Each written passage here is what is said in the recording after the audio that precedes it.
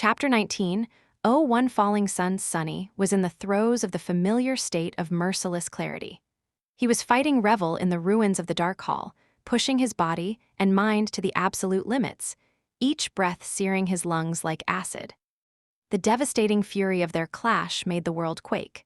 Everything around them was enveloped by flowing darkness and suffocating smoke, the air suffused with sweltering heat.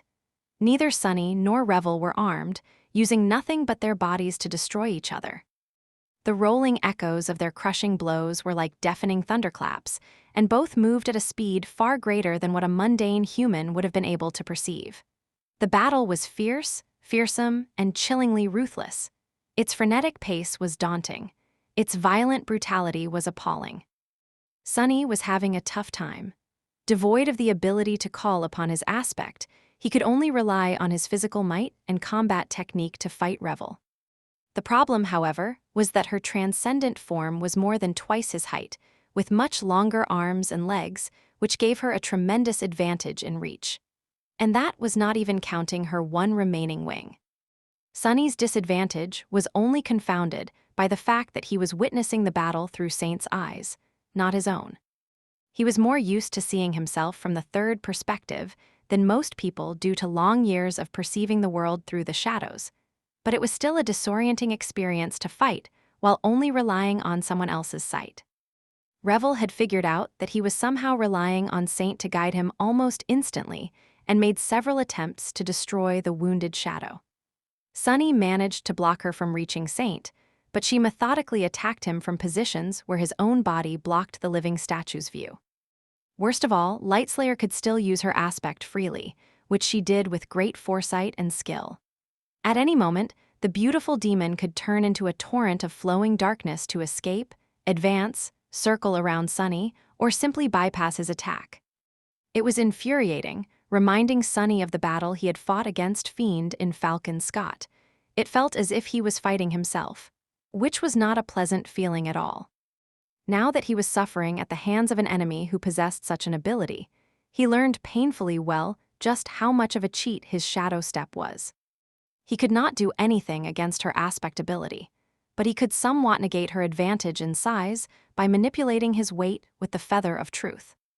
Sunny might have been smaller, but his mass was even greater than that of the towering demoness.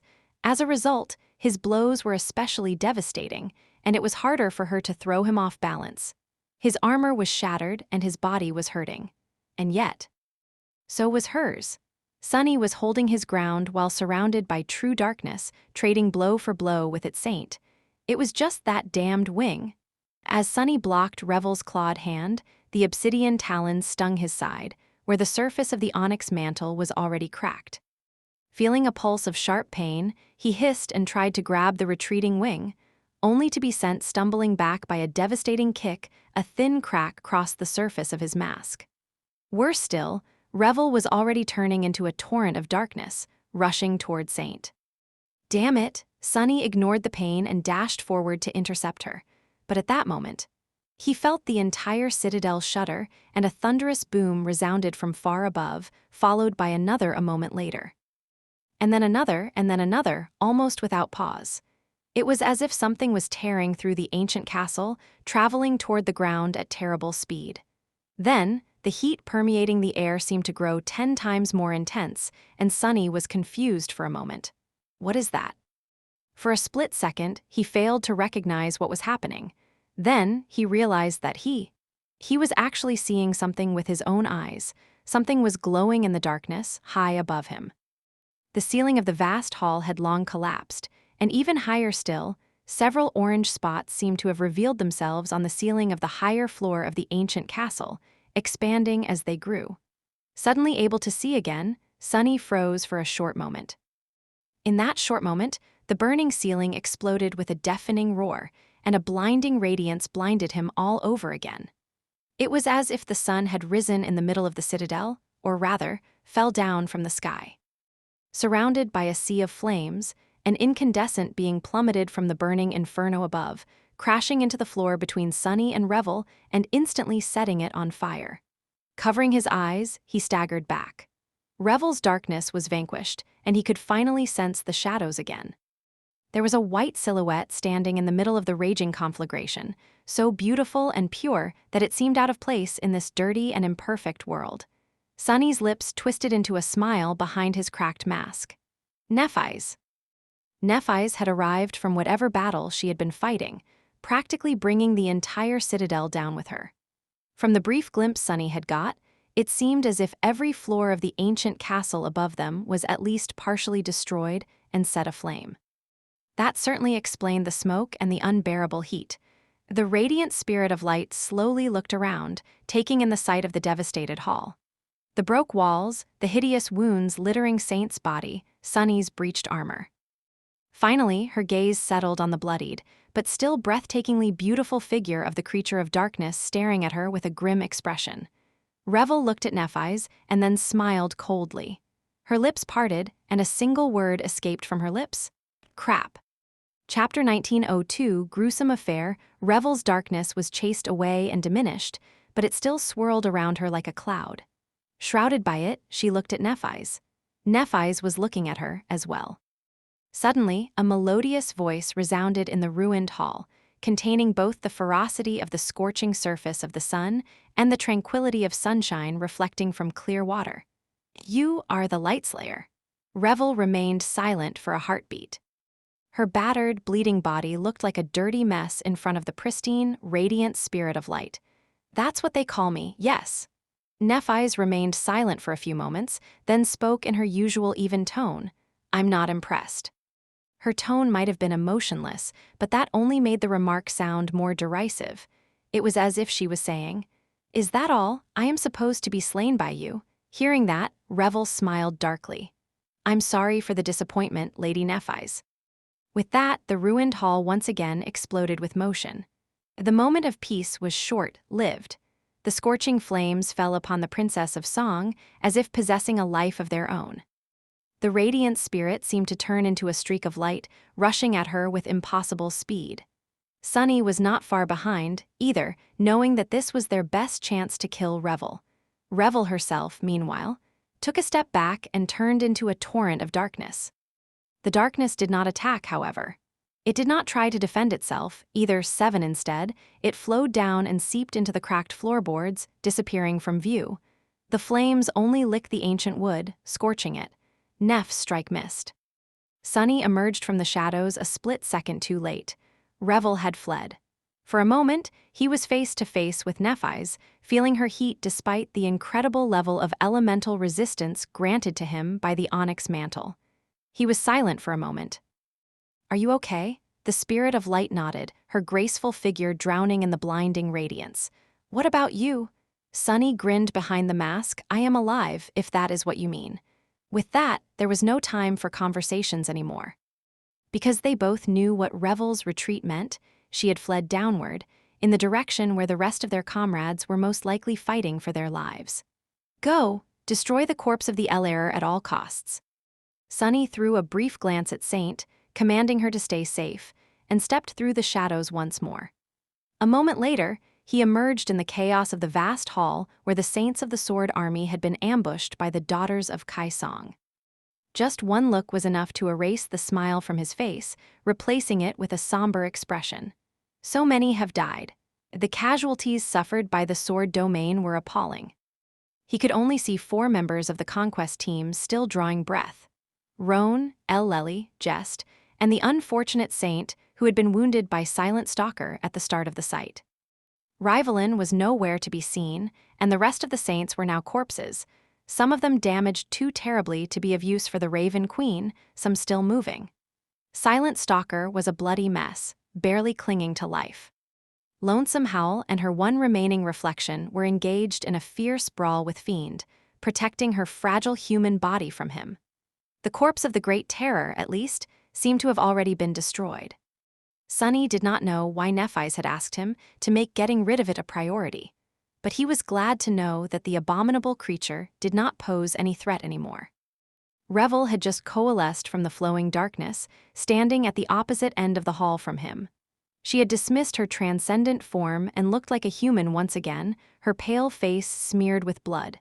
Just as he caught sight of her, she shouted, "Back!" Immediately, the 2 great wolves leaped away. The reflection lingered for a moment before retreating to stall Fiend, while lonesome Hal herself gently grabbed Silent Stalker in her teeth and dragged her toward Revel like a kitten. Sunny shaped a mass of wild shadows into an Odachi and prepared to defend the wounded saints from the champions of song. Fiend, come here. The infernal troll looked at the retreating wolves with regret and then stepped through the shadows to stand by Sunny's side. The 4 surviving saints were now behind them, looking relieved at the sight of the Lord of Shadows. They were in a sorry state. Even Sir Jest, who had escaped with relatively fewer wounds, was covered in blood. In fact, the only person in the vast hall whose armor wasn't covered in blood was Sunny himself. That was because it was rather hard to make him bleed. However, to those who did not know about that peculiar trait of his, it looked as if he had escaped the dreadful battle against Dark Dancer Revel entirely unscathed. His armor was breached and broken, though, making some of them question if there really was a human body underneath it. Sunny, meanwhile, was given pause by Sir Jest's transcendent form. Where had the amicable old man gone? Instead, a sinister abomination had taken his place, pure malice burning in its inhuman eyes. It had the body of a man and the legs of a goat, with 2 frightening horns growing from its disturbing, bestial head. The only word that could be used to describe it was demonic. Was he a satyr or a literal friend from the depths of hell? Sunny suddenly felt a chill run down his spine. Across from them were Revel, Lonesome Howl, Silent Stalker, the Reflection, and the remaining undead saints. The air seemed to crackle with tension, and none of the sides was in a hurry to make a move. It was then that a violent explosion shook the hall, and Nephi's arrived from above in a rain of burning debris. At the same time, it felt as if Sunny's vision was blurred for a moment. Suddenly, a delicate beauty with white hair and shimmering eyes, Moonville, appeared near Revel, her face pale and smeared in blood, accompanying her. He blinked. Accompanying the beautiful princess was a reflection of Nephi's. The creature looked like her and had the same presence as her.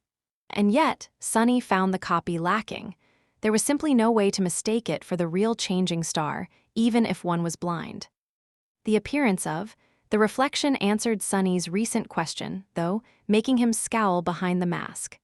No wonder. Now that he saw the copy of Nephi's, he knew why she had told him to destroy the corpse of the Great Terror as fast as possible. Considering that the reflection was able to mirror her, it could not be a mere beast. Nephi's had already reformed the soul core she had detonated to escape from the cursed terror, condemnation, and was a transcendent titan once again. Therefore, the reflection had to be a titan as well. Either a transcendent one, or even supreme. Sunny's eyes widened a little. That bastard! If the Great Terror remained whole, the damn creature might have been able to mirror it instead. Then, they would have had to contend against that abomination in addition to the daughters of Kai Song. Sadly, Sunny could only see the reflection of Neph's mirrored soul cores, and with the mess of various potent auras clashing in the dark hall, he could not measure the power of the reflection accurately. It might have been hiding its power as well. Can it really be supreme? What the hell could Mordred have done to nurture a supreme titan? How would he have even created one, considering that each reflection demanded a sacrifice of as many soul cores as a creature of its class was meant to possess? He had so many questions, and none of the possible answers promised anything good for the future. As Nephi's softly landed on the ground, an eerie silence settled in the darkness of the devastated hall. A moment later, however, the darkness was chased away by soft light. The wounds on the bodies of Roan, Heli, and the saint slumped on Heli's back shone with white radiance and began to heal with startling speed. Almost at the same time, the reflection of Nephi's laid its hands on Revel and Silent Stalker, healing them in turn. Great. Sunny sighed. It was an incredible boon to have a healer on one side. However, if the enemy had access to a healer as well, an already terrible battle could become a truly gruesome affair.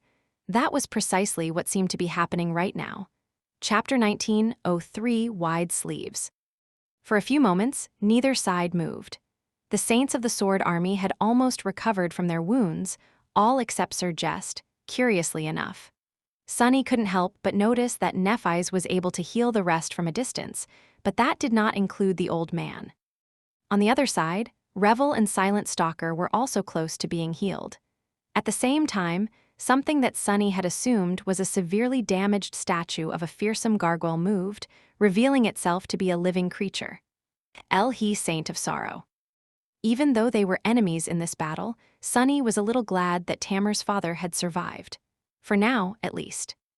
Even though those who had been wounded most severely were now saved from the clutches of death by pure white flames, both sides were still in a sorry state. Most of them were exhausted, mentally shaken, and wary. More importantly, almost every participant of the battle had expended great amounts of essence in the furious fight. Funnily enough, Sunny was an exception, since he had been prevented from calling upon his aspect in the clash against Revel. In addition to that, he barely used any memories. Those put a strain on one's essence, as well, especially with soul arsenals as powerful as those saints usually possessed. The more powerful a memory was, the more essence its enchantments consumed. Unlike the rest of the fighters, Sunny was fresh and could go on fighting with the same level of intensity for a long while. Nephi's seemed flush with essence, as well. He did not know what she had faced prior to descending from above in a storm of flames, but it did not seem like she had used her aspect extensively. Apart from that, she was a transcendent titan. Her pool of essence was 7 times more voluminous than that of other saints, to begin with. Her lineage enhanced it even further. So, both of the most powerful champions of on the side of the sword domain were in a good shape, which could not be said about the daughters of Kai Song. Honestly, things weren't looking good for them. They had started the battle in a supremely advantageous position. Not only had they had the element of surprise on their side, immediately eliminating several opponents, but they had also been able to isolate and suppress the leaders of the conquest force. Now, however, these advantages were gone. Worse than that, several of Mordred's reflections had already been destroyed. The corpse of the Great Terror was also gone, and it would not be easy to counter Sunny's powers next to Nephi's. Revel's own power was being suppressed now. We should be able to decimate them. Unless Lightslayer had more trump cards hidden up her sleeve, he did not see a way for her to salvage the situation. Judging by her somber expression, Revel had come to the same conclusion. She looked up at the burning ceiling of the vast hall and the vertical inferno left by NF's descend from the upper floors of the garden temple. Then, Revel lowered her gaze and looked directly at Nephi's. "Have you not come to conquer this citadel for the King of Swords, Changing Star?" Nephi's lingered with the answer for a few moments. "So I have." Lightslayer smiled coldly. "Quite an interesting strategy to unleash your flames in the heart of a wooden citadel. If I did not know better, I would have assumed that your aim is to destroy it instead." Sunny had to admit that there was some truth to her words. Smoke was already drifting into the vast hall from above, and the fire was spreading. The ancient castle had already sustained heavy damage from the furious forces unleashed by the clash of so many saints. In fact, it was a miracle that it was still standing. Sunny remembered the first transcendent battle he had witnessed. Back then, just 2 saints, Tyrus and Cormac, had destroyed an entire island in their clash. The people who had left behind this beautiful stronghold were truly remarkable builders, it seemed. Nephi's considered Revel's words for a moment or two. Elhen, her radiance dimmed, and she dismissed her transformation, turning back into a human, miraculously. This time, her armor had survived. However, Sunny gritted his teeth when he saw it.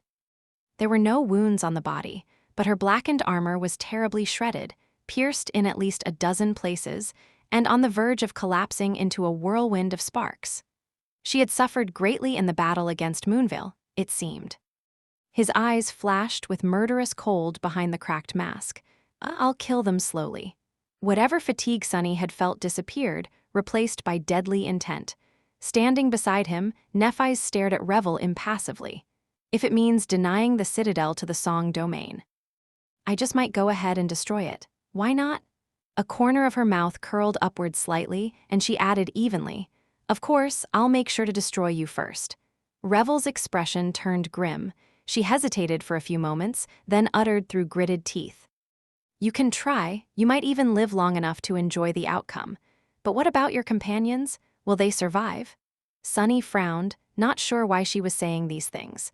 Was Revel, perhaps, trying to negotiate a peaceful resolution instead of continuing the bloody battle? If so, she was extremely naive. There was no way that Nephis would surrender her claim on the citadel. She would indeed rather burn it to the ground, if that was the only choice. Which it wasn't, since the remains of the conquest force were poised to achieve victory. But Revel was definitely not naive, so she's buying time. Sunny cursed mentally and prepared to lunge forward, but it was already late. By that time, Moonville had already finished whatever it was she had been secretly doing. She raised her hands and brought them together, forming a triangle with her thumbs and index fingers.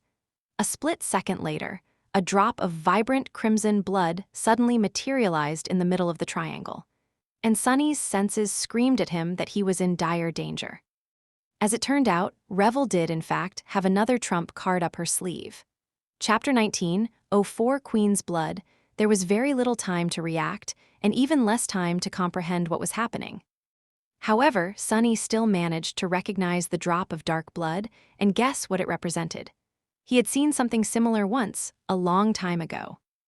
Back then, he and a group of survivors of the Battle of the Black Skull had been desperately trying to escape from the Skinwalker, lost in the white dunes of the Nightmare Desert. Sadly, the vessels of the Great Abomination still managed to catch up with them. Some of the survivors chose to split up, but most stayed together. It was then that Morgan summoned a swarm of flying swords. Now, Sunny knew that those were swords forged by her father.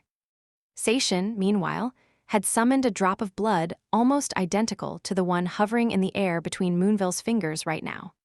Sunny had been running for his life, so he did not see what the eerie drop of blood actually accomplished. He just remembered a strange feeling of awe, and that the entire world was momentarily painted in shades of red when its vast and terrifying power was unleashed. He could make a conjecture, though. Considering that Anvil had bestowed the swords, conduits of his power, to Morgan before sending her to Antarctica, wasn't it reasonable to assume that Kai Song had bestowed something to her daughter as well? If so, then the drop of blood was a vessel of a sovereign's power. Which did not mean anything good for Sunny, Nephis, and the rest of the saints of the sword domain. Damn it! It was already too late by the time Sunny realized that Revel was scheming something. The crimson drop swirled in the air, and then exploded into a tidal wave of red light. Sunny stumbled back, momentarily dazed by a crushing force of tyrannical presence. It was as if a cold, penetrating gaze of someone's vast and unfathomably powerful conscience brushed past him, making his very soul shiver in fear. The flood of crimson light rushed at them like a raging wave of blood, submerging the world in a red radiance. He tried to raise a wall of shadows in its path, but the ethereal light simply passed through it. A moment later, the wall crumbled, the shadows forming it destroyed. Neff's figure ignited with a blinding radiance of her own. Her pure light seemed to hold the blood tied back for a few moments, but was then overpowered and painted red. Sunny steeled himself, knowing that he would have to withstand the power of a sovereign a heartbeat later. Just before the wave of ethereal blood reached them, though, a ghostly visage of interlocking shields shimmered in the air around the remnants of the conquest force, enveloping them like a dome. The flood of crimson light collided with it and parted, flowing past them on both sides. Looking back, Sunny saw the sorry figure of Saint Rivalin of Aegis Rose slumping against the wall near the gates of the citadel. The insufferable fool is alive, after all. He allowed himself to feel relieved for a short moment, then turned his attention back to the dire situation. From what Sunny could remember, the power Sation had unleashed in the Nightmare Desert receded after a few moments. But then again, she had been a mere master back then. Perhaps a saint would be able to channel the power of a supreme better. He took a step closer to Nephis and commanded Fiend to move forward, shielding the group from the rush of red light. Sadly, Sunny was right. A few moments passed, and then a few more. The bloody radiance drowning the world did not dim. The force field created by Rivalin, however, seemed to be weakening. The ghostly shields had become invisible after manifesting for a second, but Sunny could practically hear them bending under the pressure, ready to succumb to it. The shield wall protecting them from the power of Kai Song was slowly becoming covered by a net of cracks. Or maybe it was rusting, slowly dissolving into red dust. At best, I can escape by using shadow step. He could take Nephi's with him, maybe Roan as well, but Sunny had never carried several transcendent beings with him through the shadows. He wasn't sure that he would be able to save the rest, meaning that he would have to leave at least some of the saints of the Sword Army behind. Who would he abandon? Jest, Rivalin, Heli. Luckily, in the end, he did not have to make that choice. Eventually, after a dozen seconds or so, the red radiance enveloping the world finally dimmed. It dissipated slowly and then disappeared altogether. The vast hall was plunged into dim darkness once again, illuminated by the orange glow of the burning ceiling and the light of several luminous memories. Sunny's eyes widened. The hall was empty. As Rivalin slumped on the floor and the other saints drew hoarse breaths, he looked around and then extended his shadow sense outward. He did not sense anything. Revel and her sisters were gone. So were the Saint of Sorrow and the Reflections. Even the transcendent corpses reanimated by the authority of Queen Song were nowhere to be seen. They have fled. The battle was over, ending just as unexpectedly as it had started. Sunny let out a sigh. He did not even know what kind of a sigh it was. Was it a sigh of relief or a sigh of disappointment? In any case, now that the battle was finished, they had to deal with its consequences before thinking about anything else. They're gone. Nephi's did not respond immediately, looking up at the sea of flames raging above them. Her expression was somber. Sunny lingered for a moment. "Can you put the fires out?" She shook her head slowly. "Perhaps, but the citadel is already damaged too severely. It's on the verge of breaking apart. By the time I suppress all the flames, it would have collapsed already." Sir Jest assumed his human form, thankfully, wiped the blood off his face, and said in a wry tone, "Suffering a fire in the middle of a lake, inside a dried-up bone, how ironic." He looked around as if searching for something, then asked, "So, what do we do, my lady?" Nephi's walked over to where Rivalin was laying on the floor and kneeled beside him, placing her hands on his bloodied body. "It doesn't matter if the citadel collapses. We just need to preserve the gateway. As long as the gateway survives, the stronghold can be rebuilt around it." That was true. Of course, it depended entirely on how the spell had fashioned this particular gateway. There were some that existed in and of itself, like the altar of the sanctuary of Noctis. However, there were also some that drew power from the structure around them, like the gateway in the Crimson Spire. They had no choice but to try, though.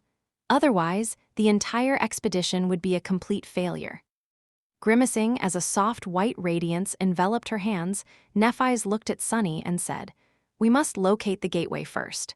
He nodded, and then stepped into the shadows to go find it. In truth, Sunny did not care that much about Anvil claiming another citadel in Godgrave. Now that the battle was over, his mind was preoccupied by other issues. Namely, all the revelations he had achieved while fighting Lightslayer, and all the boons he had received.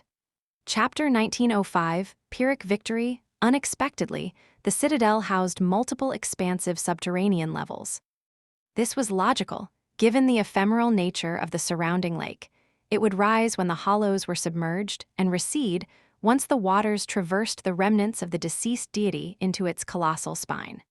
Consequently, these underground levels were only beneath the surface when the lake was at its peak. Most of the time, they remained above water, featuring an additional grand entrance located lower than the immense hall where the ambush had occurred. Sunny discovered the gateway beneath a crystalline dome nearby that entrance. He stood motionless for several moments, astonished by the sights and sensations before him. Behind the dome's transparent walls, a small grove thrived. Outside, scarlet vines wrapped around the structure, yet inside, ordinary plants flourished.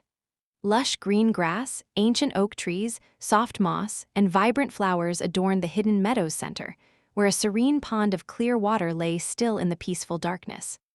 Subtle ripples disturbed the pond's surface, hinting at an underlying current that Sunny couldn't immediately discern. These were the first plants Sunny had encountered in Godgrave that remained untouched by corruption in the entire dream realm, except perhaps those introduced by the inhabitants of the waking world. Moreover, as he entered the crystal dome, Sunny felt a profound sense of sanctity permeate the air. untouched by the corruption that plagued the rest of the cursed area.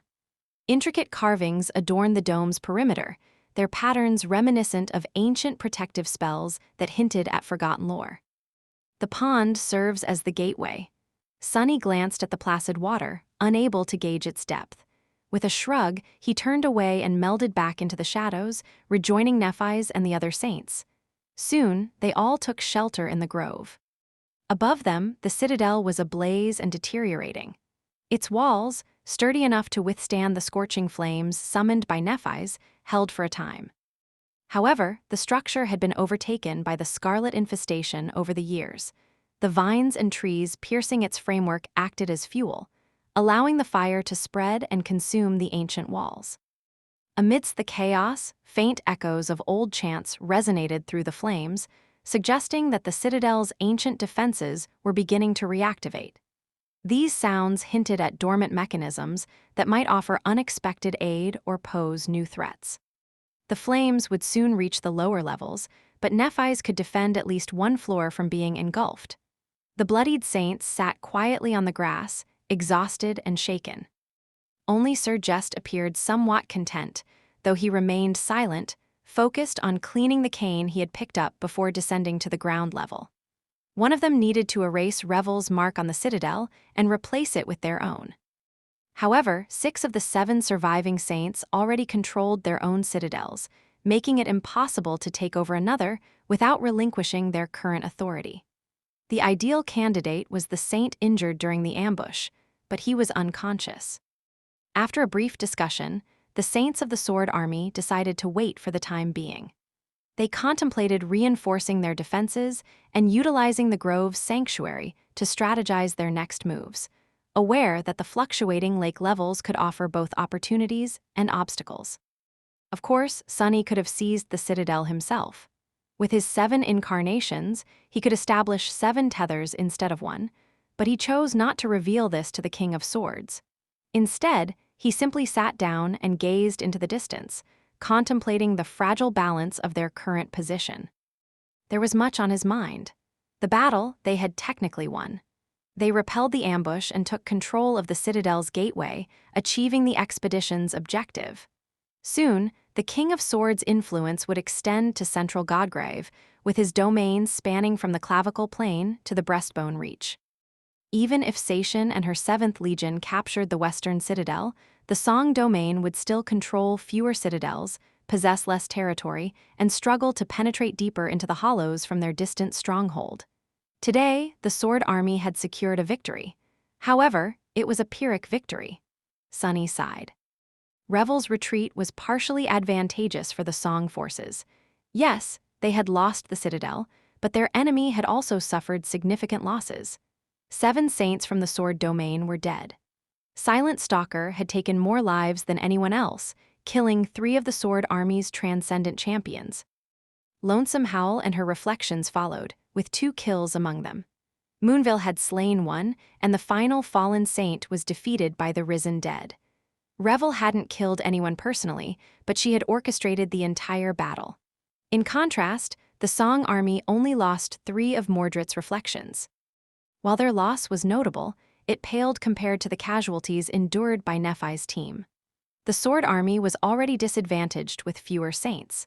Losing 7 champions widened the gap in transcendence between valor and song, likely affecting all future battles negatively. Thus, none of the actual victors were pleased. Concealed behind his mask, Sunny cast a furtive glance at Nephis. She had already finished tending to Sir Jest and his own wounds. Now, she sat by the pond, gazing at the water with her usual detached demeanor. A faint aura surrounded her, suggesting she had begun to unlock a new aspect of her power. She was in a difficult position. As the commander of the expedition, Nephis bore responsibility for her people's deaths. Each loss must have weighed heavily on her. Sunny understood the agony of failing those who had trusted you with their lives. Many soldiers had perished to reach the citadel, and now 7 saints were dead, each a unique talent and trusted companion. Nephis had more leadership experience than he did, having ordered more people to their deaths. However, one never becomes accustomed to such losses. Well, perhaps that wasn't entirely true. Anvil and Kai Song seemed to have developed a considerable tolerance for sacrificing lives for their goals, and there were likely others like them. But Nephis had not. She was likely suffering deeply. Moreover, while leading these warriors, she was also plotting against their king. In a way, she was an outsider among them, a traitor, even. Her primary concern was who would control the citadel, aiming to weaken the two sovereigns against each other. Navigating this situation must have been challenging, both morally and emotionally. Adding to this was the fact that her capacity for emotions and morality, her humanity, was somewhat diminished by the consuming flames of her aspect. Recently, she had started experiencing fleeting visions of an alternate path, hinting at a deeper internal conflict.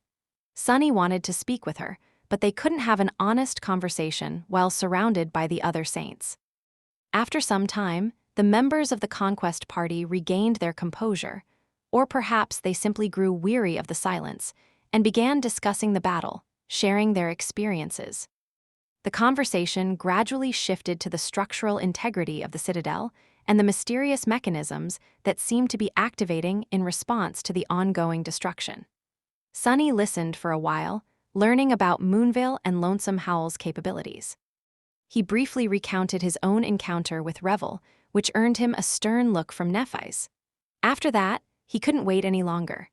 The fire was already creeping up to this level, and the ground had trembled violently some time ago, indicating the upper levels of the citadel had collapsed.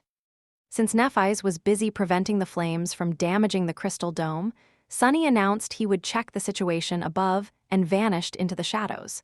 He intended to check on Saint and assess any changes in her condition that might influence their next moves. Chapter 19:06 Dark Armor.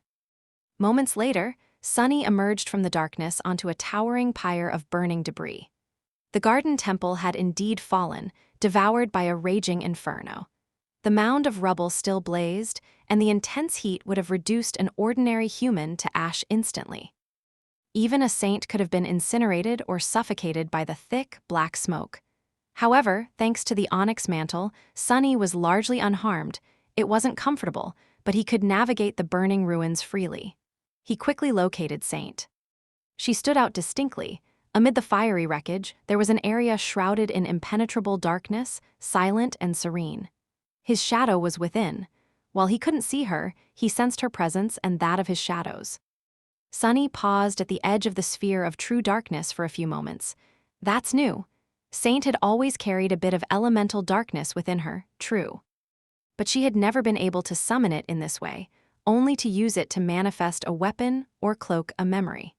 It seemed that defeating the reflection had filled the heart of darkness to capacity, allowing her powers to evolve. From what he could tell, Saint had gained an ability similar to Revel's. She could now blanket an entire area with her darkness. The range wasn't as extensive as Revel's, but it was still significant. Additionally, subtle changes in the darkness hinted at the presence of ancient protective wards, possibly remnants of the Citadel's original defenses that could now be harnessed for their own use. Sunny smiled. What was important was the synergy between this new power and Saint's mantle of darkness, ability.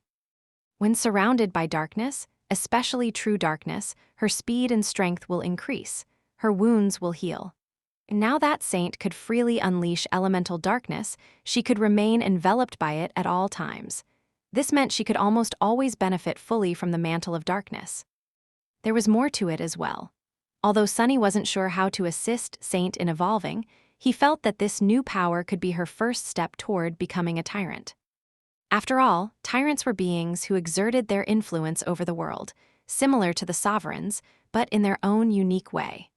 Most tyrants controlled either a territory or an army of minions, often both. The ability to engulf an area in elemental darkness was akin to gaining control over it. Isn't that right? Sunny moved forward, simultaneously taking control of one of the incarnations wrapped around Saint's body. Otherwise, he would have been blinded by his own shadow's power, which would have been quite embarrassing. Without the immediate pressure of battle, Sunny was amazed by the strange and miraculous sensation of merging with another being once more. A faint, harmonious resonance echoed between them, suggesting a deeper connection forming. He was momentarily dazed, absorbing the complex, otherworldly feeling of being one with Saint's body. He also felt a sense of relief, noticing that her severe wounds were healing. She had spent all that time nestled within her own summoned darkness, nourished and sustained by it. Then, a loud noise diverted his attention. It was the sound of a battered onyx breastplate clattering to the ground. Sunny blinked a few times, then he blinked again. No, wait, what? Saint seemed to be removing her armor. There was no doubt. He was seeing the world through her eyes after all. The elegant stone knight stood in the darkness, methodically stripping off her shattered armor. She was nearly free of it, with only a few pieces remaining. Sunny had seen glimpses of Saint's face and skin before, but never outside the intricate, formidable suit of armor. It was quite a shock. Beneath the onyx plates, Saint wore simple garments, much like any knight would. Her figure was flawlessly alluring, complementing her inhumanly beautiful face. Her skin matched the color of the onyx armor, giving the illusion that she was made of stone. Yet she was not. Although Saint's body appeared stone-like and possessed many stone properties, it was merely stone-like. Now that Sunny could sense it, he realized more clearly than ever that she was a being of flesh and blood. Or at least of flesh and dust. Seeing her like this reminded Sunny of the beautiful statue of the storm god he had once seen in the shrine of the Ebony Tower. It was evident who Nether had drawn inspiration from when creating the stone saints, at least in appearance. Saint, meanwhile, gave him an indifferent look and continued removing her armor. However, as she did so, faint glowing runes appeared on her skin, pulsating with a soft light that hinted at a hidden power awakening within her. Her greaves and vambraces fell to the ground, leaving her completely unprotected. Sunny recalled that she hadn't come here just to gaze around. But why is she taking off the armor instead of repairing it? His answer came moments later. Saint knelt beside the broken armor, gazing at it for a while. As she did, the runes on her skin began to glow brighter, reacting to the presence of the shattered onyx pieces. It seemed as if a hint of an unknown, somber emotion flickered in her ruby eyes. Behind this, a subtle tear of molten darkness traced down her cheek, a rare display of vulnerability. Then, she raised her hand and brought her fist down. The adamantine onyx shattered like glass, and was absorbed into her body, just as the memories she had consumed were before. However, this time, the absorption seemed more deliberate, channeling the runes on her skin into her very essence. Suddenly, the crimson flames burning in her eyes deepened, and Saint appeared stronger. A faint aura of protection enveloped her, suggesting she had unlocked a new defensive capability. Standing with a proud expression, she straightened her posture. Moments later, her beautiful form was enveloped by flowing darkness, and that darkness solidified, encasing the body of the silent shadow in an impenetrable shell of intricate onyx armor. Pristine and new, yet this armor shimmered with the ancient runes that now adorned her skin, indicating a fusion of old and new powers. Sunny remained still. I can't believe it. Saint had just manifested her own onyx mantle, it seemed. This new form not only provided enhanced protection, but also seemed to harmonize with the ancient symbols discovered in the Citadel, potentially unlocking new pathways for their quest. Chapter 1907, Negative Quality. After donning her new armor, Saint turned slightly and gazed at Sunny with her usual indifference. He would have loved to study the design of the onyx suit. It was not every day one saw an armor forged of pure darkness, after all, but sadly, he couldn't. That was because Sunny only saw the world through Saint's eyes, and she was looking at him, not herself. How frustrating. This must have been what Cassie felt when conversing with someone in private.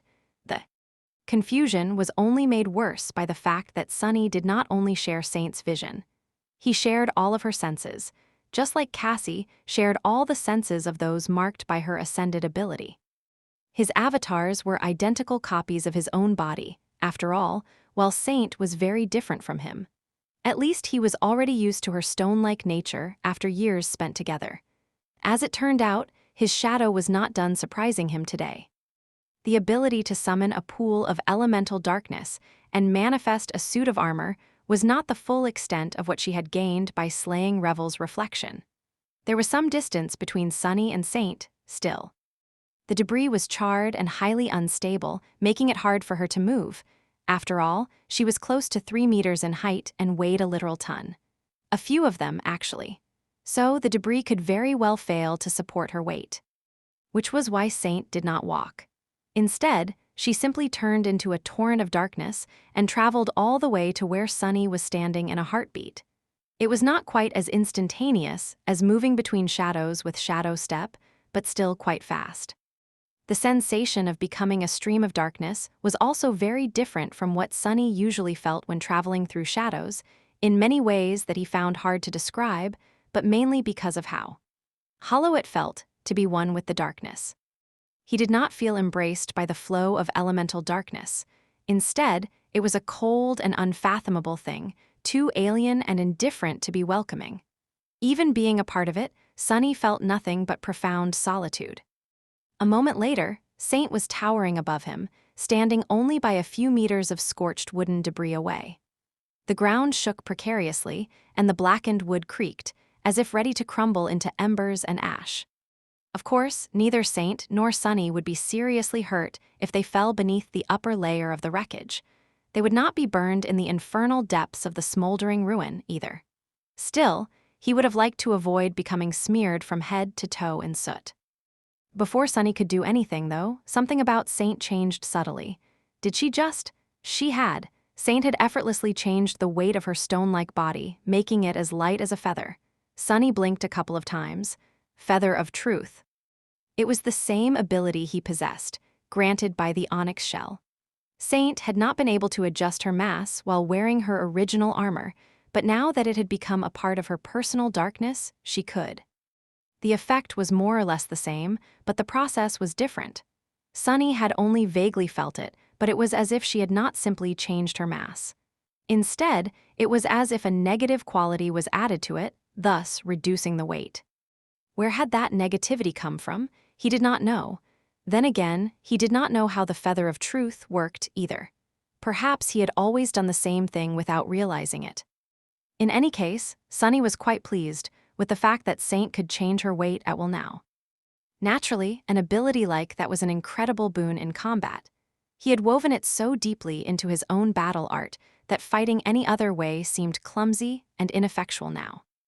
However, it was also quite useful outside of combat, since Saint's great weight often presented a problem in mundane situations, like walking on fragile floors, traveling by boat, or swimming.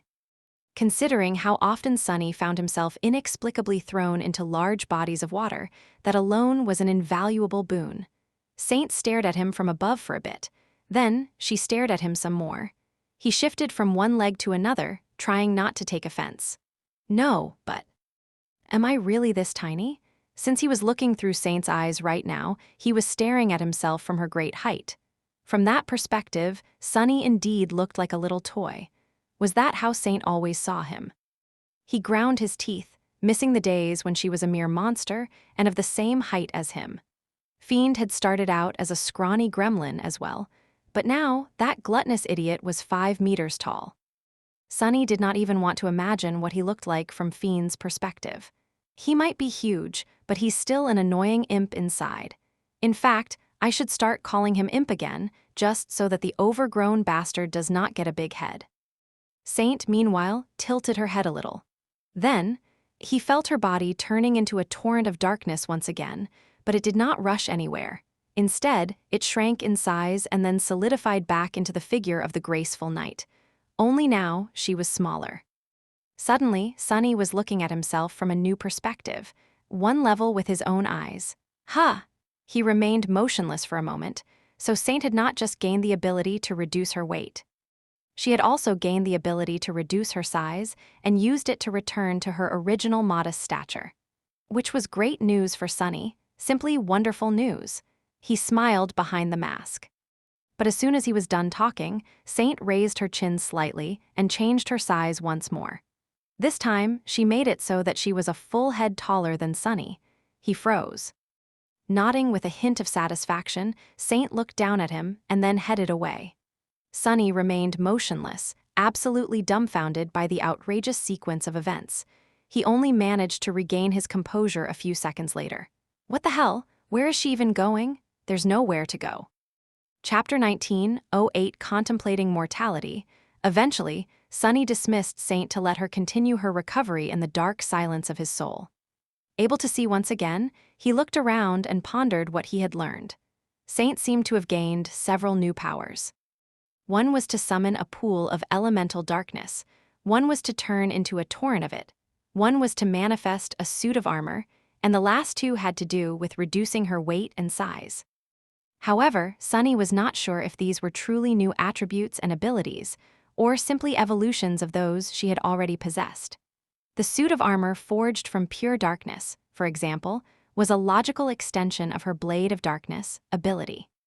The power to summon a flood of elemental darkness might have been simply the result of her Heart of Darkness growing stronger. Sunny was not sure. More than that, he did not even know if these new powers Saint had shown him were the full extent of her change. Neither did he know how many shadow fragments she had received after absorbing her old suit of onyx armor. She definitely seemed stronger. Her presence had grown deeper, the cold crimson flames burning in her eyes had become fiercer. Even though Saint had not evolved to a new class, it felt as if she was much closer to becoming a tyrant now. The problem was that Sunny had no way of knowing the details of what had changed about her.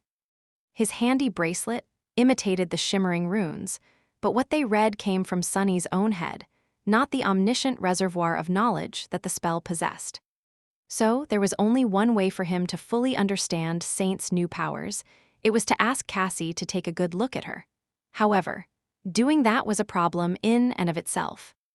That was because Sunny had been unable to contact Cassie from the moment Revel, and her sisters ambushed the Saints of the Sword domain, or maybe even from before that, since he had not spoken to her for some time prior to the ambush. As soon as Sunny discovered that he could not hear Cassie, his incarnation in the war camp of the Sword Army had been searching for her. But Master Sunless did not manage to find the blind seer yet. Looking at the subterranean lake through the smoke, Sunny sighed. I wonder what she's up to. The smoke was irritating, so Sunny turned into a shadow and glided to the edges of the smoldering ruin where the air was cleaner. Taking a deep breath, he looked at the water. The dim darkness of the hollows was illuminated by the orange glow of the towering pyre, and dancing flames reflected on the surface of the lake. It was quiet and pretty, a soothing scene after the violent fury of the recent battle.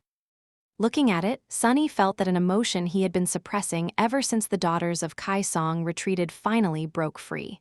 A tide of dark, terrifying fury escaped from its cage and flooded his heart. A black moon, Princess Moonveil, or whatever her name was, had almost killed Nephi's today.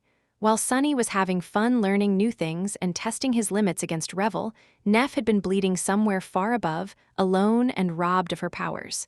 He couldn't quite make sense of it all. Nephi's was Nephi's. Her public image was that of a larger-than-life heroine, and although Sunny knew that it had been meticulously crafted by the government and Cassie, he still couldn't help but forget that she was a mere mortal sometimes. She had accomplished the impossible too many times, just like he had, and had overcome impossible odds on too many occasions. In addition to that, her aspect made her nearly immortal. So, Sunny did not often contemplate the possibility that Nephi's would be killed. Even when imagining how he himself would fight someone with powers similar to hers, he never thought about slaying them. That would be just a senseless waste of time and energy. Instead, he carefully considered how he would restrain the opponent and render them helpless, which was the optimal way of defeating such a foe. But today, that subconscious bias of his had been shattered.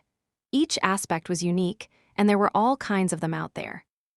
Even such an insidious power as the ability to nullify all other powers existed, wielded by one of the princesses of the Song domain. And Moonveil had used that power of hers against Nephi's. Sunny did not even know how close he had come to losing her, and he was not all right with that fact. His hands turned into fists without him noticing. For a moment, Sunny contemplated using his incarnation in the camp of the Song army to go on a slaughter. He was currently not too far from Seishin and Deathsinger. Maybe killing them would be enough punishment for Clan Song, who had dared to lay a hand on Nephi's. If not, it could at least make him feel better. However, he quickly discarded that idea. Not only would it put Rain in danger, but he couldn't really kill saints for personal reasons. Perhaps playing a valor soldier had gotten into his head. A little, for a moment, Sunny forgot that the great clan song was not his enemy. Its queen was, as well as the King of Swords. Everyone else was a precious resource that could not be wasted. With every saint that perished in the senseless war between the two domains, the future of humanity was being compromised. Every powerful awakened that died in Godgrave would not be able to save countless lives in the dire, inevitable future. Sunny let out a frustrated sigh. Most of all, that impulse of his was childish. He was letting his emotions get the best of him. He was being foolish. Of course, naviSgate could die. No matter how impossible it seemed, she could be killed just like the rest of them. He had always understood that logically, but understanding and acceptance were two different things. Sunny could be killed despite his miraculous tenacity as well. Zero are worse, captured alive. Remembering the dark mirror cell where Mordred had been kept for many years made him shudder. That was not something he wished for himself. Or for naviSgate. Just as he thought about her, the weak flames around him were suddenly extinguished, and she emerged from the smoke, shielding her face with a hand. There you are. Sunny studied her for a while, as if making sure that she was really alive, and then smiled faintly behind the mask. Yes, here I am. Chapter 1909 Feel Alive. naviSgate walked over to the edge of the water, looked at it for a few moments, and then sat on the ground. Her voice sounded a little raspy, but mostly just as it always did. He has regained consciousness and is binding the gateway now. Revel's imprint is strong, so it will take some time. 10 minutes at least, maybe half an hour. She sighed. Some of us will have to return to the waking world after that to bring back the initial reinforcements. You know what happens next. Sunny did know. Once the gateway was bound by a saint of the Sword Army, Anvil's domain would manifest in the hollows. The King of Swords would probably arrive at the ruined citadel himself, and the war would finally spill beneath the surface of the ancient bones. The subjugation of the hollows was bound to be an affair both spectacular and harrowing. Considering how powerful the predators of the ancient jungle were, the king would have to lead the conquest personally. At least for a while. By the time the immediate area around the lake was conquered by the Sword Army, both sides would have prominently established themselves in Godgrave. The first stage of the war would be complete, and the two armies would start clashing in large-scale battles, clamoring for control. Control over the surface, control over the hollows, control over the paths to the remaining two citadels. Everything that had happened before was merely a prelude, and the true bloodshed would begin now. Well, there were 10 more minutes before that happened, at least. naviSgate sighed and looked down at her blackened, shredded armor. Then, she dismissed it and summoned a soft white tunic instead. Her voice sounded a little gloomy. You know, I think I am going to give up on wearing armor altogether. What is the point if it only ends up being destroyed? Or worse, a burden. Especially these suits of full plate that Knights of Valor prefer. In the last battle, the left elbow joint was bent almost immediately. I had to struggle every time I needed to bend my arm. A faint smile appeared on her face. I think it will be great. Less burden, more mobility, wider field of view. Not to mention the heat, everyone still cooking inside a steel armor will be green with envy, looking at my well-ventilated self. Sunny gave her a long stare, not at all happy at the thought of people staring at Neff's well-ventilated body, and unhappy for another reason too. If it wasn't for your armor, it would have been your arm being cut instead of an elbow joint being bent. naviSgate shrugged nonchalantly. I can heal my arm, I can't repair a broken piece of armor. He frowned. Only, this time you couldn't.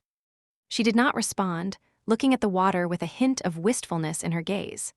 After a while, Sunny sighed. The facade of arrogant coldness the Lord of Shadows usually wore slipped a little, and he said in a more humane tone. It must have been hard, fighting against an overwhelming enemy without your powers. I had my shadows with me, at least. You were alone. naviSgate lingered for a few moments, then slowly shook her head. Actually, it was nice. Her gaze grew distant. I almost forgot what it felt like, to hold a sword without the promise of pain. I loved swordsmanship once, you know, That is because I don't have many memories of my father, and in those that I do, he is teaching me how to hold a sword. So, even after he was gone, training made me feel a connection to him. She looked at the water. But I don't love it anymore. Wielding a sword has become simply something that I do because it is one of the tools at my disposal. The sharpest of them, perhaps. In fact, I don't know if there's anything left that I love. Sonny remained silent, but his face fell a little behind the mask. Ouch!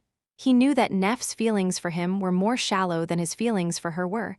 After all, from her perspective, they had only known each other for a few months. But it still wasn't very pleasant to hear his supposed girlfriend say something like that. Oblivious to his bitterness, Nephi sighed. Sometimes I wonder what my grandmother would have thought if she saw me now. Would she have been proud or heartbroken? Is this what she wanted for me? Probably not. I doubt it. Sonny sat beside her, then turned and looked at her through the dark chasms of his mask's eyes. His voice sounded a little hesitant. From what I know, she would have been happy that you are alive. She would say, "Good job staying alive, my dear." Well, or something like that. In any case, you are your own person. Your grandmother could not know the burden you carry and the scars that remain on your heart. She could not understand the choices you make or why you make them. No one is better qualified to know these things than you are, so no one has the right to critique your decisions. Don't worry about it. Gods knew, the same held true for Sonny. Both of his parents had been menial workers. He doubted that they would have had a lot of insight into the life of a saint, let alone one as exceptional as Sonny was. Their mundane lives had been far away from the matters of gods, demons, supreme tyrants, and world-ending wars. But they would have been happy to know that both he and Rain were alive and healthy. That they were forging their own path in life, despite how hard and unforgiving the world was. That they had not been bent and misshapen by its cold cruelty. Nephi's looked at him, remained silent for a few moments, and said evenly, "Your mask has a crack in it." Sonny blinked. Right. It had cracked during the battle against Revel. The enchantment still functioned, but with Anvil potentially arriving in a matter of minutes, it was better to dismiss "definitely not me" and don the real deal. He sighed and dismissed the damaged memory, summoning Weaver's mask instead. However, soon after the first mask dissolved into nothingness, and before the second one manifested itself into reality, Nephi's suddenly placed a hand on the back of Sonny's neck, pulled him closer, and kissed him. He froze for a moment, then hurriedly dismissed the manifesting divine memory and responded to her passionate kiss. The softness of her lips, the heat of her skin, were intoxicating. They quenched a thirst that he had not known he was suffering from, and at the same time ignited a fire within him that was much more scorching than the flames devouring the ruins of the fallen citadel around them. Dazed and enraptured, Sonny quietly cursed the onyx mantle for preventing him from feeling the warm, supple fullness of her embrace. Their fervent kiss lasted for a long time. Nephi's only drew away when both of them were on the verge of running out of air. Breathing heavily, they remained silent for a few moments. Sonny touched his lips, blinked a couple of times, then asked in an unexpectedly shy tone, What was that for?" She turned away with a slight smile and shrugged. "Just. I thought I would die for a few moments back there, so I suddenly wanted to feel alive."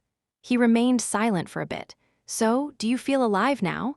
Nephi's considered his question seriously, then looked at him with a solemn expression. "I'd say I'm about halfway revived." His eyes glistened. Before too long, both of them felt an imperceptible shift in the air.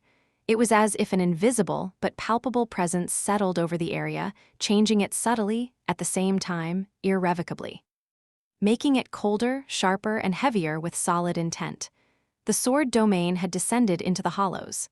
Chapter 1910 Rivergate. Rivergate, the citadel of Clan Dagonet, was built on a wide river.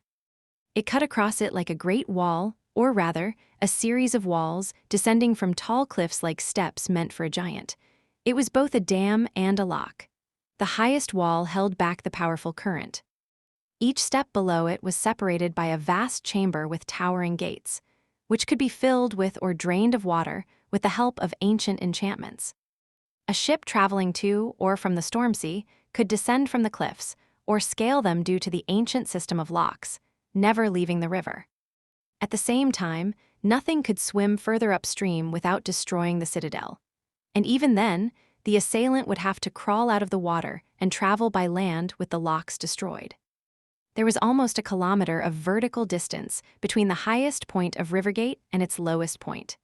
Each descending wall was incredibly tall and thick, built of monolithic stone, with battlements constructed on top of it.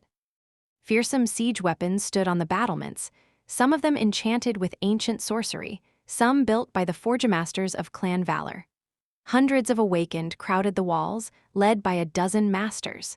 7 saints were standing on the highest of the fortress walls, looking down with somber expressions. They were Morgan, the Princess of War, and 6 champions whose help she had enlisted, or coerced. At this point, there was little difference. 3 of the 6 saints had belonged to the House of Night once: Saint Neve, Saint Bloodwave, and Saint Etha. The other 3 were with the government: Nightsinger, Warbeast, and Soul Reaper Jet. At that moment, Neve was talking to Warbeast, Saint Athena, raised by wolves. "So you encountered that fiend before." She gave him a long look, then smiled wryly. "We even killed him before." Neve turned to a startlingly beautiful man with auburn hair and mesmerizing green eyes, a stunned expression on his face. "Saint Nightingale, is this true?" Saint Kai shifted uncomfortably. "Not exactly. What we killed was not that fiend. Rather, it was a corrupted version of his transcendent self conjured by the nightmare. Even then, none of us 3 dare claim any credit.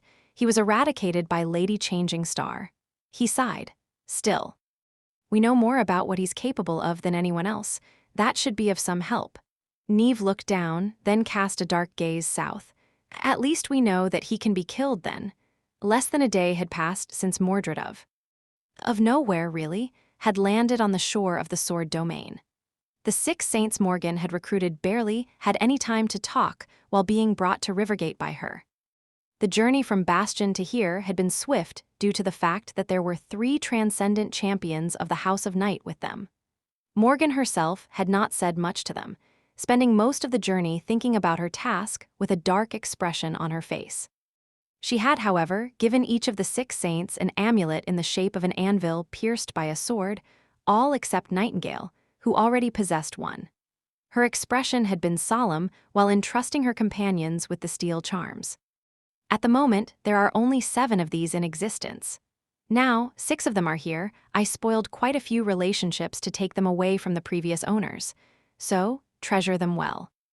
Never part with the amulet, and don't allow that man to take it away from you, unless you want to become one of his vessels." Saint Neve studied the amulet with a mournful expression. After a while, he asked, "Don't you have one for yourself, Lady Morgan?" She shook her head. "The 7th had been lost in Antarctica and never recovered. My uncle wore it. Of course, Clan Valor possesses other means of defense against that man, but none are quite as easily transportable. In any case, don't worry, I'll be fine." Hearing her words, Soul Reaper raised an eyebrow. "Oh, how so?" Morgan answered her with a sharp smile. "Well, if he does enter my soul, I'll just have to kill him there, won't I? Like my dear sister did in the nightmare." She had been preparing to fight her brother again for 4 years. Morgan doubted that he would actually dare challenge her to a soul duel, but if he did, both of them would not survive the battle this time. Morgan almost hoped that he would. In fact, the amulets were a bad solution to their predicament. That was because, from everything her family had learned about that man, the only way to kill him was to destroy his true reflection during a soul duel.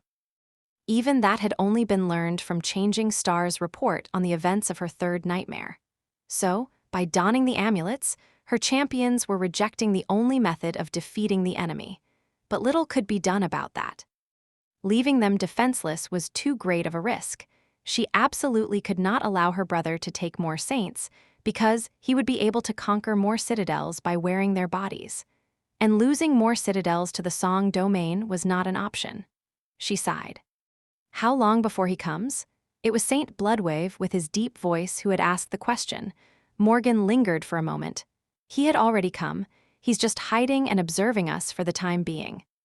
Her words seemed to unsettle the 6 saints, or rather, 5 of them. Soul Reaper remained relaxed and aloof, leaning on her ghostly war scythe as she lazily studied the ancient walls of Rivergate. Raised by wolves shifted from one leg to another and then looked at Morgan with a smile. You know what they usually do in such situations in heroic novels, don't you? Morgan couldn't help but admit that she was continuously perplexed by that woman. She blinked a couple of times, trying to remember if she had even read a heroic novel in her life. Surely not. Can't say that I do, Saint Athena. The tall woman, beautiful as a statue of the goddess of war that had come alive, grinned. Well, the resourceful type of hero always blows up a dam and drowns an army of 10,000 men, achieving an impossible victory and proving their strategic genius. You're the strategist, so. We aren't going to blow up Rivergate, are we? Oh, and call me Effie. Morgan stared at her for a few moments, then slowly shook her head. No, we are not going to blow up Rivergate. Why would I try drowning an enemy whose vessels are all saints from the House of Night? That doesn't make any sense. Raised by wolves. Effie nodded knowingly. A good decision. You really are a genius. Chapter 19:11 Untamed Chaos. Morgan gazed at the ancient fortress below her. The Knights of Valor and the warriors of the Dagonet clan were preparing for battle. They had protected the river for decades, not letting a single abomination from the Stormsea reach the Mirror Lake.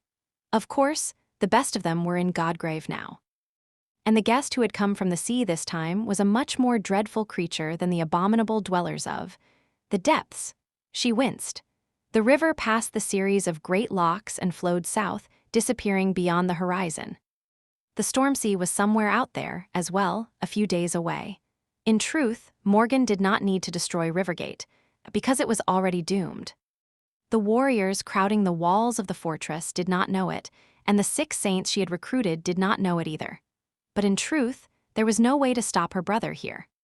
He would destroy Rivergate himself, everything except for the gateway, and unleash the caged river, washing away all signs of the destructive battle. The warriors would die. The civilians living in the young city that had grown upstream of Rivergate would most likely become collateral damage in the transcendent clash. Morgan's goal here was not to save the ancestral home of Clan Dagonet, but to get a measure of the enemy's strength and hopefully destroy a couple of his transcendent vessels. Still, fighting a losing battle did not feel pleasant. Morgan had inherited the lineage of War God, and so she was often called the Princess of War. She had been fighting against nightmare creatures since before she was an awakened. In fact, Morgan had barely finished middle school when she was sent into an arena to face a dormant beast for the first time. Her first nightmare had been a ruthless one, and she had undergone the trial of the winter solstice like any ordinary sleeper would. As an awakened, she led countless warriors into battles to protect the lands controlled by her father, as well as various cities in the waking world. She had conquered the second nightmare without losing a single member of her cohort and excelled in every duty entrusted to her as a master. Until Antarctica. In the 4 years since, Morgan's renown had only grown. She had challenged the third nightmare alone, attained transcendence, and took her rightful place as the general of the Valor Army. Changing Star might have shone brighter on the battlefield, but it was Morgan who governed the powerful war machine of the Sword Domain, making sure that the blossoming kingdom suffered no setbacks. Today, many people called her a genius strategist. Of course, most of those people had no idea about what that word really meant. In truth, there was no strategy to a war of awakened. There was only chaos. In a battlefield where saints and devils fought, chaos reigned supreme. There were too many strange aspects, too many bizarre powers, too inconceivable variables. Most lessons taught by the history of warfare went out of the window, leaving only mayhem and carnage in their wake. So the only thing a strategist could do was rein in the chaos, tame it, and make it serve their goals. Take Rivergate, for example. It was a mighty fortress, one that should have been nearly impregnable for any enemy coming from the south. But what did it matter if the enemy possessed the ability to connect 2 reflections through his small, personal mirror realm and travel between them, bringing his army along? The warriors on the walls were preparing to repel an attack from the south. The siege weapons were aimed downstream, and even Morgan herself was looking there. But her brother could easily attack from the north, taking the city behind the fortress hostage first. In fact, he could just bypass Rivergate entirely and go directly to Bastion. Only he wouldn't, because Morgan was here, taming the chaos. Mordred's goal was Bastion, but he did not know what traps his father and Clan Valor had set up for him there. So, he would not attack it recklessly. Conquering the Great Citadel was a time-consuming affair, and if he left Morgan behind to advance north, she would simply go south and take the Night Garden instead. That was also the reason why Mordred could not spread his vessels thin and attack the cities of the Sword Domain situated further inland. Not only would he have to surrender the citadels of the Stormsea to place new tethers, but the former great citadel of the House of Night would be left defenseless. Of course, Morgan was sure that her brother actually wanted her to attack Night Garden. Otherwise, he wouldn't have run it ashore, turning it into an almost irresistible bait. Who knew what kind of trap he had prepared for her there? After all, Mordred, that thing pretending to be her brother, was an heir of war as well, no matter how much her father wanted to deny it. Mordred knew how to tame chaos, too. Between the two of them, the one who could do it better would survive, and the other one would die. Funny. Morgan smiled, enjoying the warm breeze. She did not really have memories of her brother from early childhood. He had already been gone by the time she grew old enough to remember anything. Morgan's mother had died giving birth to her, and her father was a distant presence at best. He was more of a teacher than a parent, full of demanding expectation, but devoid of warmth.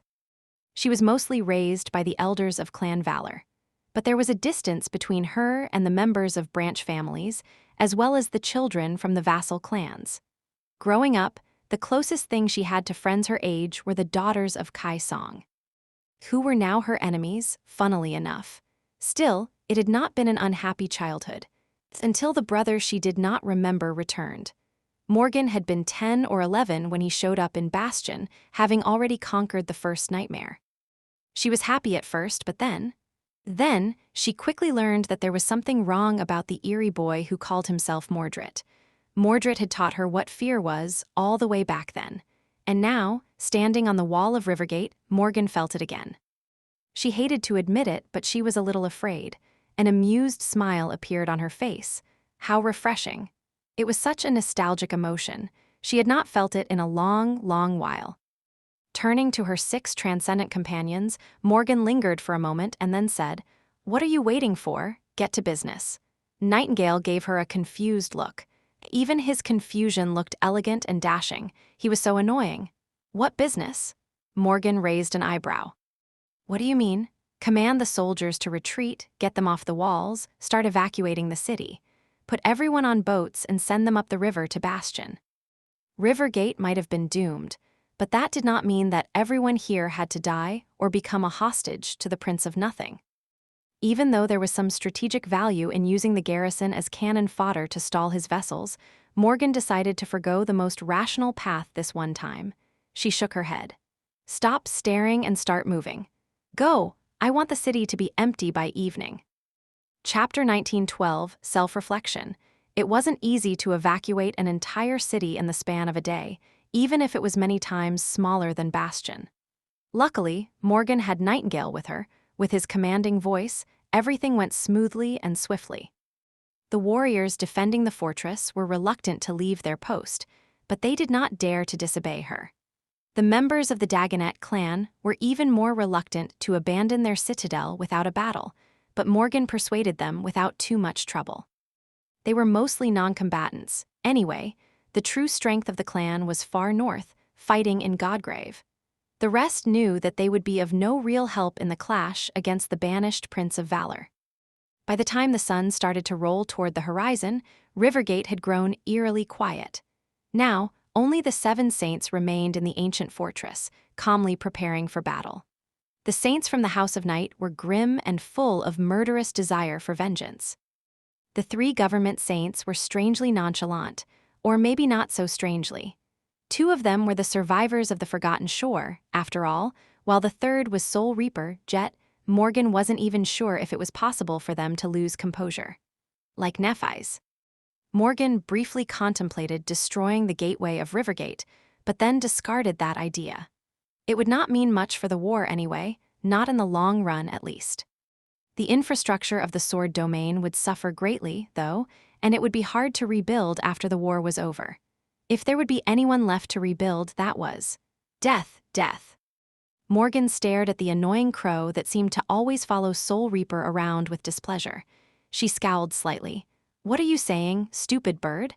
The crow stared back at her, then fluttered its wings in the air. "Bird, bird," Morgan sighed and shook her head. What was she doing talking to an echo? Finally, their preparations were complete. She threw one last glance at the river, which shone beautifully in the radiance of a blazing sunset, and took a canteen of water off her belt. Opening the lid, Morgan took a sip of water, then poured the rest on the paved surface of the rampart. For a moment, she could see her reflection in the puddle, surrounded by the reflections of the 6 saints. Then, her reflection smiled and spoke. "It has been a while, my dear sister." None of the saints reeled back, but those of them from the House of Night visibly paled. Even Saint Etha, who used to the ideal of composure and decorum in the past, seemed unnerved.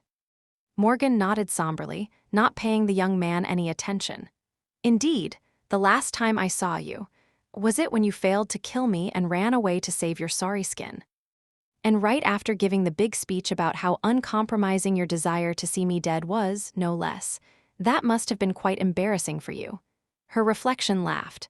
"Ah, what a sweet memory, you floundering in the dirt, too weak to stand up. I truly cherish it a lot." Morgan gritted her teeth, the familiar feeling of shame cutting her like a blade. Mordred had taught her what shame was as well. Her reflection, meanwhile, pretended to look around. "I see you've evacuated the town. How very unlike you, my dear sister. I would have rather expected you to string every man and woman living there on the fortress walls to serve as padding. That would be more in line with our family's style, wouldn't it?" The reflection smiled pleasantly. "Of course, nothing is stopping me from going after the boats first, and then returning here to finish you off." Morgan met his smile with one of her own. "Funny you should mention boats. Tell me, did you crash the night garden into the shore because of some devious plan, or simply because you couldn't properly control it?" At that moment, Soul Reaper sighed. "Are you really just going to trade insults?" Morgan's reflection shifted its gaze to the 3 government saints. Its smile suddenly brightened. "Saint Jet, Saint Kai, Saint Athena, it warms my heart to see you again, my old comrades. Neve, Bloodwave, and Etha too. I cherish the memories of conquering nightmares and battling the Stormsea side by side with you all as well." Saint Neve stared at the reflection coldly, then uttered through gritted teeth, "You vile creature." The reflection remained silent for a few moments, its smile slowly draining away. Eventually, it stared at them with an eerie, inhuman expression.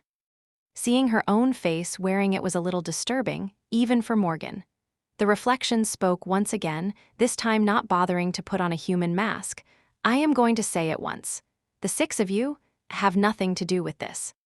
This is between me and the great clan Valor, a family affair, if you will, so I'll give you a chance to escape. Surrender the fortress and leave, then I will spare your lives." Saint Neve looked at the reflection darkly. "It is indeed a family affair." "Our family, which you slaughtered." Soul Reaper Jet, meanwhile, just shrugged nonchalantly. "It would be really inconvenient for me if you conquer Bastion, so, sorry, we'll stay." Her crow chose that solemn moment to caw loudly. "Sorry, sorry." Morgan glanced at the stupid bird, shook her head, and looked back at her reflection. "It must be getting really crowded in your head, huh? Did you really think they would take you up on that offer?" The reflection remained motionless for a few moments, then suddenly smiled. "Not really, but I had to ask for the sake of politeness. Not that that is out of the way." Its smile turned bleak and eerie. "Prepare to die, I guess. Ah, I have really waited for this moment for a long, long time." A moment later, the wall under their feet trembled slightly, and at the same time, the water of the river far downstream churned, revealing several gargantuan shapes. Morgan looked at the sunset and took a long, deep breath. Scarlet sparks danced around her head, forming into a black helmet. "Prepare for battle." And just like that, the battle for Rivergate began. Chapter 1913 Devastation. The battle for Rivergate began at sunset. By the time the sun rose from behind the horizon once more, the ancient fortress was gone. The towering gates of the great locks were bent, broken, and torn off their hinges. Elhi's impregnable walls had crumbled. The enchanted siege weapons had been reduced to dust. The river, which had been held back by the immense dam for thousands of years, had broken free and rushed toward the distant sea. The devastating flood had demolished the smoldering ruins and washed away the traces of the dreadful battle. The artificial lake around which the city had been built dried up, revealing its muddy slopes. The basin of the river below the cliffs, on the contrary, was flooded. The entire landscape of the region had been devastated and reshaped, becoming almost unrecognizable. A great waterfall roared as it plummeted from the tall cliffs, while the stronghold of Clan Dagonet was no more. What a pity. Morgan looked at the ruins of Rivergate with a wistful expression. With the loss of the ancient stronghold, the sword domain would grow a little weaker, while the song domain would grow a little stronger. But that was not the reason for her regret. The real reason was that Bastion had lost its connection to the sea. Even if Godgrave was conquered by humans, it would never be a safe place. So, no matter which side won the war in the end, the Stormsea would become the connection between the two parts of the great human kingdom in the dream realm. Without Rivergate, it would be much more difficult to establish trade routes to and from Bastion, and trade was the true engine of civilization. Why am I even thinking about this? Elle Morgan tiredly dismissed her helmet and spat out a torrent of blood. The helmet had caved in by a devastating blow, and so had the right side of her face. She could feel the sharp edges of her shattered teeth cut into her tongue and the inside of her torn cheek. An unpleasant sensation, no doubt, but far from the worst of what she was feeling right now. Mordred had been like a calamity, descending upon them in all his cold, inhuman fury. They had managed to give him a good fight, quite an excellent one, really, but at the end of the day, it was all for naught. They stood no chance against him. So, Morgan had commanded her 6 subordinates to retreat and stayed back to stall the enemy for a little while. She was starting to regret that decision a bit now. "You don't look so well, my dear sister." Her brother's insidious voice was not mocking or full of dark glee, but rather cold and indifferent. Strangely enough, that only made it sound more frightening. Morgan looked at herself quietly. It's true, her armor had been breached and broken. Her body was terribly mutilated, and one of her arms was practically severed. A commendable accomplishment, really, considering how tough and durable her flesh was. Blood was flowing from countless wounds, painting the shattered stones beneath her into vibrant shades of scarlet, the same color as her strange eyes. Her bloody lips twisted into a grin. "Really? I think red is my color, though." Mordred simply stared at her, probably trying to guess what her next move would be. His own body did not bear many wounds, because he had used the transcendent vessels to shield it. The stolen bodies of the Saints of Night were worse for wear, especially those who had fought raised by wolves, but sadly, none had been destroyed. His soul had not been damaged too severely, either, despite having faced Soul Reaper Jet. Mordred knew just how dangerous she was, so he had made sure to suppress her in particular during the battle. All of them had fought valiantly, but none managed to stop his terrifying assault. Neve and Bloodwave had battled their former clansmen in the depths of the river, 2 against 4, making it boil.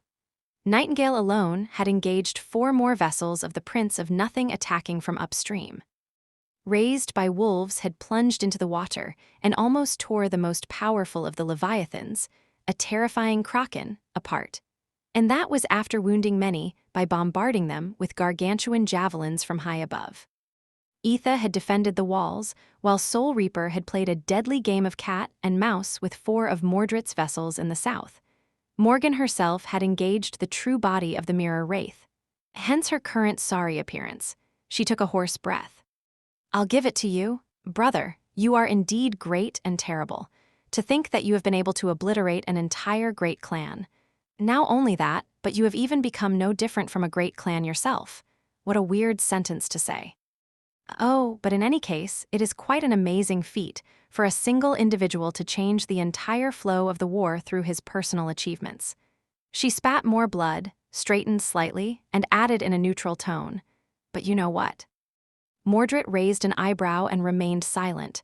After a few moments, he shook his head. I am a little disappointed. I really expected more from you, sister. Morgan smiled. What? Do you really think that this is it? Surely no, number. You and I, we are only just starting. With that, she pierced him with a sharp gaze and called upon one of the enchantments stored deep within her body. Instantly, her essence flowed like a tide, washing over her body and seeping deep into its every cell. Morgan's smile swiftly turned less lopsided. Her caved face regained its previous shape, the deep cuts marring her flawless skin closing as if they had never existed. Her broken teeth were restored to their previous pristine condition. The countless wounds on her mangled body healed, while her arm, which was hanging by a thread, was pulled back by ropes of growing muscle, and was then attached back to where it belonged. In just a few moments, Morgan was restored to perfect health, her body brimming with energy and overflowing with soul essence. It was as if she had not endured a grueling battle against her brother at all. She moved a hand, and a deep cut split the stones between her and one of Mordred's vessels, almost severing its head. Standing some distance away, Mordred scowled. And now, where did you find a healing enchantment as powerful as that? Morgan simply smiled. I guess you might say that I saw it in a nightmare. Chapter 19:14, Floodgates Open. Morgan raised her sword and pointed it at the man who called himself her brother. I've collected a few other enchantments in preparation for meeting you one day, brother. Would you like to see? Slowly, a dangerous light ignited in his mirror, like eyes, and his thin lips twisted into a cold smile. Sure, why not? Ah, I do wonder how long your essence will last. If I cut off both of your arms this time, would you have to spend more? No, actually, I think I'll take your eyes. I remember losing one to your blade once, so it will only be fair. Morgan pierced him with a burning gaze, wishing that she could destroy this monster here and now. Then, she gritted her teeth and called upon another enchantment. There were all kinds of memories in the world, and Morgan's ascended ability allowed her to assimilate their enchantments into her body. There were limits to that power, of course, and a price that had to be paid for using it. However, it granted her a unique level of versatility, made her supremely unpredictable in battle, and most of all, granted her great power. If he wished so and had enough time to prepare, she could fly like Nightingale, become a colossus like Raised by Wolves, cut souls like Soul Reaper Jet, command darkness like the Lord of Shadows. Even unleash incinerating flames like Changing Star. Sadly, nothing of what she could do, at least currently, could allow her to defeat her monstrous brother and his 13 transcendent vessels alone. So, she did not try. Her goal at Rivergate had been accomplished anyway. The enchantment she called upon was powerful, but simple. It allowed her to travel across great distances in an instant, as long as she had established an anchor point in advance. Morgan had placed an enchanted anchor on the shore of the river while traveling to Rivergate from Bastion, and now, it was as if she was being pulled back to it by a force overwhelming enough to pierce space itself. As Mordred and his vessels readied themselves to repel Morgan's trump card attack, she simply vanished into thin air, leaving no trace behind. Mordred froze for a moment, staring at where his sister had been a split second ago in disbelief. His gaze became unfocused for a moment, traveling across the myriad reflections in the vast area around Rivergate. Morgan was nowhere to be found. Suddenly, a wry chuckle escaped from his lips, and he threw an amused look north. His eyes glistened with dark, mad-killing intent. I'll see you in Bastion, then. A moment later, Morgan found herself on the shore of the river, flying through the air at terrible speed. She hit the ground roughly and rolled several times, smashing a couple of boulders into dust with her steel body. Eventually, she came to a halt in a cloud of dust, just a few meters from the edge of the water. It was a less than graceful entrance, to say the least. Grimacing in annoyance, she flipped onto her back and slowly sat up. The desolate ruins of Rivergate were gone, replaced by the picturesque view of the Sword Domain's heartland. The clear water of the river glistened in the golden light of dawn, and ancient trees swayed in the light breeze, their emerald leaves rustling like a sea. Of course, there were all kinds of horrors hiding beneath the surface of the water, and the tall trees could pull you under the ground with their roots to serve as nourishment for the rustling leaves. The dream realm could often be beautiful, but it was never kind. Today, however, everything was peaceful and quiet, as if the river and the forest were afraid to make a sound. And for a good reason.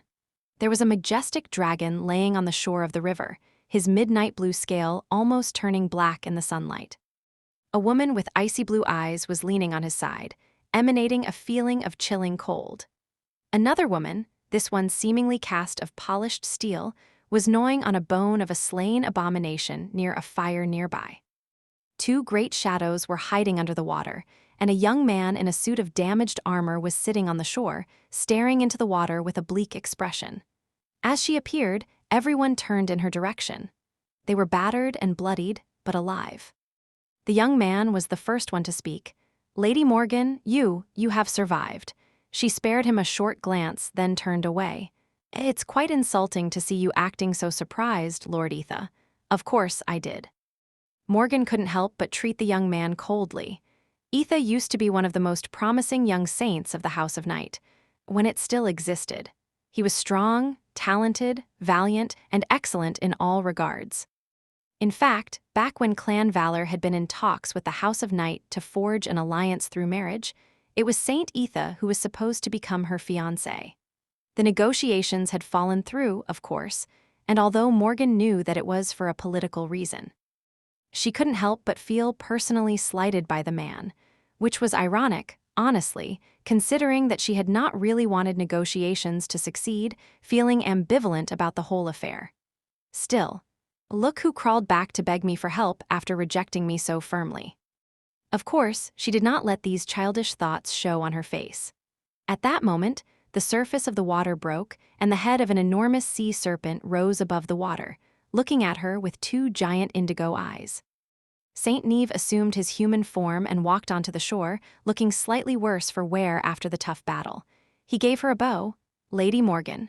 The older Nightwalker hesitated for a few moments and then shook his head. "It is good that you are unharmed. However, the enemy, I simply can't understand how an individual can be that strong. What kind of monster has your clan created?" She gave him a bleak look. "First of all, it wasn't us who created him. If anything, my clan had been protecting the world from that thing for many years. Secondly, he is that strong because he is the first human in the history of our world who has attained a divine aspect. Yes, those do exist, but actually, we are in luck." Neve scowled. "You call that luck?" Morgan let out a tired sigh and smiled at him. Unlike Etha, she quite liked Saint Neve. That was because she had met his daughter briefly while arranging for the survivors of the House of Night to be taken care of, and the little girl was positively sweet. Indeed, because what you have witnessed at Rivergate is merely half of that monster's strength. He did not even bring out his reflections. Given the circumstances, we might very well assume that he is unable to do so at the moment for whatever reason. So, yes, count yourself lucky. The dragon raised its head and looked at her, which made Morgan's shiver. A moment later, a deep, melodious voice resounded in her ears. "We lost Rivergate. What now?" Morgan hesitated for a few moments. She could evacuate the modest town that had grown around the citadel of House Dagonet, but there were tens of millions of people living in Bastion. They would not be able to flee anywhere when the war came knocking on their door. Of course, Bastion was not just any citadel, but a great one. It had a power of its own, and if she used that power well, the outcome of her battle against Mordred would be less set in stone than it seemed at the moment. Rising to her feet, Morgan shrugged. "Now we rush back to Bastion and prepare for a siege." A pale smile twisted her bloodied lips. "If I can have my way, that siege is going to be a long one." Chapter 1915 Broken Balance. A hideous abomination lunged at a screaming soldier, only to have an arrow pierce its eye and tumble to the ground. As the massive beast rolled in the red moss, another was already climbing over its dead body. "Grab him." Rain took a shaky step back, necking another arrow on the string. As she strained her muscles to draw the beast of prey, two awakened warriors of the 7th Legion dashed forward, grabbed the soldier, and dragged him back toward the crumbling phalanx. The man was missing both legs and bleeding profusely, his screams drowning in the horrid cacophony of the battle. He was going to bleed to death shortly, if not for Flaw, that was, whose aspect allowed her to stem bleeding and hasten healing. The dying soldier was thrown to the ground behind the loose line of the melee vanguard, and she immediately fell to her knees next. To him, reaching with both bloodied hands to treat his terrible wounds. The delicate young woman had lost her usual sweet bearance and luster, looking grim and haggard. Her beautiful silk robe was painted red by blood, and her red hair was soaked with sweat. She gritted her teeth, which made her fair face look even paler. Rain did not have time to see if her friend was doing all right. She barely managed to take aim before letting go of the string, then stumbled another step back all around them. The expedition force of the Song army was drowning in a seemingly endless tide of abominations. There was no end to them, and the hideous corpses kept piling, forming a morbid rampart around the stubbornly resisting human legions. That rampart of bleeding flesh, at least, slowed the nightmare creatures down. The scale of the battle was inconceivable. There were countless awakened warriors, more than 1,000 masters, and 36 saints battling the frenzied hordes of nightmare creatures under the blinding radiance of the cloudy sky. The ground was quaking, the air was permeated by an unbearable stench of blood, and the abominable jungle was burning all around them. Black pillars of smoke rising above the chaotic battlefield. Tamar and Ray were just ahead, holding back the flood of nightmare creatures as part of the first line. Rain was using her enchanted bow and stunning archery skill to support them, while Fleur played the role of the field medic. The situation was dire. The expedition force, led by Lady Sation, had made it all the way across the Collarbone Plain, reaching the great fissure that led to the vicinity of the supposed citadel. The march had been a feverish nightmare of gruesome battles and appalling bloodshed, but they had arrived at their destination with relative ease. The jungle had been pushed back and burned, its inhabitants had been obliterated. A chain of fortified forts had been raised along the way, encircling lesser cracks in the Bone Plain, their garrisons tasked with holding back the scarlet infestation. The soldiers were growing used to the deathly threat posed by the sky, so fewer and fewer of them lost their lives when the veil of clouds parted. The transcendent champions of the Song domain were learning how to deal with the scarlet infestation better, as well. The great fissure was now behind them, vast like a valley, with scarlet tendrils protruding from it akin to bulging hills. The dreadful hollows were far below, teeming with ancient horrors and nightmare creatures so fierce that even saints were not safe from their fangs and claws. The plan had been for the army to camp near the edge of the fissure, while the elite conquest force went into the dim darkness of the hollows to conquer the citadel. Sadly, there had been a wrinkle in that plan. That was because a terrifyingly vast and inexplicable horde of nightmare creatures suddenly emerged from the jungle and rushed at the expedition force like a tidal wave, threatening to swallow the entire army. No one knew where the abominations had come from in such great numbers and why. However, in hindsight, their appearance was only logical. Godgrave was not just a place, after all, but also an eerie and bizarre ecosystem. Everything here was connected when the Sword Army initiated its conquest. Of the Collarbone Plain from the east, they had destroyed and incinerated vast swathes of the Scarlet Jungle. Their advance disturbed the balance of the ecosystem, driving countless nightmare creatures west, which, in turn, displaced even more abominations, forming a terrible stampede of monsters. The army led by Lady Sation was now under threat of being buried under that monstrous avalanche. The cause and timing of it all were so deadly and unfortunate for the warriors of song that Rain couldn't help but think that the person in charge of the Sword Army had somehow known that this would happen, and caused it deliberately. How devious did one have to be to use absolute chaos to their advantage? In any case, the Song Army was now surrounded, with their backs pressed against the edge of the great fissure, with nowhere to retreat and no chance but to fight. Which was what they had been doing for many hours, killing countless abominations. And still, there was no end to them. Worse still, there were dreadful nightmare creatures climbing out of the hollows to attack the rear of the battle formation. As well, each vastly more powerful than those attacking from the front. Because of that, the attention of the Song Saints was split, and the front line received far less support from the transcendent champions than it needed. Lady Sishan was in the rear, as well, holding the ancient predators of the Hollows back while her army was being slowly consumed by the nightmare stampede. The 7th Legion was currently being commanded by her personal retinue, the Blood Sisters. Just as Rain thought about it, one of them appeared in view. A swift silhouette of a beautiful woman with a slender figure plummeted from somewhere above, diving into the horde of nightmare creatures like a splash of red. Blood spilled like a river, and her crimson garments fluttered as she tore through the flood of abominations, rending them with what seemed like her bare hands. Even though the Blood Sisters were merely masters, each of them was worth a cohort of Ascended in battle. With just that woman alone joining the fray, the pressure on Rain's span of the front line lessened significantly, and she could finally catch her breath. "Ah, I'm tired." The Blood Sisters were cold and unapproachable, usually keeping to themselves, so they seemed a little mysterious. Because of that, there were many strange rumors floating around about them. However, Rain did not care about those rumors one bit. As far as she was concerned, these older sisters were the epitome of grace and coolness. At the moment, especially, she was ready to kowtow in front of them and sing them endless praise. Using the momentary lull in the onslaught of abominations, she staggered toward Fleur and patted the delicate girl on the shoulder. "Fleur, recharge, please." Even her seemingly inexhaustible awakened endurance was being sorely tested by the grueling demands of this battle, the delicate young woman's. Dormant ability, meanwhile, could alleviate one's fatigue. That was just what Rain needed after drawing the heavy string of her enchanted bows so many times. Fleur looked up at her, forced out a smile, and raised her hand. In the next moment, Rain felt as if she had been given a second wind. Of course, it was more like a 6th or 7th wind already. In any case, her body felt reinvigorated and a new strength filled her limbs. She smiled back. "Thanks."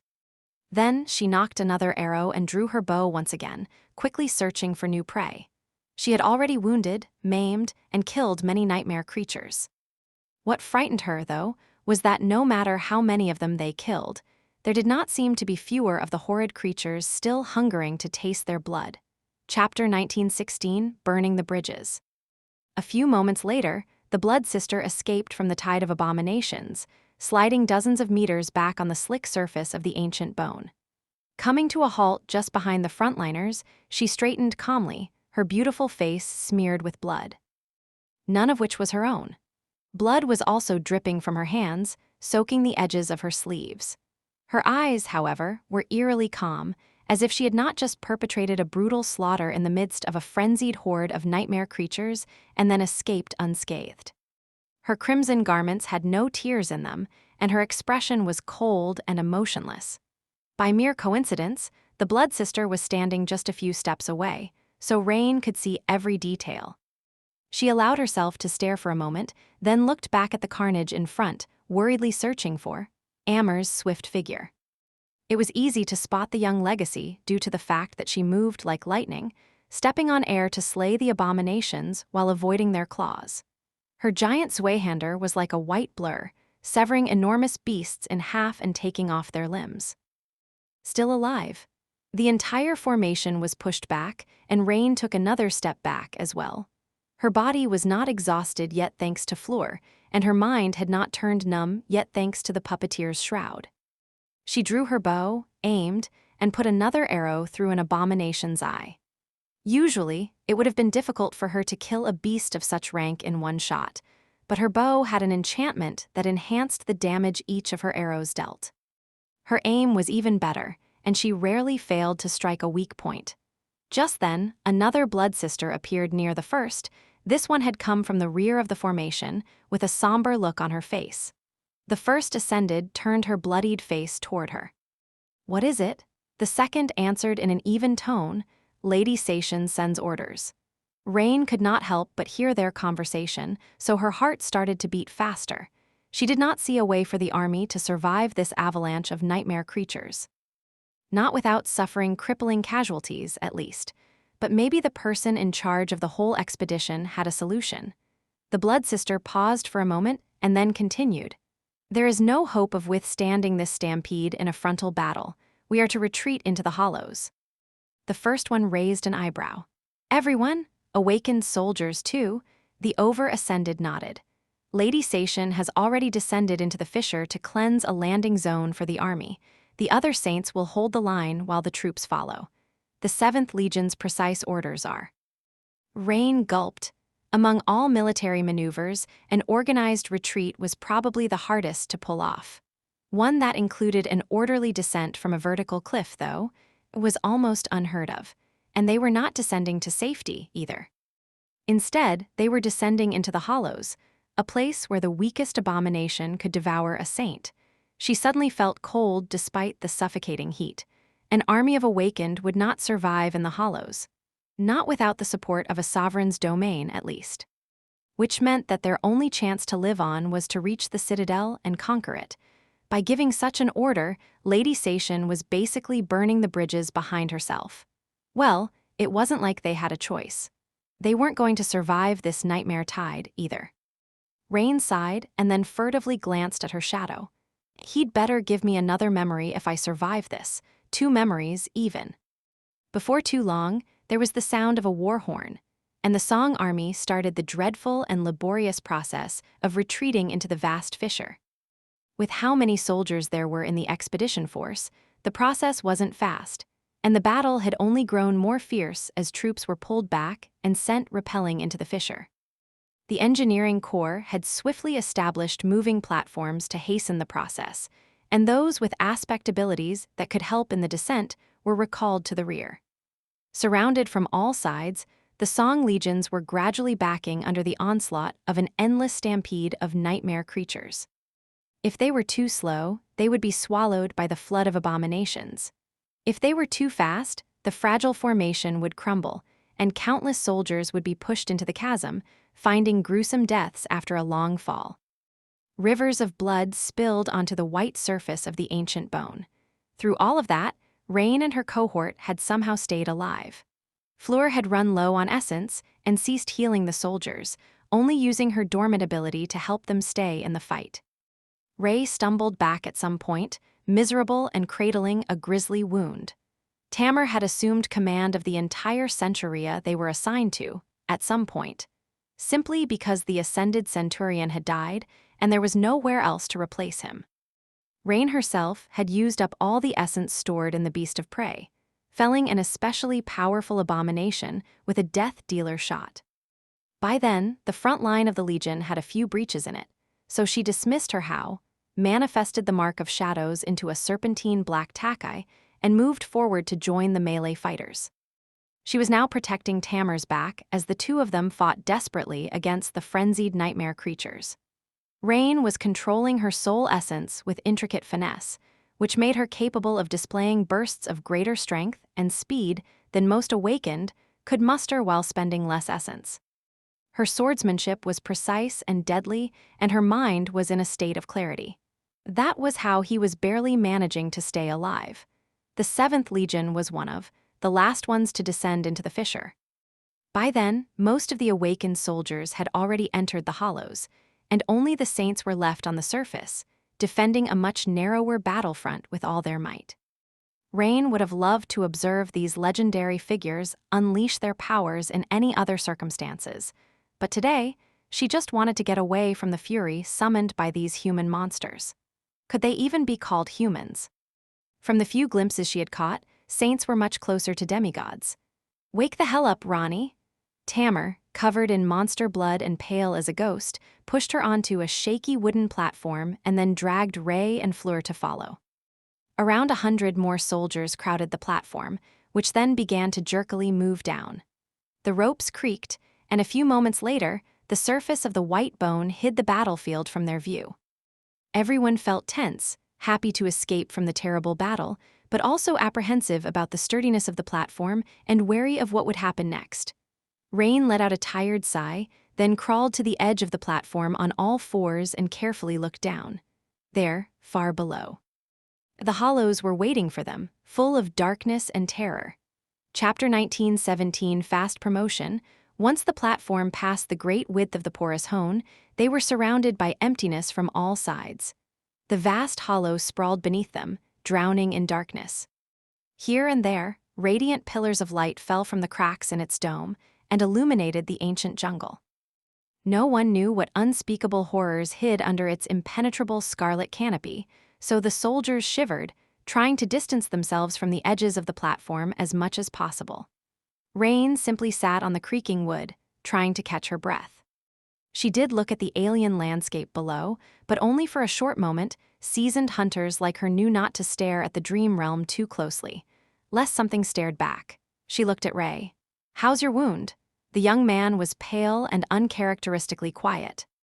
Fleur was treating him, but with how low she was on essence, the process was taking time. The young man forced out an unconvincing smile. "I'll live." Then he glanced down and paled even more.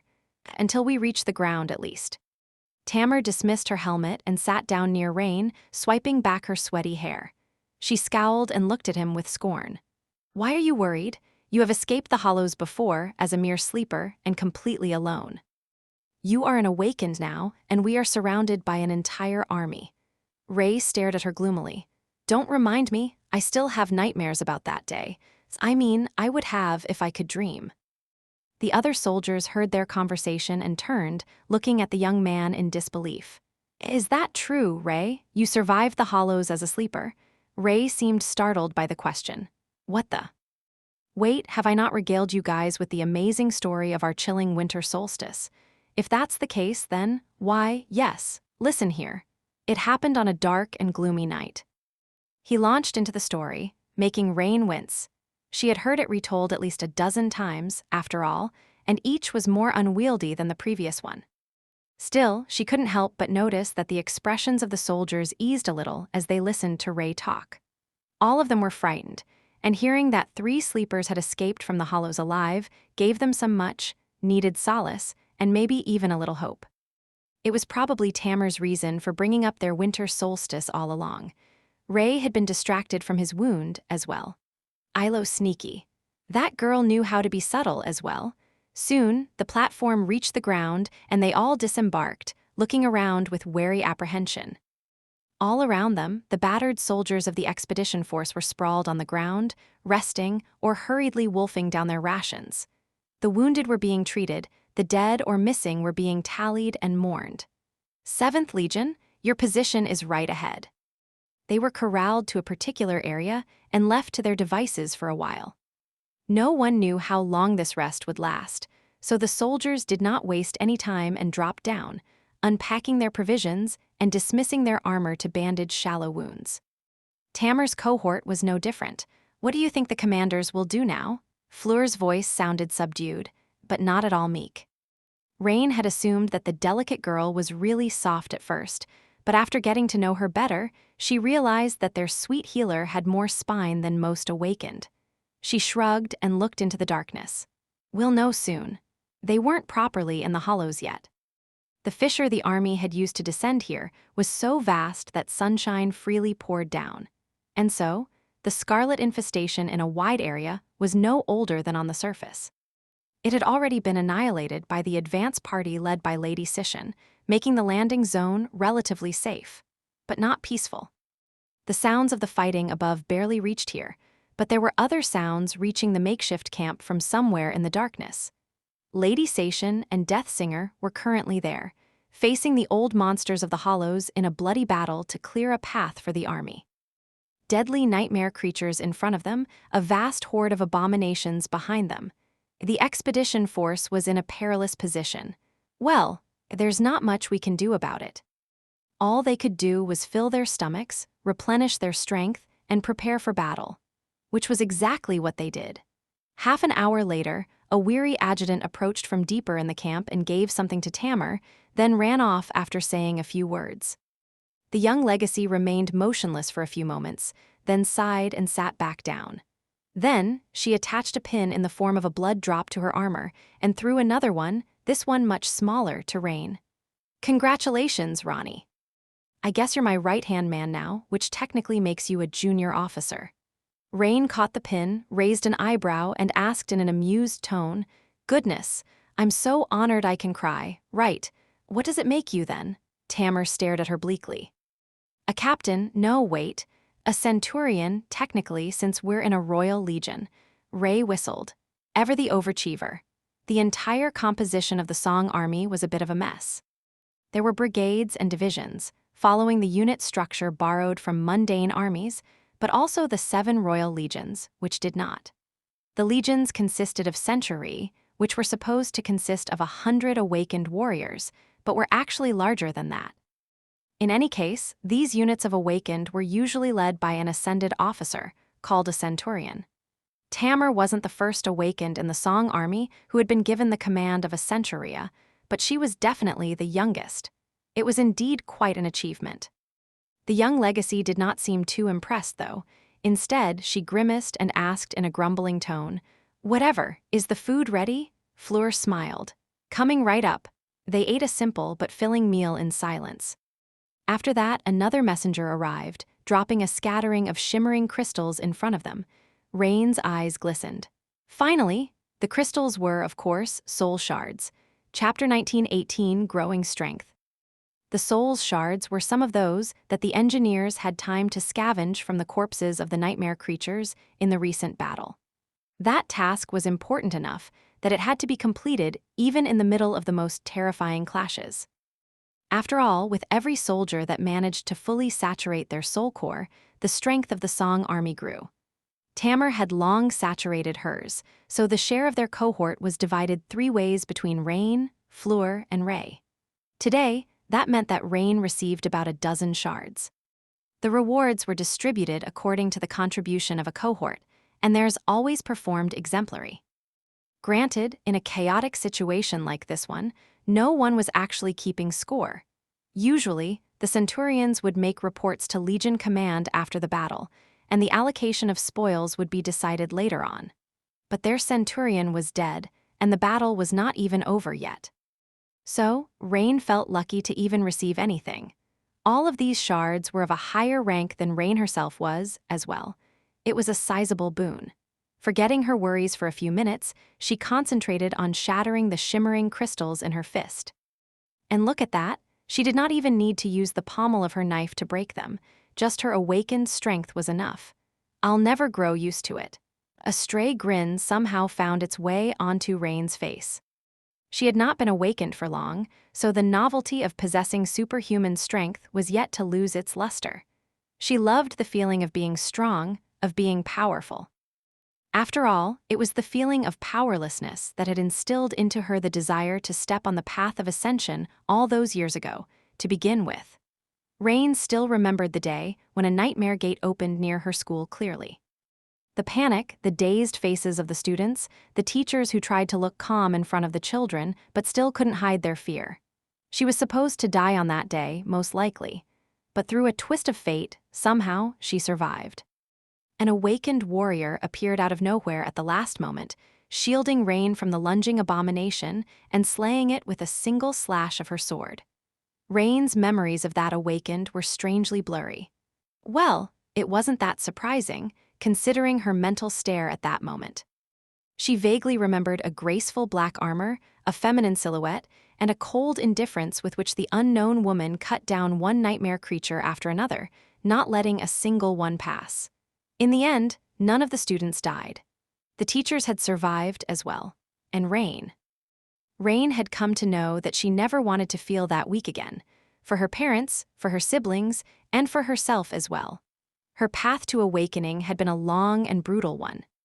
She often complained and berated her teacher for his whimsical antics and unreasonable demands, wondering why she was putting herself through all that grief. But she had never once regretted her decision to strive for strength, and had never once regretted agreeing to her teacher's offer. Even if Rain died in this godforsaken land, she would probably still die feeling gratified for having chosen strength over weakness. Strength was a bit intoxicating, like a sweet drug, and with each soul shard she absorbed, Rain grew stronger. The improvement was small and incremental, but noticeable. Especially now that she had already absorbed close to 200 of them. Since most, if not all, nightmare creatures in the Godgrave was of a higher rank than Rain, her core was supposed to be getting close to full saturation. The same was probably true for most awakened warriors of the Song army as well. She was still unclear on how to ascend without the help of the spell, but this increase in overall power was most welcome. "What's that stupid grin for, Ronnie?" Crushing the last soul shard, Rain glanced at Ray and winked at him. I'm just glad to be an archer. How is the frontline duty treating you, stealth boy? He gritted his teeth and hissed in outrage. Hey, that's a low blow. She simply laughed. Sadly, Rain had not laughed for long when a new command arrived, stirring the entire camp. Assemble, battle march formation, hurry, hurry, hurry, move. Tamar sighed and jumped to her feet, going about bringing their centuria to order. The soldiers seemed a little disoriented, but not very surprised by the sudden command. No one had expected to get a good rest in the hollows. But why did the orders sound so urgent? Soon enough, they found out. By the dead gods. High above them, ant-like figures appeared on the great vine bridges that stretched all the way to the surface, flowing down their twisting width like a tide. The engineers, who had been desperately trying to destroy their roots, cursed and dashed away, dropping their tools as they ran. It was a good decision. Just a handful of seconds later, the first nightmare creature fell from above, its body hitting the ancient bone with a disgusting squelch. The massive beast let out a shriek of agony, then struggled weakly, trying to stand up. Although its body was terribly damaged, it was still alive. A split second later, there was another squelch, and then another. Driven mad by the smell of human souls, the horde of nightmare creatures was following the expedition force into the hollows. Rain broke her rule and stared at the flood of ant, like figures that covered the surface of the vine bridges far above. Her hands shook a little. Well, crap. On second thought, maybe she should have chosen weakness over strength after all. Then, the commanding shout of one of the Blood Sisters brought her back to reality. Move! Barely rested, the Song army abandoned the relative safety of the illuminated area and marched into the darkness of the hollows. They were following a blood trail left by their commander, Princess Sation. Behind them, more and more nightmare creatures fell from high above. The fastest of those abominations who managed to remain on the vine pillars were already halfway down. The future looked bleak, just like the dim expanse of the Great Hollow ahead. Chapter 1919, Ancient Jungle. As the army marched into the jungle, several figures plummeted from high above to surround it. This time, however, they were not nightmare creatures, although some looked quite monstrous. Instead, they were the saints who had been holding the abomination tied back on the surface, and were retreating now that the enemy could not be stalled anymore. Some had assumed their human forms to descend safely with the help of memories, some were naturally able to fly while transformed.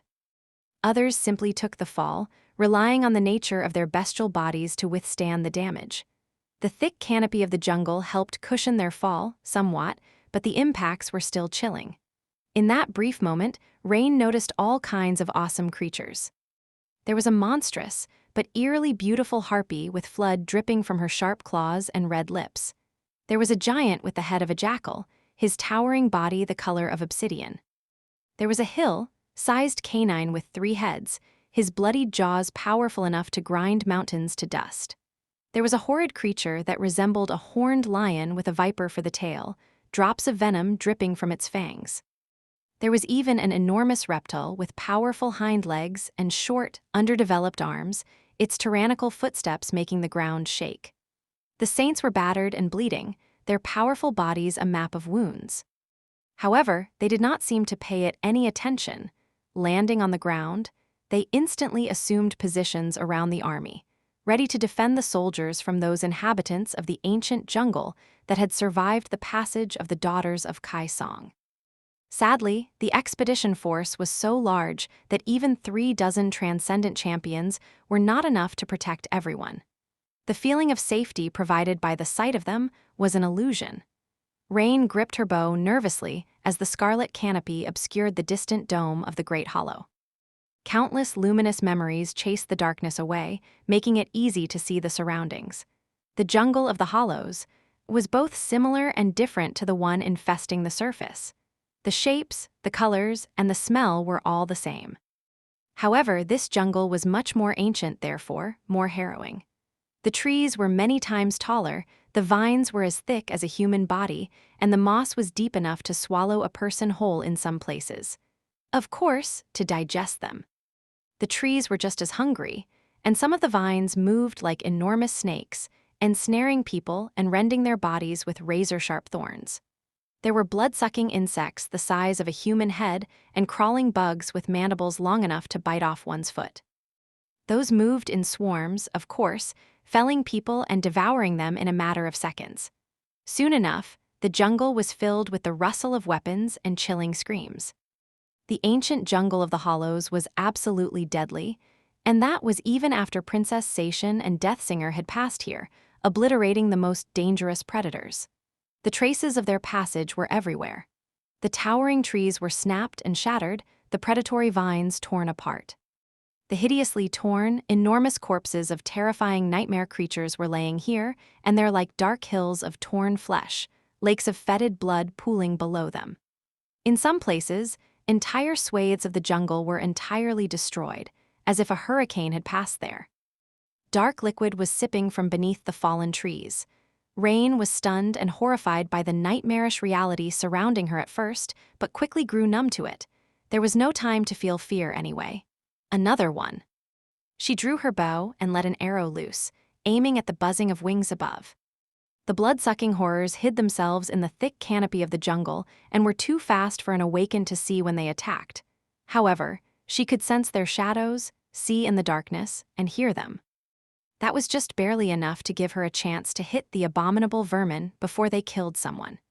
Their elongated, blade-like mouths were already deadly enough, leaving terrible wounds on the bodies of their victims. Much worse, they secreted some kind of toxin that paralyzed the victim, stopping a human heart in a matter of seconds. Usually, by the time the creature was noticed, it was already too late. But not this time. A blurry silhouette shot toward the marching soldiers from high above, but was intercepted by her arrow in the air. The wings and the carapace of these creatures were so tough that her enchanted bow couldn't even put a dent in them, but the soft belly was somewhat vulnerable. Hit by the arrow, the blood sucker lost balance and fell to the ground. Immediately, the awakened soldiers rushed at it. Their memories were not powerful enough to kill the creature, so they struggled to immobilize it instead. Special wire nets were thrown over the appalling insect, which it promptly tore apart and escaped. Luckily, the delay was enough for one of the ascended to appear, shattering the creature's carapace with a devastating strike of their heavy mace. At that time, not too far away, a soldier was screaming as he found himself drowning in the scarlet patch of moss. His comrades managed to pull him free, but by then, his lower legs had already dissolved in the digestive fluid. At the same time, a tall tree shook, and a rain of vermilion leaves fell from its branches. Each leaf was like a serrated blade, easily slicing through enchanted armor, flesh, and bone. A dozen soldiers fell to the ground, bleeding, some of them dead, some gravely wounded. Both the dead and the living were then pulled underground by the roots that emerged from beneath. Other humans tried to dig them up, but it was useless. At the same time, a vine covered in beautiful flowers released a cloud of scarlet pollen into the air, and a few soldiers that were not fast enough to escape dropped their weapons to the ground, walking into the red haze with empty expressions. By the time the pollen dissipated, they were gone, vanished without a trace, with not even footprints hinting at what might have happened to them. Rain covered her mouth with a hand, looking around with horror. "Highs, this is hell, it must be." All around the marching army, the saints were engaged in desperate battles with the great abominations that emerged from the jungle from time to time, attracted by the smell of human souls. And behind the army, the tide of nightmare creatures was drawing closer with each minute, threatening to catch up with the formation's tail. Surrounded and pursued, the warriors of song marched toward the distant citadel. Chapter 1920, Marching Through Hell. Eventually, the already dire situation turned into absolute chaos. The horde of nightmare creatures had caught up with the expedition force, and the rear of the formation became engrossed in a moving battle. Several saints led the defensive efforts, slaughtering the menacing abominations with all their might. The death toll among the nightmare creatures was high, but the soldiers were suffering heavy casualties as well. Luckily, or perhaps unfortunately, the mad frenzy of the pursuing nightmare creatures had caused a destructive chain reaction in the Hollows.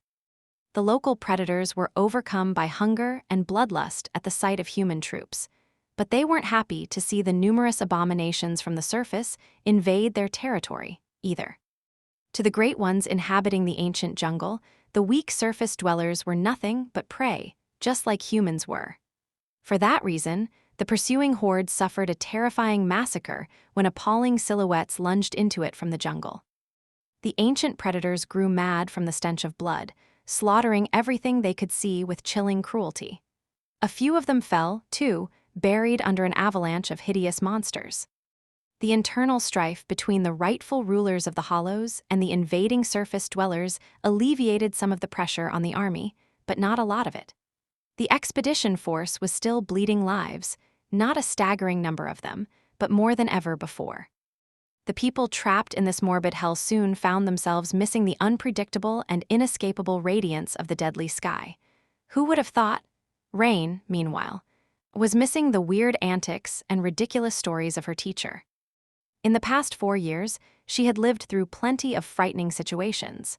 Hunting nightmare creatures as a mundane girl was not a safe vocation, after all.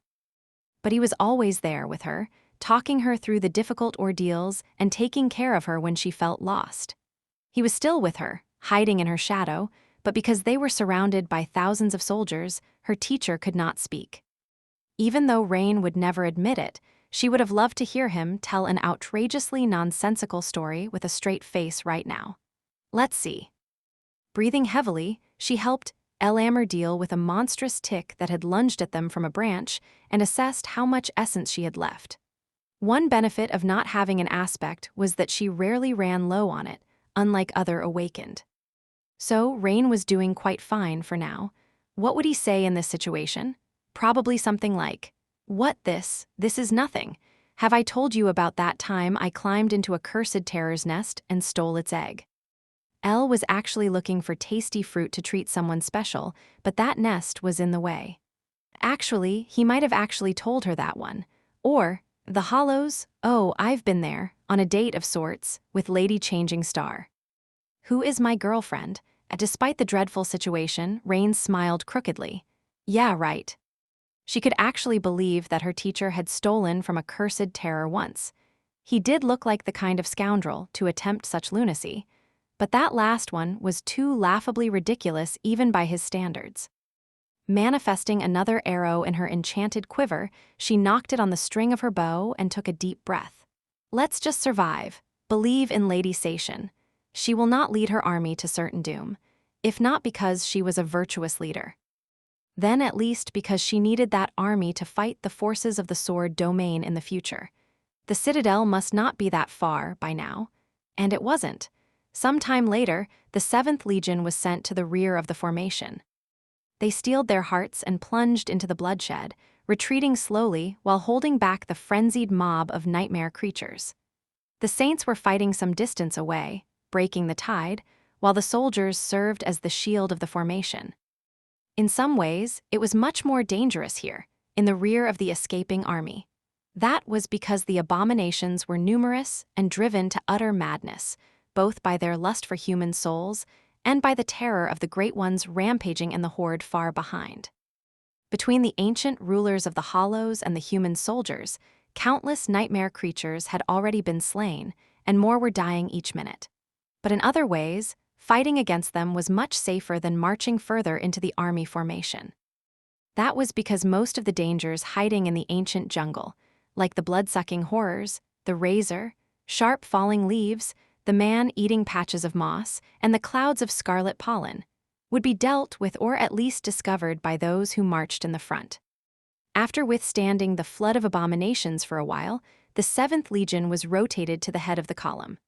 By then, the army had almost caught up with the daughters of Kai Song. Rain and the other legionnaires dragged their tired bodies to the front of the formation, where they were supposed to get a little rest.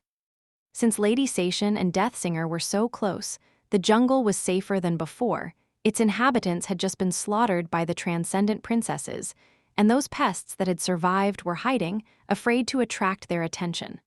Finally, they caught sight of their general. Lady Sation was standing on the trunk of a fallen tree, her crimson dress ripped and soaked in blood. Her eyes were sunken, and a dark smile was twisting her alluring red lips. Her sister was leaning on the trunk, huddled and covering her face with the hood of her black robe. Rain was curious to know what they were looking at. Up ahead, behind the fallen tree, the jungle receded, revealing a vast clearing. And there, in the distance, she could finally see the citadel. Chapter 1921, Stuff of Legends. There, in front of them, the jungle parted and revealed a vast expanse of white bone. It was almost completely flooded, but the water was so shallow that it would barely reach a human's shins. Most stunningly of all, the flooded clearing was completely devoid of the scarlet infestation. There were no trees, no vines, no grass, no moss. It was as if the ancient jungle was afraid of getting any closer to the dark hill that towered in the heart of the empty expanse and reeled back in fear. The hill itself was tall and strangely shaped, its slopes dark and barren. From time to time, strange ripples spread from it across the shallow water, reaching all the way to the edge of the jungle. As if something enormous was breathing somewhere out there, behind the hill, the measured weight of its breaths reverberating in the ancient bones. Rain and her cohort were not far away from the fallen tree on which Lady Sation stood, so she caught a good look at her. At that moment, the regal saintess turned around, looking down at her sister from the considerable height of the ancient trunk. Standing above the battered masses of the 7th Legion, she was like a sinister deity. Her otherworldly beauty was both breathtaking and chilling. Princess Sation looked subtly inhuman because of her silken gray skin, and the lower half of her exquisite face was smeared by crimson blood, as if she had been tearing the great nightmare creatures apart with her teeth. She looked like a malevolent spirit summoned into the world by a great blood sacrifice. Despite that, Rain found herself calming down at the sight of the graceful princess. Her heart was overcome by a soothing sense of tranquility, and she felt her fears dissipating. The feeling of peace and safety was like a breath of fresh air in the sweltering heat of this dark, dreadful hell. However, Rain felt strangely disturbed, because, to her, it did not feel like the healing kind of tranquil calmness. Instead, it was like the kind of false relaxation that deadly predators instilled in their drev before sinking their fangs into the victim's flesh. Still, this predator is on our side. That's good. Right? Lady Sation, meanwhile, spoke to her sister in a pleasant, velvety voice. What do you sense, Hel? Deathsinger, who was leaning on the fallen tree with her head down, flinched and looked up. Her hood slipped, revealing her luscious hair and lovely face. At the moment, however, that face was contorted by a terrible grimace. Her beautiful eyes were wide, full of fear. Death. Death is coming. Our blood will flow like a river, our flesh will fester and rot, our eyes will be eaten by hungry ravens, our viscera will become a feast for maggots. There will be no hope, no escape, no relief, no salvation. Death is coming, it's here. Hearing that terrible prophecy, Rain shuddered. Even Tamar seemed to pale, gripping the hilt of her Zweihander tighter. Lady Sation, however, seemed unperturbed. She smiled and nodded patiently. Yes. You've been saying that since we were in the orphanage. I'm sure we will die one day, you and I, but what about now? What do you sense now? Deathsinger stared at her sister for a few moments, her face a mask of terror. Then she suddenly sighed and shook her head. Oh, well, the petite princess frowned and scratched the back of her head clumsily. After a while, she said in a nonchalant tone, It's a great demon, I guess. Deathsinger might have been nonchalant, but every soldier that heard her shuddered. Rain did as well. Crazy. This is crazy. What the hell was she doing here, in a death zone, hearing about great demons? Great nightmare creatures were something that humans theoretically knew existed, but were never supposed to encounter. They were the stuff of legends, the kind of legends that were too terrifying to retell in the darkness. Great abominations were synonymous with death from before Rain was born. The regions of the dream realm where they dwelled were called death zones for a reason. But now, the rules and laws that had seemed inviolable were swiftly changing. Supreme humans were out there in the world, and people like Rain suddenly found themselves brushing sides with great nightmare creatures. She had already seen several dead ones in the jungle, and had caught glimpses of several more rampaging in the horde of the weaker abominations. But at least those terrible beings were mere beasts and monsters. A demon was a different kind of being. Because demons were intelligent and possessed their own malignant wills. Damnation. Out of everyone, only Lady Sation remained calm. She turned her bloodied face to gaze at the distant hill once more, remained silent for a few moments, and then nodded. So it is. Well then. Warriors of the Song Army, hear my order. Her crimson dress moved in the wind as she spoke in a melodious voice. Fortify this position and hold fast. Hell, Seord Ceres, with me, we will claim this citadel. In the name of the Queen. Deathsinger signed again, straightened her dark robe, and jumped onto the fallen tree. At the same time, Lady Sation jumped down. The trunk was several meters tall, even laying on its side, so Rain did not see her land into the shallow water, only heard the splash. A moment later, two saints joined the daughters of Kai Song on the edge of the clearing. One of them was the beautiful harpy Rain had seen before, the other was the three-headed canine. From what she knew, both were scions of the lesser legacy clans, like Tamar, and had attained sainthood together with Lady Sation as members of her cohort. Soon, the four saints disappeared in the direction of the distant hill, and a few moments later, the bill suddenly moved, slowly stirring and unfurling its immense limbs. Rain stared at it in horror for a moment, then forced herself to look away and lowered her gaze. As it turned out, the great demon had not been hiding behind the bill. It was the hill, a gargantuan beast that had been slumbering in the middle of the vast clearing, and was now waking up at the smell of transcendent souls. Rain took a shaky breath and thought about the four brave saints. May Beast God help them from beyond the grave. Clan Song seemed to have a close bond with beasts and hunting, so she thought this prayer would be suitable. Rain considered praying for herself too. She was quite sure that if Lady Sation failed to conquer the citadel and perished, the rest of the expedition force would perish as well. Oh well, at least she had her personal dark deity to pray to. Chapter 1922, Not a Last Stand. Now that the dreadful march was over, the battered expedition force found itself in a somewhat better position. The flooded clearing was effectively defending them from one side, which meant that they would not be surrounded, at least. With that, the army could assemble into a stable battle formation. It was truly a miracle of perseverance and discipline that they had managed to maintain a semblance of order and keep themselves from being decimated by the enemy while fighting their way through the nightmarish jungle. But armies were not meant to fight battles while moving. Finally reaching their destination, the Song army came to a halt and spread along the edges of the flooded plain, building a proper battle line. It had two layers, so that forward units could rotate back and give way to fresh troops, then switch again after a period of rest. A field hospital was being hastily arranged behind the two layers as well. By then, the stalwart saints already cut down the terrifying predators who had lunged at the expedition force from the flanks during the march.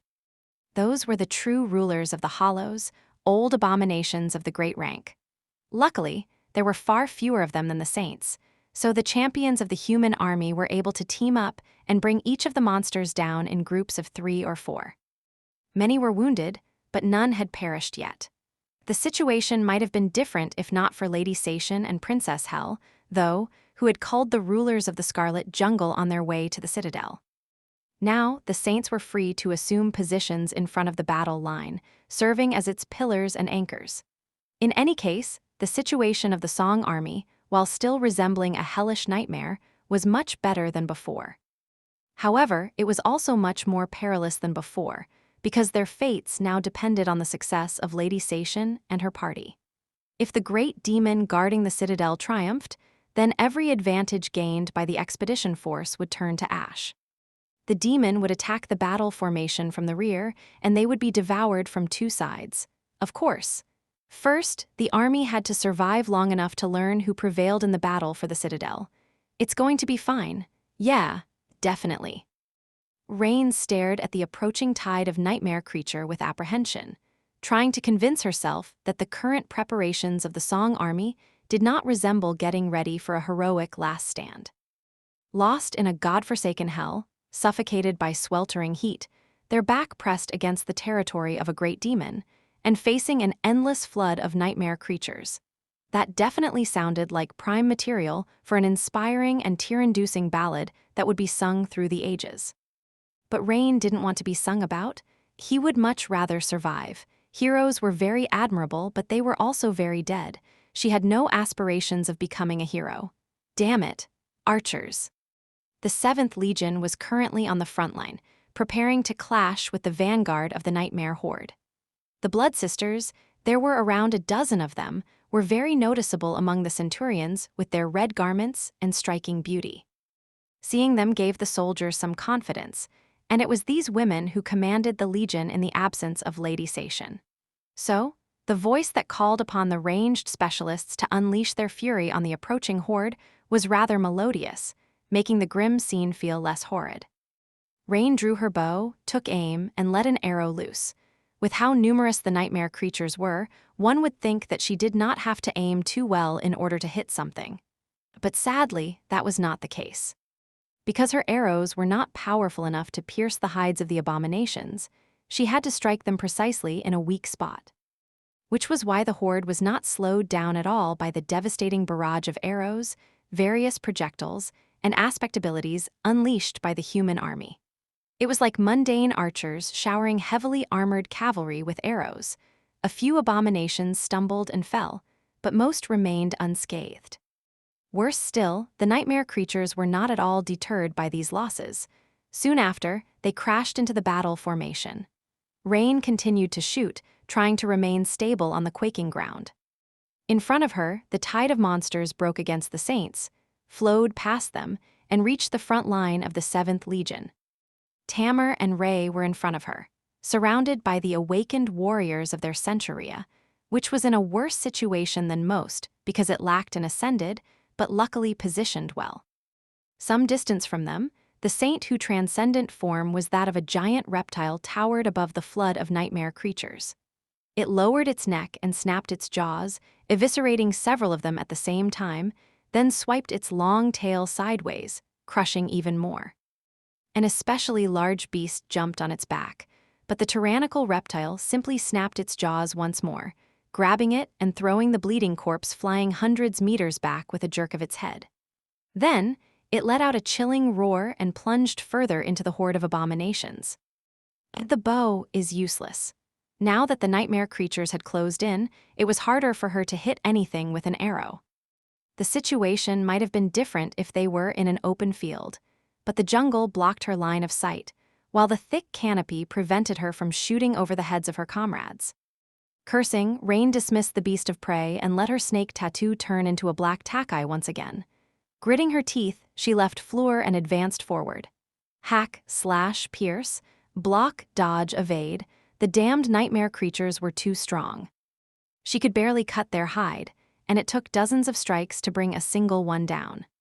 Rain herself, however, would be either dead or crippled from receiving just one blow, which made the whole situation incredibly frightening, to the point that she felt sick to her stomach. The humid air was permeated by the terrible stench of blood, and everywhere she looked, she saw nothing but terrible maws, sharp fangs, and frenzied eyes. All around her, Awaken were uniting in small groups, each fighting against a single nightmare creature. Rain herself was fighting with Tamar and Ray, the three of them sharing an unspoken understanding on how to deal with the dreadful enemies.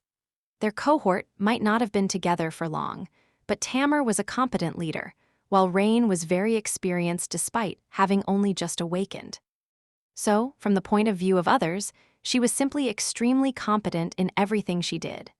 She was a fierce fighter herself, a good partner for others in a battle, and also a bit of a mentor to her three slightly younger companions in many practical matters. Not to mention her unbelievable ability to survive in the wilderness and make herself and her cohort comfortable in any environment. The entire Centuria rallied around their small cohort, withstanding the flood of nightmare creatures with desperate resolve. Hideous corpses of the abominations fell to the ground. Human corpses fell, too. Rivers of blood flowed down, seeping into the shallow water of the flooded clearing and painting it red. Far away, the gargantuan figure of the great demon was moving, its footsteps making the red water surge in foaming waves. Chapter 1923, Dwindling Hope, Just. Die, damn you! Rain staggered back, supporting the blade of her tack-eye with a hand to block a descending stinger. Its speed was so great that she had barely managed to react in time, and its force was so terrible that she was thrown back a dozen meters. Her arms felt numb. When fighting nightmare creatures of a superior rank, blocking was really not a good idea. But the damned thing was so fast that there was simply no time for her to move out of the way. Luckily, she had done her job.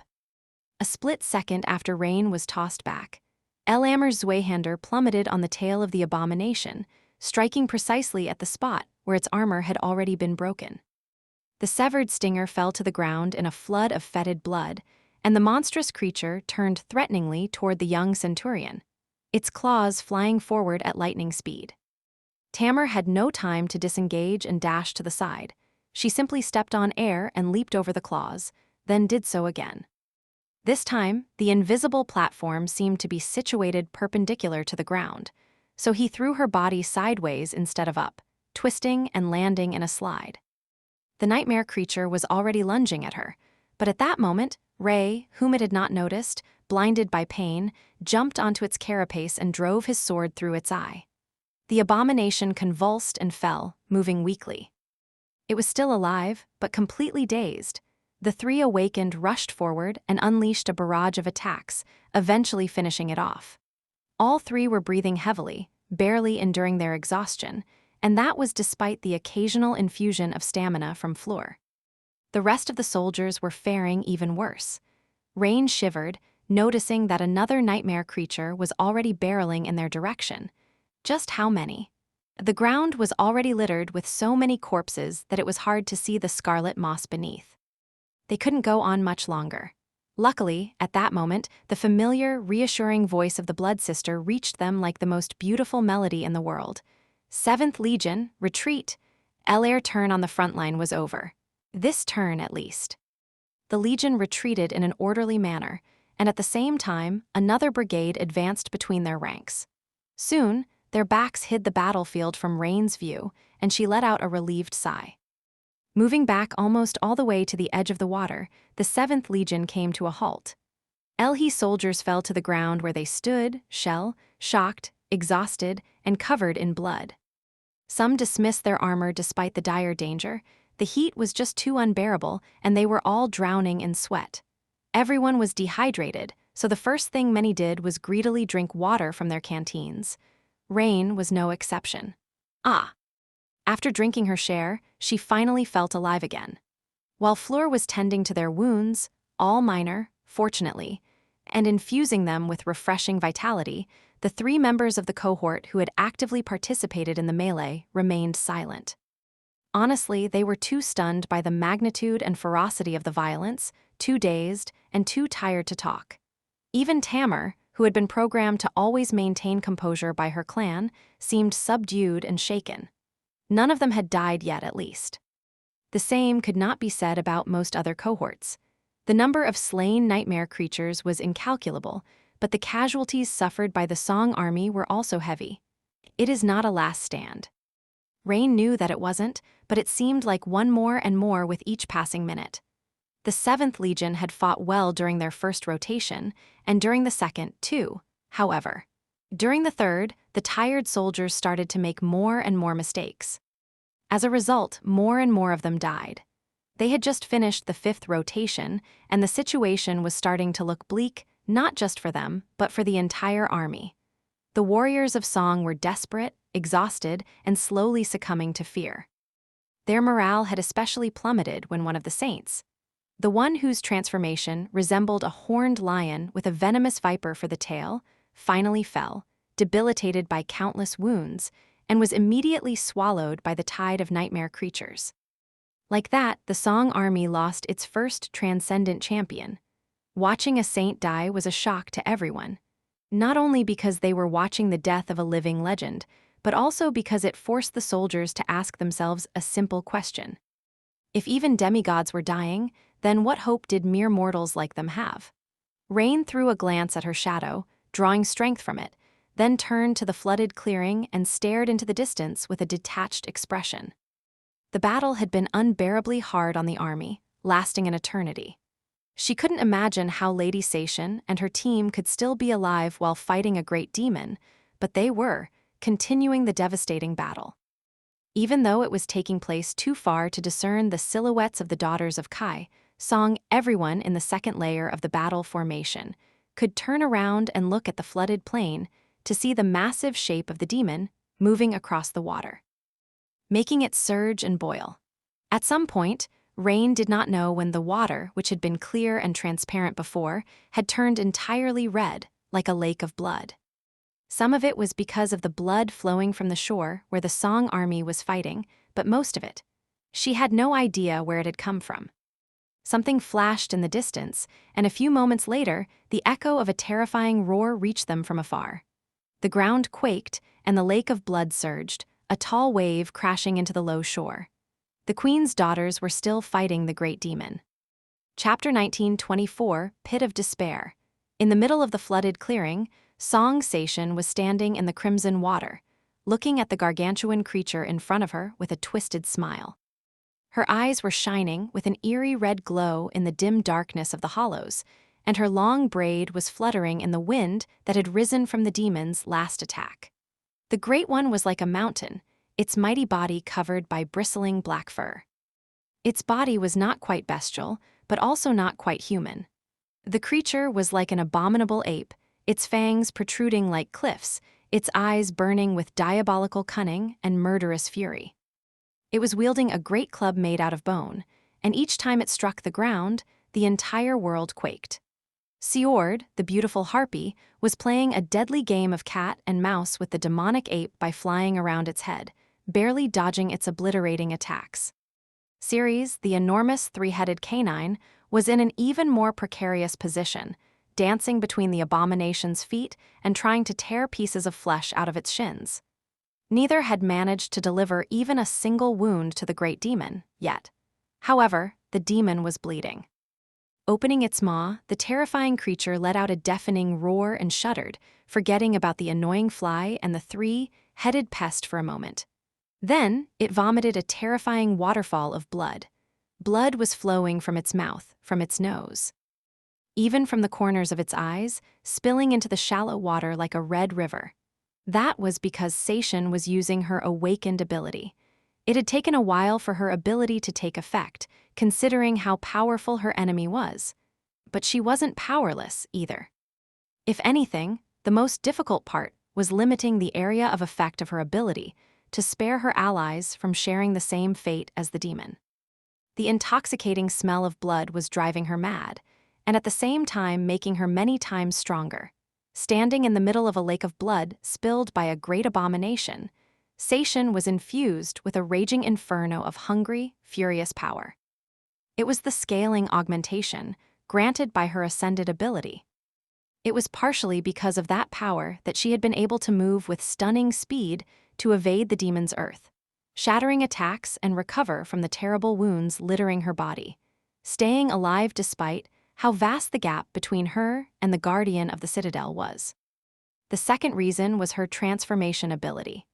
Seishin had possessed the ability to turn into a monster from the time she was a young sleeper, lost in the darkness of the forgotten shore. Therefore, she had not gained the ability to transform into something else when attaining transcendence. Instead, she had gained the ability to transform others. Those she transformed became stronger, and their strength could enhance her own power in turn. And finally, the third reason was the blood of beast god that flowed in her veins, bestowed upon her, whether she had wanted it or not, by her mother, the Raven Queen. And then there was her Flaw. Seishin grinned and dashed forward, flying above the red water with stunning speed. The infuriated demon swatted Siord away and kicked Ceres with devastating might, sending the giant canine flying like a tiny pup. Both saints crashed into the shallow water, their bodies bleeding and broken. After that, she was the sole target of the Great One's fury. The enormous bone club crashed into the ground, displacing countless tons of water and making the world shake. Seishin never slowed down, pivoting and then leaping gracefully. Before the displaced water could even start raining down, she already landed on the surface of the club and rushed across its surface, ascending hundreds of meters above the clearing in a heartbeat. Her polished nails turned into terrifying claws, and the red glow of her eyes turned furious and predatory, full of murderous intent. Sadly, she knew that she could not kill the great demon. Maybe if she had time to observe and study the abomination, learning its strengths and weaknesses, gaining a thorough understanding of its powers, and getting insight into the way its perverse mind worked, she would stand a chance. But she was forced to attack it blindly, without making any targeted preparations, so her chances were close to zero. Just the sheer size of the abominations was already an obstacle, not to mention every unholy trait and attribute that thing possessed. Siord and Ceres were severely wounded and would not be joining the fight again. But that was all right.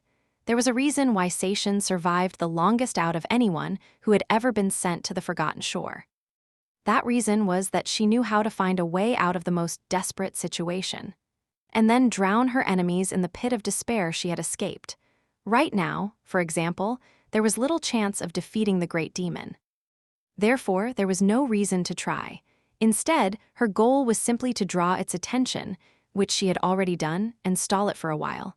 After all, they had not come here to slay a great demon. They had come here to conquer a citadel. And while Sacian was dancing with death by enduring the wrath of the dreadful abomination, her sister Hel was sneaking into the citadel to claim its gateway. The great demon raised its club, lifting Sacian ever higher above the surface of the water. For a moment, she was level with its enormous head and saw the waterfalls of blood flowing from its maw and nostrils.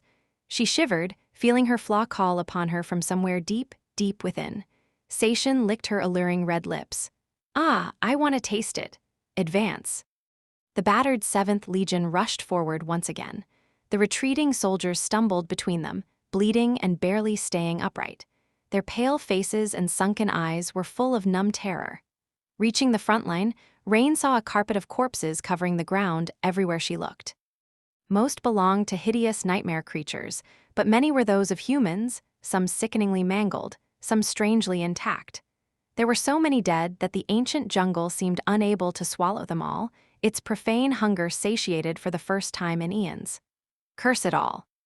The Song army was still holding fast, but its breaking point was drawing close. Once they reached it and the battle line collapsed, an even more harrowing slaughter would take place, and all of them would be devoured by the rampaging of nightmare creatures. Stay alive, forward together. For the queen, Tamar's shout brought her back to her senses. Gripping the hilt of her black takai, Rain gritted her teeth and braced herself. A moment later, the nightmare creatures were upon them. Hopeless, it is hopeless. No matter how much they fought, no matter how much they killed, no matter how much they died. The flood of abominations would not end, and these nightmare creatures were the lesser evil at that. Even if the expedition force somehow managed to eradicate them all, the true horrors of the Hollows would soon arrive, attracted by the overwhelming smell of blood. Rain felt a chilling shiver run down her spine when she realized that she could, indeed, die here today. Her sweat turned cold, and she drew in a shaky breath. And then, something imperceptible changed about the world. It was as if the sweltering heat of Godgrave receded a little, and a cool breeze gently caressed her skin. Rain was not just imagining it, either. She could see her fellow soldiers react to the strange change, too. Even the nightmare creatures were affected. Their ceaseless onslaught turned slower, for a moment, and then lulled. What? Confused and struggling to believe what she was seeing, Rain stared at the abominations. The abominations had actually stopped, and were now sniffing the air, growling and it almost seemed as though some of them were cowering in fear. Far behind her, in the middle of the flooded clearing, the gargantuan great demon noiselessly fell down. And at the same time, Rain froze in terror. The countless corpses littering the vast swath of the jungle all moved at the same time. The dead nightmare creatures, the fallen humans. They all stirred, moved, and then slowly rose from the ground. Far behind her, the slain great demon was rising from the bloody water, as well, its dead eyes staring forward with no emotion. Rain took a step back, her face turning even paler than usual. The queen. A moment later, the Legion of the Dead came alive, tearing into the nightmare horde. Soon after that, the battle was over. The Queen of Worms had finally arrived to Godgrave. Chapter 1925, Missing Oracle. Far away, Sunny, his original body, donning the guise of the charming Master Sunless, was sitting on the edge of the ivory island with a resigned smile on his face, suffering in silence. Nation, it's torture. His nose was itching. It had been itching for what felt like an eternity already, but sadly, he could not scratch it. He could not move at all, really, because the Cloudville was torn above the war camp of the Song army, drowning the world in a blinding white light. The camp stretched below him, resembling a city. There was no movement on the orderly avenues, and the countless people populating it had all turned into motionless statues. Their silhouettes were like black shadows painted on the blurry white backdrop, melting in the stark radiance. Mercifully, that was simply because his eyes were tearing up, not because they were turning to ash. Now that Saint Tyrus had left to accompany the expedition force on its quest to conquer the citadel, the main camp of the Sword Army had lost her protection. That was why everyone had been forced to learn how to survive the annihilating gaze of the incandescent abyss. Now, several weeks later, people rarely died when the clouds parted. Of course, there were measures in place to alert them of the imminent danger in advance. Sunny was not entirely sure how that was achieved, but there were countless talents in the sword domain, both mundane and awakened. He did not doubt that someone would have come up with a method to predict the movement of clouds. Granted, the warnings rarely came more than a minute before the cloud break, so the method clearly still required some improvement. This time, the clouds parted while Sunny was searching for Cassie, leaving him no choice but to sit down and patiently wait for the danger to pass. It had been close to an hour since then, and the gray veil was finally starting to show signs of repairing itself. 10 minutes later, the blinding radiance finally subsided, and Sunny furiously scratched his nose. Ah, damn it. He wondered if anyone in Godgrave had died from sneezing yet, then rose to his feet and looked around. Sunny had already checked everywhere on the Ivory Island, including the underground level of the Ivory Tower and Cassie's personal quarters. He had checked every cabin of the Chainbreaker, as well, and asked around among the fire keepers. No one had seen the blind seer, which could only mean one thing, that she was performing her duties as the seneschal of the great clan Valor somewhere in the camp. Unless something out of the ordinary had happened. Frowning, he walked over to one of the 7 chains anchoring the Ivory Island to the ground and descended by walking across it. Sunny was reluctant to unleash his shadow sense here, so his best choice was to go check personally. Fortunately, Valor Keep, the stone stronghold that served as the headquarters of the Sword Army and the residence of the king, was not far. He reached it in a matter of minutes and hesitated at the entrance, feeling uncomfortable under the dubious gazes of the guards.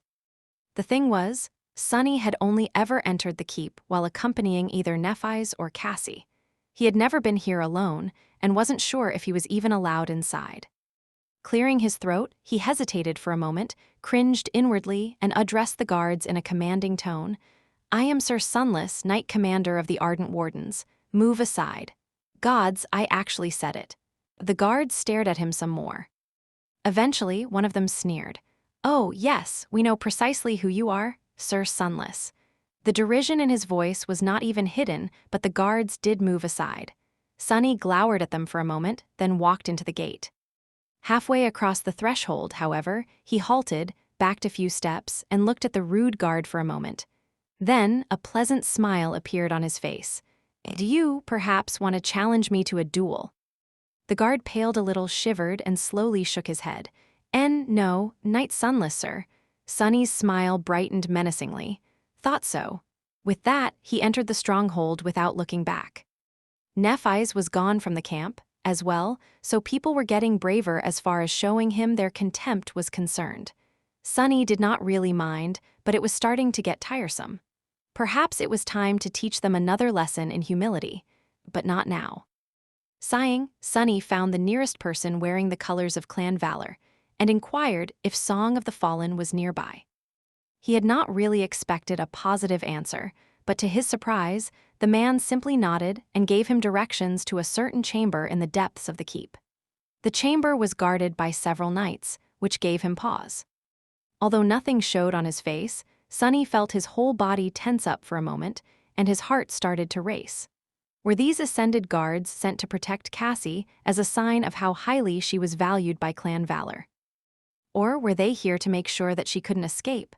Was there a sorceress cage inside the chamber that cut off her powers, similar to the one in which the two of them had spent an unforgettable time in the Night Temple? This was the burden of being a double agent for a regicidal insurgency. Sunny never knew if he was one heartbeat away from having his treasonous ways revealed. He lingered for a moment, then asked with decorum, "Is Saint Kasha inside?" One of the knights looked down at him sternly, then nodded and turned around to knock on the door politely. "You have a visitor, my lady." Hearing Cassie's response, he opened the door and let Sunny inside. The chamber was sparsely furnished, but quite comfortable. There was a soft sofa, several armchairs, a wooden table with succulent fruit and refreshments, and even a memory keeping the air cool, not to mention a few bottles of beverages from the waking world. Vermilion curtains moved slightly in the wind, and sunlight was pouring through a narrow window. Cassie was half sitting, half laying on the sofa, her beautiful face showing signs of extreme fatigue. One of the hands was lowered powerlessly, while the other was holding a silver goblet. Sunny was worried for a moment, then determined that there were no wounds on her body and let out a sigh of relief. The blind seer, meanwhile, turned her head in his direction. "Who is it?" He frowned. Shouldn't she know already? Then again.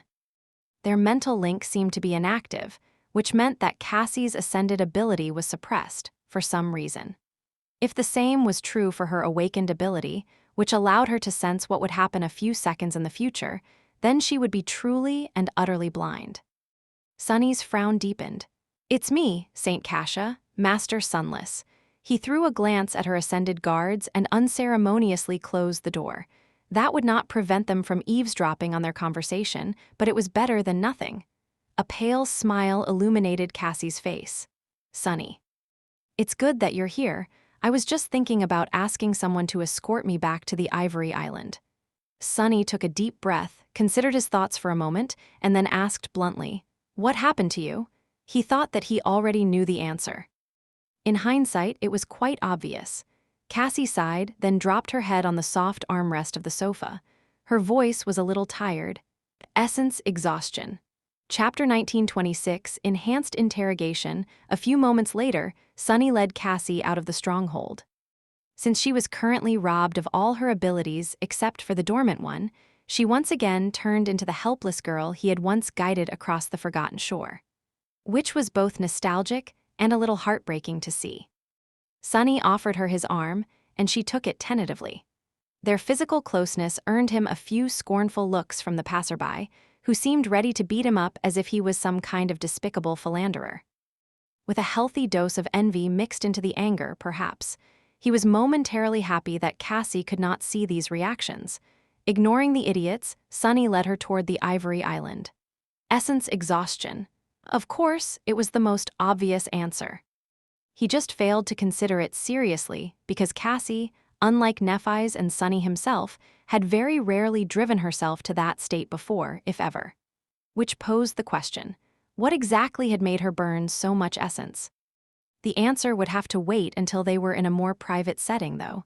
As they walked, Cassie asked quietly, "Did something happen? I've been told that the king has left for the waking world, considering how difficult it seems for him to do so. I assume that Changing Star and the Lord of Shadows had conquered the citadel." Sunny lingered with the answer. Eventually, he said neutrally, "They did. However, there were complications." Cassie's grip tightened. "What? What kind of complications?" He grimaced. It was not impossible for Master Sunless to know, but it was definitely a bit strange. Sadly, Cassie seemed to have been too agitated and left him no choice but to answer. Sunny looked ahead somberly. There was an ambush. Quite a devious one, so much so that it almost ended in disaster. Well, technically, it did. Several saints of the Sword Army are dead. He paused for a moment and added, "Changing Star and the Lord of Shadows are fine, though." Cassie let out a shaky breath, then asked somberly, "How?" He sighed. 4 daughters of the queen, each a transcendent of divine lineage, and 4 reflections, they also. Sunny hesitated for a bit before finishing the sentence. "They also knew too much, while we knew too little. there seems to be a powerful diviner among them, as well as a few talented spies hiding among us. His tone was neutral, but it must have sounded like an accusation to Cassie. After all, she was the premier diviner of their small faction, no, of the entire sword army. This failure was, in no small part, the result of her personal failure to outperform the Oracle of Clan Song. Death Singer, most likely. It could be easily misjudged as an indictment of her inadequacy. The delicate young woman grew quiet and did not speak again until they reached the ivory tower. Sunny guided her to her personal quarters. As they were ascending the stairs, Cassie seemed to finally regain a little of her essence. She gently let go of his hand and walked the rest of the way on her own, tracing her fingers across the cold stone of the great pagoda's wall. Hidden safely in her office and protected from any potential eavesdroppers by a few special memories, they could finally talk. Luckily, Anvil himself was currently away as well. Cassie sat down in her chair and let out a heavy sigh. What exactly happened? Sunny leaned on the wall and crossed his arms, then said somberly, "They went after 2 citadels at the same time. The army marched where we expected it to march, but a small team of powerful saints went directly to our destination instead. They got there faster than us as well. Of course, we don't know if they lost anyone in the process and how many. However, they killed the Great Terror defending the citadel and claimed it. Needless to say, once we entered, we found ourselves inside Kai Song's domain." With each word he spoke, Cassie's expression darkened. Sunny remained silent for a few moments, then continued. "Worse than that, they were prepared to face me and Nephi's in particular. Dark Dancer Revel and Moonville managed to counter our aspects almost perfectly. They might not have managed such a feat alone, but with Mordred's reflections mirroring their powers, it worked. It was a tough fight. I have not felt that pressured in a long, long while." He slowly shook his head.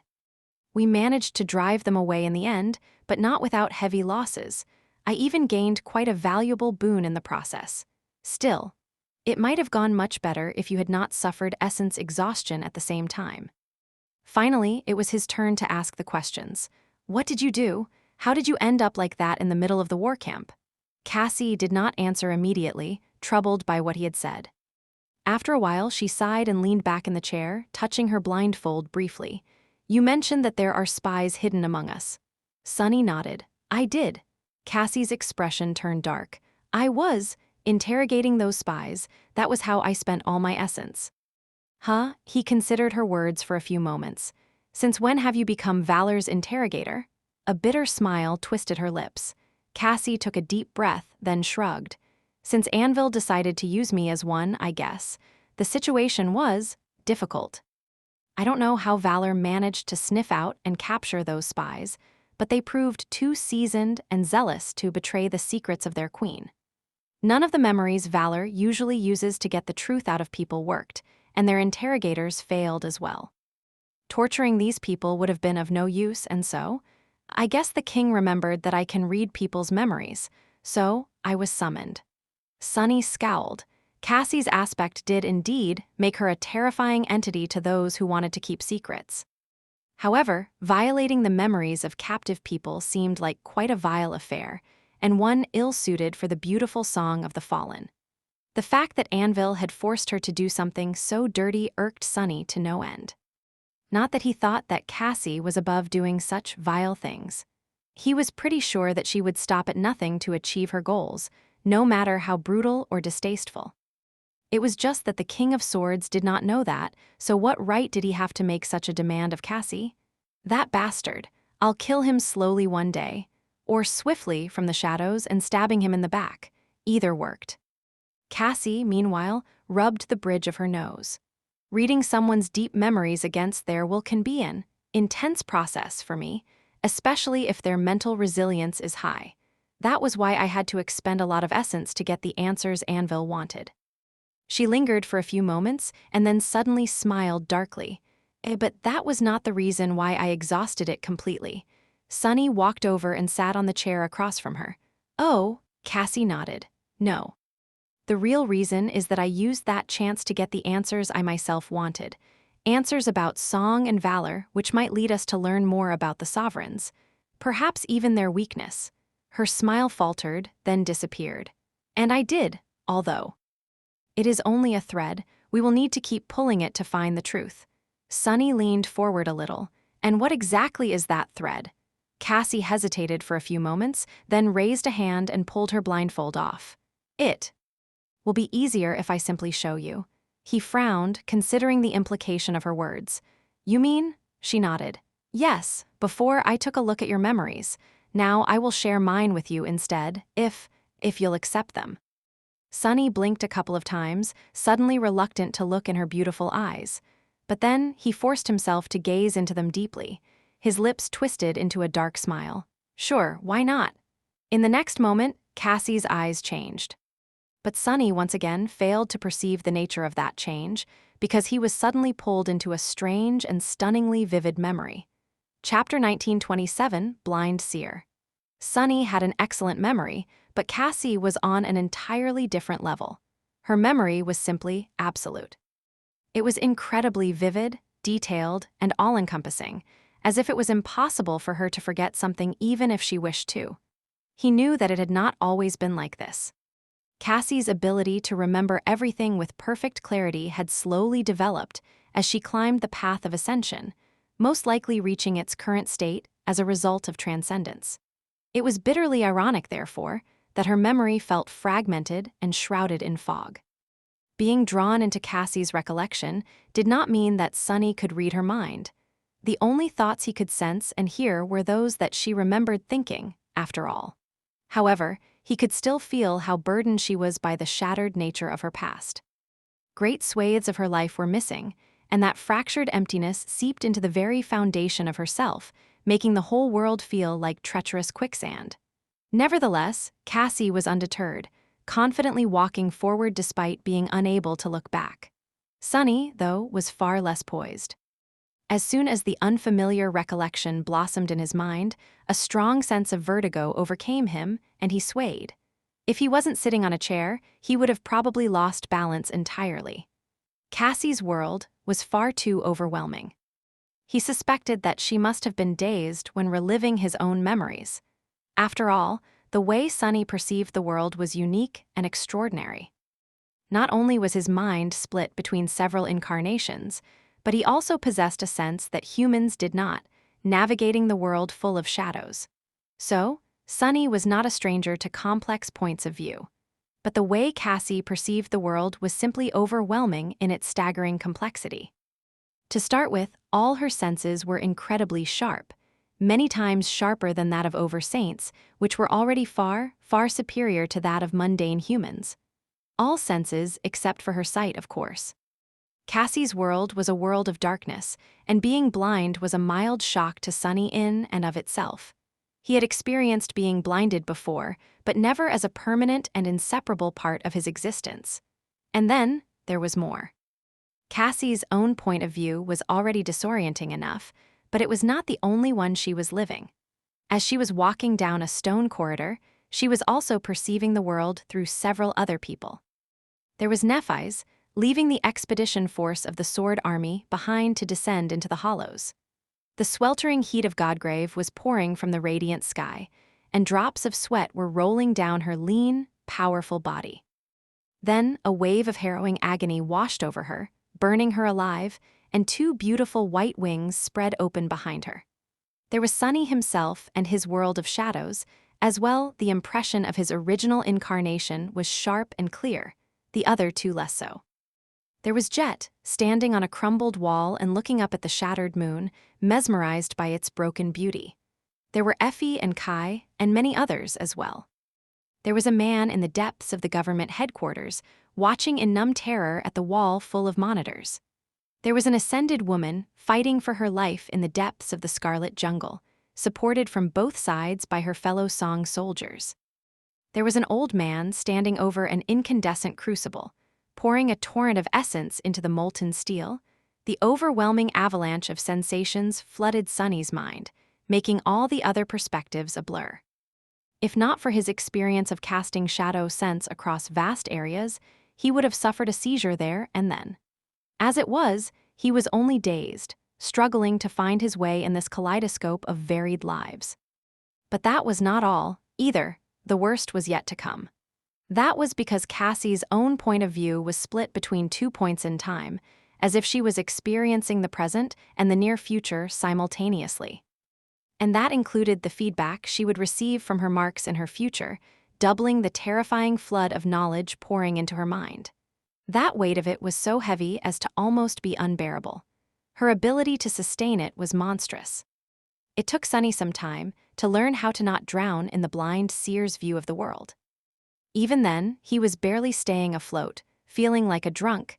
He limited what he paid attention to and concentrated only on Cassie's own perspective while pushing everything else into the dark corner of his mind. Cassie was walking down a long stone corridor. She was blind, and although someone's measured steps were resounding beside her, weighty and metallic, far apart, betraying the person as a tall man wearing armor, his point of view was not among those she shared. Therefore, Cassie was navigating the corridor with the help of her awakened ability, which was a disorienting and bizarre experience. Feeling a shift in the draft blowing through the corridor and knowing that a turn was drawing near, she habitually lowered a hand on the hilt of the quiet dancer. Suddenly, Sunny was enlightened, why Cassie often wore her echo in a scabbard on her waist, where the habit of resting her hand on its hilt had come from, and why she was still using the temperamental rapier despite how relatively weak it was in comparison to the enemies they usually faced these days. I see. Of course.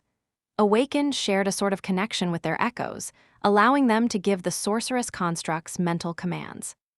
Quiet Dancer, however, turned out to be a bit of a unique echo, of course it was, considering its unusual nature. When Cassie held its hilt, their connection deepened, and she was able to vaguely sense what the flying rapier was sensing. Of course, Quiet Dancer did not perceive the world as a being of flesh and blood wood. It had no sight, no hearing, no sense of smell, and no concept of what these notions were. However, it did perceive something, which made sense, really. After all, the echo did navigate its surroundings with fine precision when flying at great speed and fighting enemies. Sunny was not sure how, but it had a way of sensing shapes and, especially, motion. So, when Cassie held the Quiet Dancer, she could very vaguely discern shapes and movement, too. As the man walking by her side turned the corner, she seamlessly followed, managing not to bump into anything and maintain her graceful bearing. It was when the man said something that Sunny was pulled away from his fascination. Therefore, Lady Kasha, you must succeed. Sunny froze at the sound of the cold, commanding voice, a voice that tolerated no disobedience. He knew that voice. And he knew by whose side Cassie was walking as well. She lowered her head in a bow and answered respectfully, I understand, Your Highness. It will be done. It was Anvil, the King of Swords.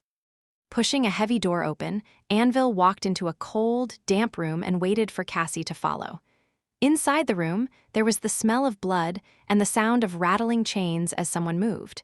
She could feel the prisoner's stare, but there were no words, only silence. Cassie marked one of the guards stationed inside the cell and was finally able to see her surroundings. In front of her, an old man who had once been dignified was chained to the wall, his clothes soaked with blood. His gaze was calm and heavy. It took her a moment to recognize him as an elder from one of the legacy clans who had pledged their loyalty to valor. Nevertheless, the old man had turned out to be a spy of the Song domain. Chapter 1928, Dawn of a New Era. The old man possessed a formidable mind, which was not surprising, really. As a member of the first generation, he had endured the darkest era of humanity, facing countless dreadful ordeals and overcoming them with great tenacity and determination. The fact that he had lived to his respectable age was proof enough of just how much willpower he possessed. However, today, the old man encountered an ordeal that he would not be able to overcome. It was Cassie. Kneeling near the bloodied prisoner, she pulled off her blindfold and looked him into the eyes, of course. Cassie's had marked him already, so what she actually saw was herself. The old man smiled darkly and finally spoke. Song of the Fallen, I've heard about you. She responded quietly. And I you, Master Oram. She knew that he might attempt to commit suicide if given enough time. In fact, he would have done so already if the nature of her aspect had not been a closely guarded secret. So there was little time to waste, especially considering that there were several other captured spies she would have to interrogate later. But this one was more valuable to Cassie because he had lived a long life and would know many secrets that had nothing to do with the clandestine side of the domain war. Looking into the man's eyes, Cassie activated her transcendent ability.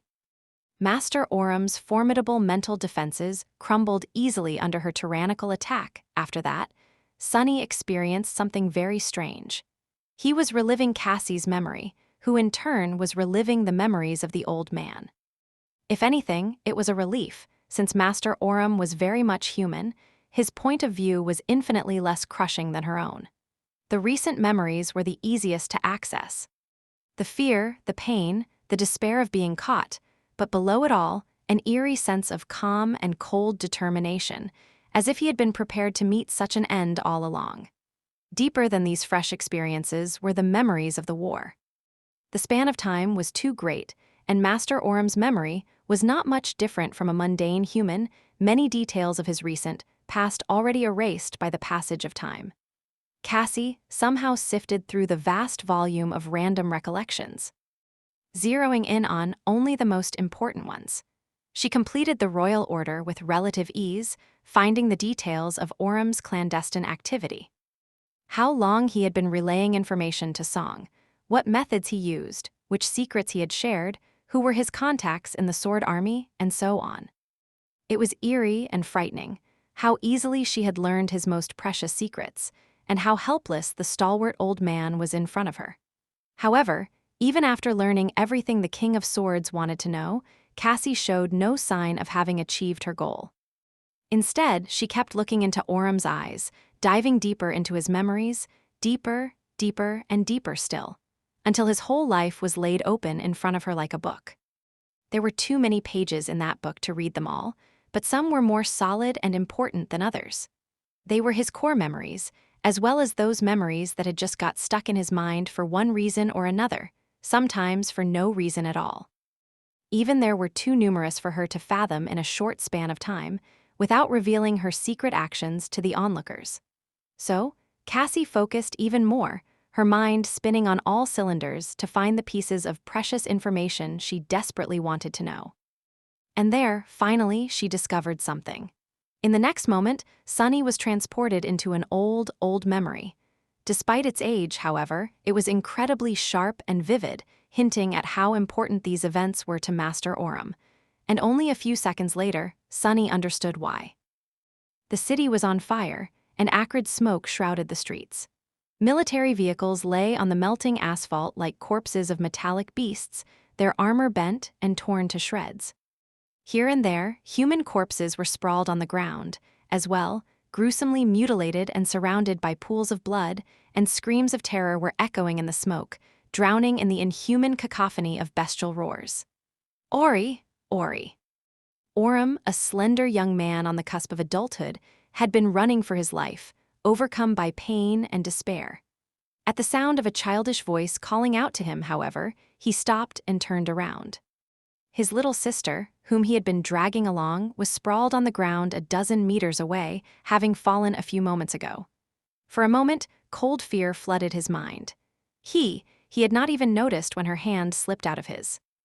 Limping back in a hurry, he picked her up from the ground and wiped tears out of her eyes. It's all right. Come one, with half two, at that moment, a hideous figure lunged at them from the smoke, frenzied madness burning in its terrifying eyes. It was one of the infected, or whatever these demons were. Orum froze. Luckily, his body moved even if his mind was paralyzed. It pushed his sister back and whipped an arm forward, a senseless gesture, considering how powerful and unstoppable the infected were. However, Orum had been one of these infected not too long ago. He had not turned into a monster, though. Instead, he had dreamed of a terrible place, fighting for his life in a dreadful land where gods and demons were real, and humans possessed unbelievable powers. When he awoke, he brought parts of that dream with him. As the infected was about to tear into his flesh, the asphalt beneath it suddenly parted, and then closed like stone jaws, crushing the creature's bones and trapping it. Orum fell back, trembling, and pulled a military handgun, the one he had picked up from a soldier's corpse a few minutes before from the pocket of his torn jacket. Aiming it at the infected, he disengaged the safety and repeatedly pulled the trigger. His aim was so bad that only 7 rounds out of 12 actually hit the monster despite the close distance. Out of those, 3 had ricocheted off the creature's adamantine skull, but the remaining 4 were mercifully enough to kill it. The infected slumped, and Orem shuddered when a ghostly voice resounded in his head. "You have slain a dormant beast, carrion beast. You have received a memory." Lowering the empty gun, Orem belatedly realized that he had forgotten to search for spare magazines on the soldier's corpse. He had no bullets left. How were they going to survive? How was anyone going to survive? All around young Orem and his sister, the world was coming to an end. Chapter 1929, First Generation, the shock of having killed an infected, rattled Orem. He had slain several monsters in that strange dream of his, but those were monsters in the dream. The hideous creature in front of him had been a human once, and they were in the real world. Monsters had no place in the real world. But killers had. After all, the real world was not that different from a nightmare. Wiping his sweat, he turned away, pulled his sister close, and shielded her from the gruesome sight. "We can't stay still. We need to get away from this district before the fire spreads." Ori. He looked at his sister and forced out a smile. "It's fine. I'm not hurt. It's all going to be fine." He remembered hearing the ghostly voice say that he had received something, some kind of memory. That was not the first time he had heard these words, but their meaning escaped him. He was certain that he would not forget these terrible days for as long as he was alive, but wasn't it natural to retain the memories of what happened to you? Why had the voice felt the need to announce such a strange thing? Gritting his teeth, Orem stood up, gasped at the pain in his wounded leg, then picked up his sister and started to limp away. The rag he had used to bandage the wound was already soaked in blood, which was now pooling in his shoe. Ignoring the repulsive sensation, he hurried his steps. Elhen, hearing another howl, he ignored the pain and ran. Orem ran as fast as he could, which was incredibly fast, compared to what he had been capable of just a few days ago. His body had grown unbelievably strong after the strange dream, reaching a pinnacle of what humans should be capable of. It was all very magical. And yet, it wasn't enough. Pretty soon, Orem stopped, looking around in desperation. They were on a wide intersection, surrounded by burning tanks. Here, there was nowhere to run anymore. That was because several infected had been feasting on the corpses of the soldiers that littered the ground here, and were now staring at him with bestial eyes. Several more were rushing from behind, only a few seconds away from catching up. Orem held his sister tighter, not knowing what to do. No, he knew what he had to do. He had to fight. It was just that fighting these monsters was suicide, even if he still had the gun. Or he could try to escape. Alone. If he lost the pack of supplies weighing him down, as well as his sister. He shuddered, revolted, and loathing himself for the momentary thought. He would not leave his sister behind, ever, and that meant that both of them were going to die here. Orem slowly lowered the little girl to the ground, then picked up a length of iron pipe that lay nearby, slightly bent and heavy in his grip. If he was going to die, then he would die fighting. He would die taking as many of these monsters with him as he could. However, Orem did not die. Just when the infected were prepared to lunge at him, something whistled in the air, and the head of one of the infected exploded. A split second later, another fell to the ground, and then one more. Each was hit directly in the eye. He shook off his shock and raised the ground in front of them akin to a wall, the cracked asphalt scattering into the air. The wall shuddered when 2 monstrous creatures crashed into her, producing an appalling sound of breaking bones. Orem toppled the wall of earth onto them and raised his pipe, bringing it down on the cracked skull of the first creature to emerge from beneath the debris. The ghostly voice whispered into his ear again, "You have slain."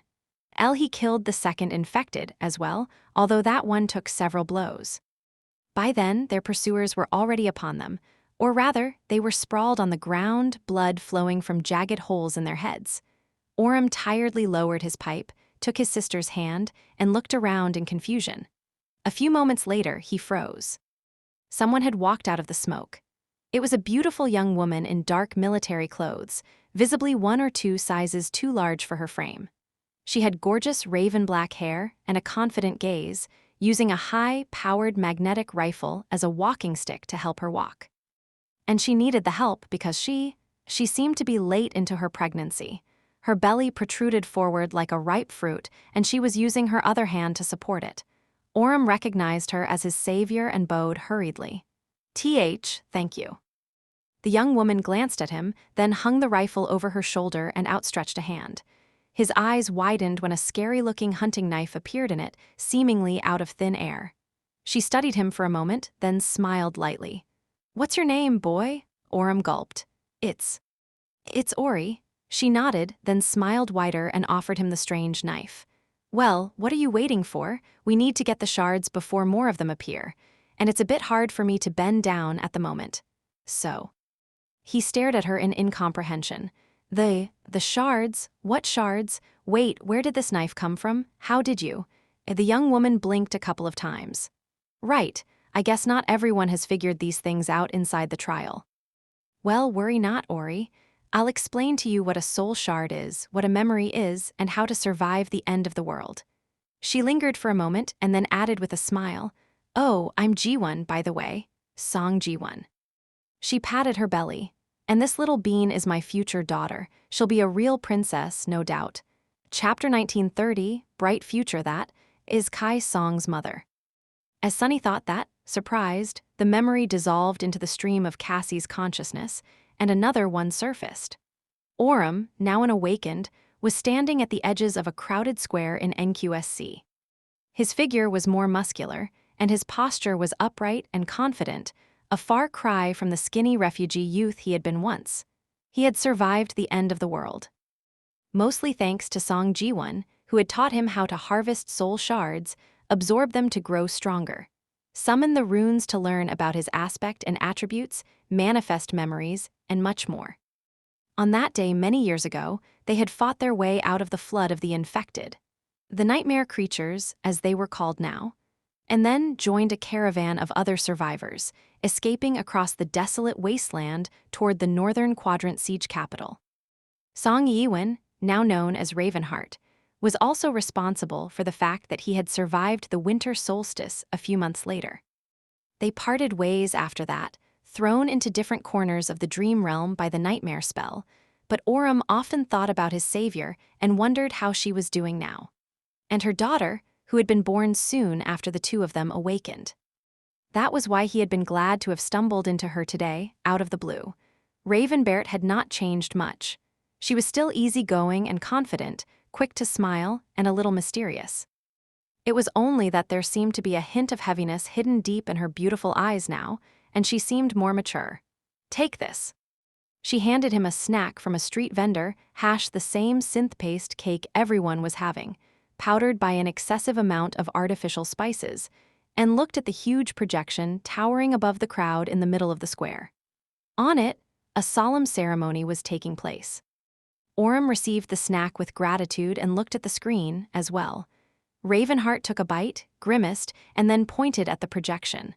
"Oh, I recognize some of those guys. Let's see, the one who looks like he only has one expression should be good old Warden of Valor. He's not that bad, actually, just terribly stiff. The handsome devil next to him is Immortal Flame. Then, goodness gracious, is that who I think it is? That must be him, Nightwalker. So the rumors are true, he does exist. Let me see, who else?" There were more renowned warriors beside them. The people whose image was projected above the crowd were the best and the brightest humanity had to offer. The militant heroes of the new era. Everyone had fought relentlessly to make sure that the world did not fall apart, of course, but these remarkable individuals had carved their names into history. And now, they were about to do it again. Orem glanced at Ravenheart and asked, feeling a little self-conscious, "You know them?" She shook her head. "No, not really. Small people like us rarely get the chance to brush sides with the big guys, don't we?" He smiled. Ravenheart was being falsely modest. Sure, her fame was nowhere near someone like the Warden or Immortal Flame, but she was far from ordinary. After all, she was one of the rare individuals who had earned a true name from the spell, as well. One of the people in the projection, meanwhile, was finishing a speech. But we endured, we survived, we thrived. The nightmare creatures are now fully eradicated across countless cities, and we have reclaimed our planet. However, it is still too early to celebrate. There are still many more cities that must be liberated, and many more people that need to be saved. And so, to achieve this glorious goal and protect humanity from the perils of the uncertain future. The speaker took a dramatic pause and then finished with a bright smile. I am proud to announce the formation of the United Human Government. The crowd exploded with applause and cheers. The old countries were gone, and in the chaos of the new era, the survivors had been united around local powerhouses, mostly awakened champions. There was a lot of cooperation between various stronghold cities, especially recently. In no small part because those same powerhouses were often fighting side by side in the dream realm when they slept. So, this was welcome news. People felt as if a semblance of stability was returning to the world. Ravenheart clapped her hands together, as well. Good. Things were getting crazy in some parts of the world lately. Both worlds, I mean. There are all kinds of lunatics out there, some holding significant power. This new united government will probably push them out, slowly but surely. Orem nodded. Yeah. I'm just glad that some kind of universal order will be established. Honestly, I felt like we'd devolve back to feudalism for a while. He was actually powerful enough to become a feudal lord himself. A small, time lord perhaps, but a lord nonetheless. Still, that was not the world he wanted his sister to grow up in. Ravenheart gave him a curious look. I mean, we probably still will, but at least this new feudalism will have a nice veneer and a sleek PR department. With that, she finished her snack and headed away from the square. Come on, Ori, the whole city will be celebrating today. We should have some fun while we can, shouldn't we? Orm chuckled, threw one last glance at the projection and followed. Sure. Just the two of us? Ravenheart flashed him a smile. Actually, I had one more person in mind. Half an hour later, Orem found himself looking at a shy, incredibly sweet little girl hiding behind her mother and throwing cautious glances at him. He blinked. Is that you, little Kai? Gods, when did you get so big? The last time he saw her, she was a tiny, wrinkled infant swaddled in a bundle of cloth. So many people had died during the first months of the nightmare spell that simply surviving was seen as a great accomplishment. Surviving while being pregnant, like Ravenheart did, was nothing short of a miracle, as well as a testament to how exceptional she was. So this little girl's life was a miracle. She had been born and survived against all odds, but it was only looking at her now, grown up and resembling an actual human, that Orem finally felt it. How far they had come. And that the world was not ending anymore, that they had saved it. Looking at the shy little girl, he smiled. What, don't you remember your Uncle Ori? I'm hurt. I was there when you were a tiny little baby, you know. He couldn't help but wonder what future awaited this sweet child. Surely, she would live a long life. Her future will be warm, bright, and full of happiness. Chapter 1931 Torchbearer, he actually did it. Today was another day of celebration, but Orem remembered too much, and felt too much, to share in the excitement that had seemingly taken the entire world by storm. He was dressed in his best clothes, standing in the Grand Assembly Hall of the UHG headquarters. The somber space had been transformed into a lavishly decorated venue for the occasion, and there was a lively crowd enjoying the generous banquet. Those who wielded power over humanity and the members of their families, all dressed to the nines and glowing with joy. Orem should have probably felt pride in being one of them, but he was not in the right mood. He was not young anymore, having passed 30 last year. He was also not an inexperienced greenhorn who barely knew how to kill a nightmare creature. Instead, he was one of the most renowned awakened in the waking world, ruling a citadel of his own in the dream realm. His status was not as high as that of the brilliant heroes who had become the idols of humanity, perhaps, but not far below them. That was why Orem felt frozen and somber in the middle of the joyful celebration. There were others like him, as well, mostly those who had endured the horrors of the nightmare spell from the very first day of its descent. That was because they understood better than anyone what today's ceremony meant and how many lives had been lost to pave the road for it. Today, They were celebrating Immortal Flame, the fiery champion of humanity, who had done something they all considered impossible. Who had conquered the second nightmare. Orem raised a crystal glass to his lips and took a sip of the liquid inside, not feeling its taste. Immortal Flame was not the first awakened who had responded to the call and led a cohort into a seed of nightmare. In fact, many had tried before, some burning with ambition, some simply unable to resist the call anymore. It was just that none of them had returned alive. Orem had lost plenty of friends that way, their absence leaving deep scars on his heart. Some people still held hope, but most had long given up on ascendance. Immortal Flame had changed everything. His impossible feat shook the very foundation of the established world order and would inevitably and completely change the future. Orem was sure of it. The news had been announced only a few days ago, and everywhere he went, he could already hear cautions, whispers of trying to challenge the nightmares again. He was even tempted to consider it himself. But no, he couldn't. He had a family to take care of. Maybe later, when the kids passed the age of becoming dreamers. But still. Ascendance. Immortal Flame himself was not in the assembly hall, whisked away by other powerhouses to hold a closed-door meeting, but Orem had met him briefly when entering the venue. Of course, he could not tell how much more powerful the man had become, exactly, but it was impossible to mistake him for an awakened. Just like a fallen abomination was incomparable to an awakened one, an ascended human should be an invincible existence to people like Orem. Which was both disquieting and reassuring. Steeling his wildly beating heart, he gulped down his drink and let out a shaky breath. We all owe Immortal Flame. What he did proves that conquering the nightmares is possible, which was an invaluable blessing, considering its necessity. Most people did not know, but Orem was high enough in the hierarchy of humanity to have a good rapport with the UHG. Having access to its information network, as well as one of his own, he knew that the rumors about a greater gate opening in the eastern quadrant were not rumors at all. In fact, several of these terrifying rifts had opened across the world in the last few years, far more devastating than any before, and countless lives had been lost. After the nightmare spell descended, people had thought that the world was saved for a few years. He still remembered the elation and optimism of those precious days. However, they had not lasted long. Soon, the nightmare gates started opening, and their lives had turned to fear and bloodshed once more. And now, the gates were growing more potent. There was already a classification system proposed, designating these new rifts as those of the third category. Although nothing had been proven yet, 3 more categories were theorized, up to a Category 6 gate. Or maybe even Category 7. What would such horror look like? Orem did not know, and could not imagine. He did know one thing, though. It was that there would be nothing but chilling escalation in the future, with more terrifying beings entering the waking world each year. If humans wanted to survive, they would have to keep up with the tyranny of the nightmare spell as well. That was why what Immortal Flame had achieved was so important.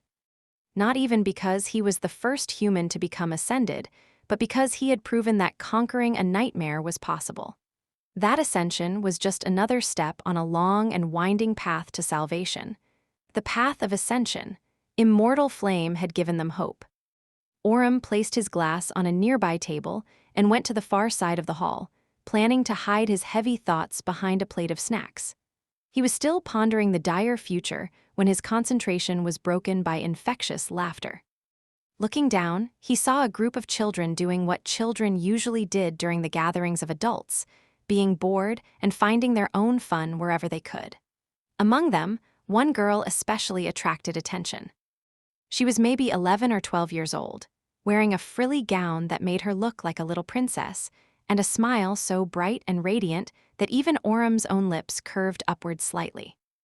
At the moment, the girl was dragging a serious boy of the same age by the hand, saying something Vale, I really saw an echo. It's just outside.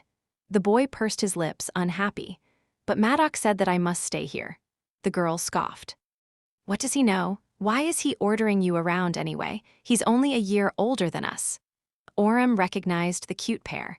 The boy was the younger son of the warden. The girl would probably be the daughter of Immortal Flame himself. He sighed and looked away with a smile. Little monsters. Orem had never become a father himself, but he was helping raise his niece and nephews.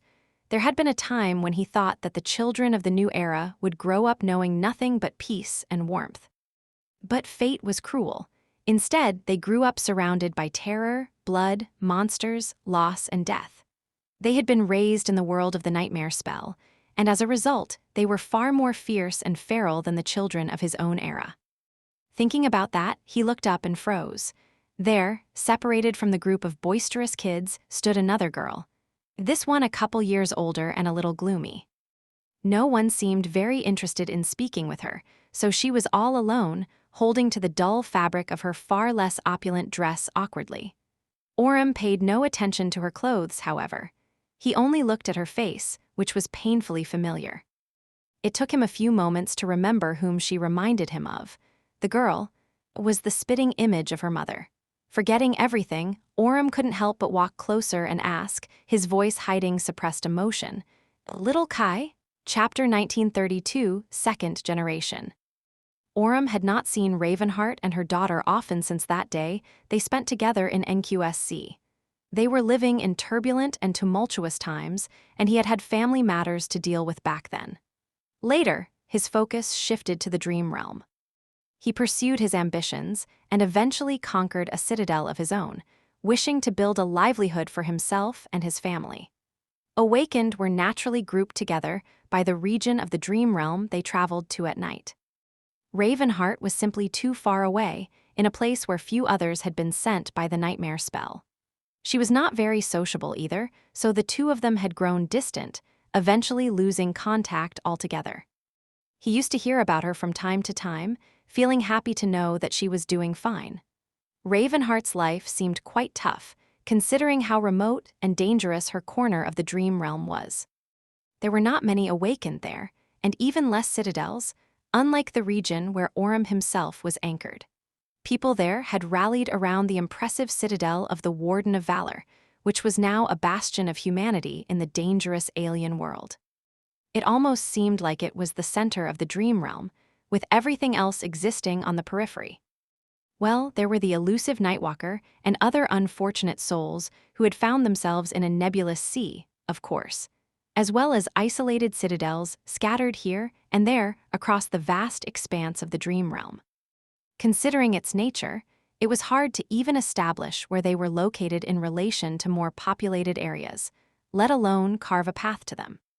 The last Orem heard about Ravenheart, she had conquered a citadel somewhere far north, near a colossal mountain chain that stretched from east to west as far as humans explored. Preoccupied with other things, he had not thought of her for many years. But now, seeing her daughter, the memories of all the time they had spent together flooded his mind. Orem felt nostalgia, tenderness, bittersweet wistfulness, and shame. Ravenheart had done so much for him, but he never paid her back. Instead, he had simply forgotten about her, too busy with his own affairs and the complexities of life. Little Kai, already a teenager, looked up at him and frowned in confusion.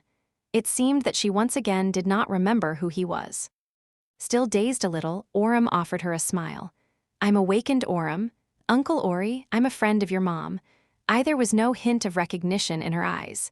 The teenage girl shifted awkwardly, her gloomy face untouched by a smile. "Oh. It is nice to meet you, awakened Orem." Yai hesitated, not knowing what to say, then suddenly looked around. "Is your mother here?" Little Kai, although he should probably stop calling her that, shook her head. Number. Mom's citadel is situated in a dangerous region of the dream realm, and many people use it as shelter. Since they need her protection, she spends most of her time sleeping. She lingered for a few moments, then added stiffly. "Mom told me to spend more time with children of other awakened families, though, so I accepted the invitation on her behalf, to represent our family." There was a hint of pride in her last words, which prompted Orem to look at her closely. "You don't seem to be spending time with other children, though." Little Kai's eyes widened. "Well, that, I will approach them in due time. I'm just gathering my thoughts." Orem smiled, having a suspicion about why Ravenheart had told her daughter to socialize with other kids more. "Are you having a hard time?" Little Kai gave him a long look, then sighed. "A little." Then, she added bitterly, they all know each other already. Plus, the families of other named awakened are all better off than we are. When I introduced myself, they just said hi and lost interest immediately. Orem suppressed a wince. The families of people like Immortal Flame and the Warden were indeed a bit of an exclusive club. They had to be, considering how many sycophants sought out their favor, often with little or no sincerity. He regretted that his niece and nephews weren't here. Although they were much younger than this shunned girl, she would probably not know what to talk with them about either. He remained silent for a few moments, then smiled again. I was on my way to get some snacks. Do you want to come with me? After all, it is far easier to endure these events on a full stomach. Plus, I want to know more about how your mom is doing. We are from the same hometown, you know? In fact, I wouldn't be alive today if it wasn't for her. My sister, too. Come to think about it, I absolutely must tell you all about how she rescued us. After all, it would be a crime if you didn't know how amazing your mother is. Finally, the familiar shy smile appeared on the teenage girl's face. Oh. All right, but I already know how amazing she is. Orem spent some time with little Kai, talking about Ravenheart and the early days of the nightmare spell. She was still the same sweet child underneath the veneer of teenage gloominess, which made him happy. In the process, he introduced her to a few people and helped her mix in with the crowd.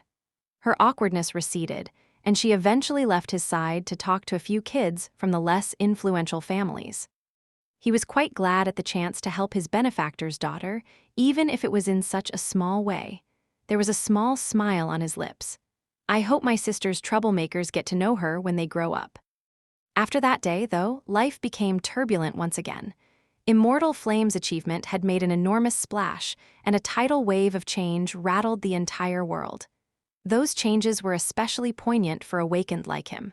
Soon, more ascended, called Masters now, emerged. The existence of the Category 3 gates was revealed, plunging humanity into chaos for a while. Eventually, Orem started to make tentative preparations, planning on challenging the second nightmare himself. In all that turmoil, he had not thought about little Kai's song a lot. Until the day came when he regretted it bitterly. That was because, by then, the first generation of children born after the descent of the nightmare spell reached the age that allowed them to become infected by it. And awakened like him quickly discovered that the children of those who had passed the trial of the spell were much more likely to become its victims. Chapter 1933 Legacy. Several years later, Orem found himself standing at the edges of a desolate lot, watching massive construction machines moving some distance away. A tall alloy wall had been raised near the outer radius of NQSC, enclosing a vast space. The city had been quite crowded lately, with many people even having to settle outside the barriers. How they survived out there, he could not imagine. But they did. So, the value of this plot of land was astronomical. It could be measured in human lives after all. The construction was nearing the end. The wall was mostly complete, the moat in front of it had been dug. Fearsome turrets were already installed atop the rampart, although none had been brought online yet. It looked like a fortress ready to repel an attack by a titan. As he watched, a large group of awakened used their inhuman strength to hoist an immense alloy gate up painted red. It stood out starkly against the dull metallic surface of the wall. A swarm of construction workers rappelled down a few moments later, ready to guide the enormous slab of red alloy into a complicated locking mechanism. When gods close a door, the nightmare spell opens a window. Hearing someone speak beside him, Orem turned his head in surprise. He had not felt anyone's presence there before. Considering how sharp his instincts were, sneaking up on him was a difficult task, and yet, someone seemed to have managed to do just that. Disconcerting. Orem noted the slurred words and the drunken giggle that followed the sudden proclamation, then smelled alcohol in the air. He frowned. There, just a step away from him, a disheveled man in expensive clothes was leaning on a wall, holding a mostly empty bottle of liquor in his hand. There was a snide smile on his lips and a strange expression in his cold, cold eyes. Orem looked away and smiled. I didn't know that it was possible for a master to get drunk. Are you pulling a prank on me? Ascended jest. The man turned to him and grinned. Yo, awakened Orem, funny to run into you here. Orem pursed his lips. He knew Jest rather well, and although the two of them were on friendly terms, the man always made him feel uncomfortable. Everyone was aware what role the Jest played in Warden's cohort, and how many people had died by his hand. Plenty of fringe factions had been quietly eliminated to restore the order in the world, after all.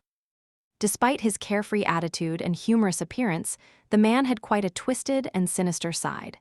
Les turned to the towering alloy wall and asked, his voice curious. Have you come to take a look too, Orem? Awakened Academy, what a grand name. Ah, but these lazy bastards, the opening is in a few days, and they haven't even finished setting up the defense systems. He sighed. Well, on the other hand, some might say that they're right on time. The Awakened Academy was a project that had been forced on the government by the factions of several renowned masters. Or rather, the government was forced to make it a priority. There had always been plans of creating a centralized education facility to newly infected carriers of the nightmare spell and the younger awakened. But considering how difficult and complicated the logistics of such an endeavor were, it always ended up on the back burner. Until now. That was because almost 18 years had passed since the descent of the spell, and the children of many original awakened were swiftly approaching the age that would allow them to be infected. In fact, some already had been. Much worse, the rate of infection among the relatives of awakened had been proven to be much higher than among the general population. The grim news had shaken the awakened a great deal. So, those in power had finally taken off the gloves and showed the government in no uncertain terms what its place was. Jest looked at the alloy wall somberly, the smile slowly disappearing from his face. You must have heard, right? Old Valor's youngest boy is infected. Immortal Flame's girl, too, and so many others. They'll be the first class of the Awakened Academy. Orem remained silent for a few moments. What about your kids? Just smiled. Nope, my kids aren't infected. My youngest is not of age yet. My oldest, he's dead. He didn't pass the first trial, so he's technically not infected anymore. There. This academy has nothing to do with me. As Orem looked away with a sigh, Just took another sip of liquor and laughed. Ain't it a joke, Drum? The nightmare, it never ends. All the dirty things we've done, and it's only getting worse. Worse and worse and worse. Ah, it's hilarious. He looked down, his gaze turning cold once again. Your sister's children are what, around 10? You must be thinking about a lot of things right now, too. Huh, Orem. Orem nodded slowly. Yeah, I am thinking, I really hope that they won't become infected. Of course, I'll need to prepare them well in case they do. Everyone would probably be thinking the same at the moment. The Awakened Academy was one thing. But the entire education system would have to be reworked. There were more and more infection cases every year, so it was not enough to teach children literature, sciences, and basic self-defense anymore. They needed to be taught how to survive, how to fight, and how to kill.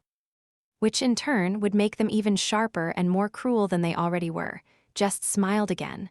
That is why I like you, Orem. Thank the gods you're still normal, at least. His expression changed again, growing cold and resentful. At this point, it was unclear if he was really drunk or just pretending in any case, Just uttered through gritted teeth, his voice full of contempt. Do you know what the others are thinking, though? Orem silently shook his head. Just smiled darkly. They are praying for their children to be infected and carry on their legacy. There's talk about dynasties, control over citadels, and consolidating power everywhere. Well, I get it. Fools like us have grown used to our lofty status, and that status only exists because of strength. If our children remain mundane, it will disappear like dew after we die. There'll be no legacy. Orem looked at him, unamused. I'd rather not leave a legacy, then. Just simply laughed. As if you have a choice. Orem, my friend, listen to this fool, abandon hope. In this era, the only thing worth believing in is the nightmare spell, and the spell is a cruel bitch. Just teach your kids well. Teach them really well, bastard. With that, he finished his liquor, waved a hand weakly, and headed away. See you at the opening ceremony, Orem. Old Valor is giving a speech. Ah, I love the scumbag, but he is so dreadfully boring. And yet, he refuses to accept the jokes I wrote for him. Honestly, I'd skip the entire thing if I were you. Orem watched him go in silence, his gaze heavy. Despite the piece of friendly advice, he did attend the opening ceremony of the Awakened Academy a few days later. It was there that he met Kai Song, once again Chapter 1934, First Class. The turrets on the massive wall were still being calibrated by an army of technicians, but the academy was already welcoming its first crop of young dreamers. This late in the year, there were a considerable number of them, almost 500. Some had come from here in NQSC, some had arrived from other cities in the northern quadrant. Many had even been brought across the oceans on heavily armored naval convoys, not only from Africa, Antarctica, and Australia, but also from the Americas. It was a clear sign of how seriously the government was taking the establishment of the academy. There were many distinguished guests as well. Orem was one of them, observing the ceremony silently. Jest had not shown up, which was probably for the best, but he saw a lot of familiar faces. Warden of Valor did indeed give a speech, and it was indeed a little boring. Filtering out the man's stern voice, Orem looked at the young dreamers. They had already done well to survive the first nightmare. In fact, there were much more survivors this year than ever before. It was most likely because the kids infected by the spell this year had all been born after its descent and grew up in its ruthless claws. They were a different breed. Honestly, Orem sometimes felt scared of the new generation. In any case, there was another trial waiting for them now. The winter solstice was not that far, and soon they would be sent to the dream realm. How many would be left alive? He hoped that all of them would, but of course, his wish was not meant to come true.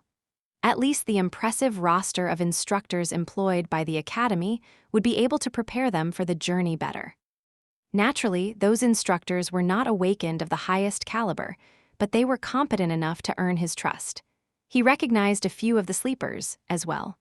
The tall youth with a cold expression was Anvil, Old Valor's son. He gave off an unapproachable impression and was easily noticeable because of his flawless poise and composure. His dark hair was cut neatly, and his gaze was sharp, unlike most of the sleepers, who seemed traumatized by their nightmares and frightened of the solstice. He was calm and collected, as if he was born to carry the nightmare spell. The youngest son of Valor was not the center of attention, though. Instead, it was a beautiful young woman standing next to him, wearing an easy smile on her lips. She was like a ray of sunshine in the somber atmosphere of the underground hall, attracting many furtive gazes from other youths. She was Smile of Heaven, Immortal Flame's daughter, and already a trailblazer, just like her father. After all, she was the first human to have earned a true name in the first nightmare.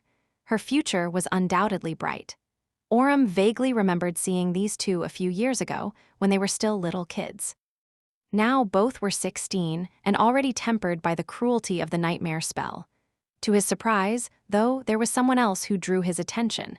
He did not know this youth and couldn't place him. The young man did not look like a child from any of the powerful families that had emerged since the descent of the spell, unlike Anvil and Smile of Heaven. The youth was wearing cheap clothes that were most of the way to becoming rags. He had black hair and piercing gray eyes, his gaze strangely heated. There was a quality of sharpness about him that only those who had witnessed a lot possessed, but also a hint of gentleness that was both endearing and out of place. Orem instincts told him that the youth was special in some way, but he couldn't quite put a finger on it. Ah, I see. He finally understood why the young man stood out among his peers and smiled slightly. It was because everyone else was trying to hide their glances, but the youth was staring at Smile of Heaven brazenly. What a brave fellow. Shaking his head, Orem looked away and threw another look at the sea of youthful faces. Then, he froze for a moment. There was another familiar face in the crowd, quite far from the center of attention, one that he knew far better than that of Valor's son or Immortal Flame's daughter. Little Kai. A dull pain pierced Orem's heart. She was a couple of years older than the other two, at the edge of the age susceptible to the plunder of the nightmare spell. She had almost been safe. Her youthful awkwardness was gone, replaced by quiet confidence. The hint of gloominess remained, though. Orem gritted his teeth and looked away. Of course, her mother was such an outstanding awakened after all. If even his niece and nephews were at risk, then little Kai would be, too. He sighed heavily. It's all right. She was Ravenheart's daughter. An apple did not fall far from the tree, and her mother would have prepared her well. Little Kai had already survived her first nightmare, proving that she was strong enough to endure the cruelty of the nightmare spell. Yes, her future would be one of bloodshed and peril, like that of all awakened, but Orem had been living this life for a while, and he was fine. Surely, she would be fine, too. Her mother ruled a citadel in the dream realm. Although the Song family was not very renowned, it was still one of the most distinguished families of the modern era. Little Kai had plenty of advantages to help her survive both in the waking world and in the dream realm, and he had his own problems to deal with. Too many of them to waste time on the child of an old acquaintance. Soon, the ceremony was over.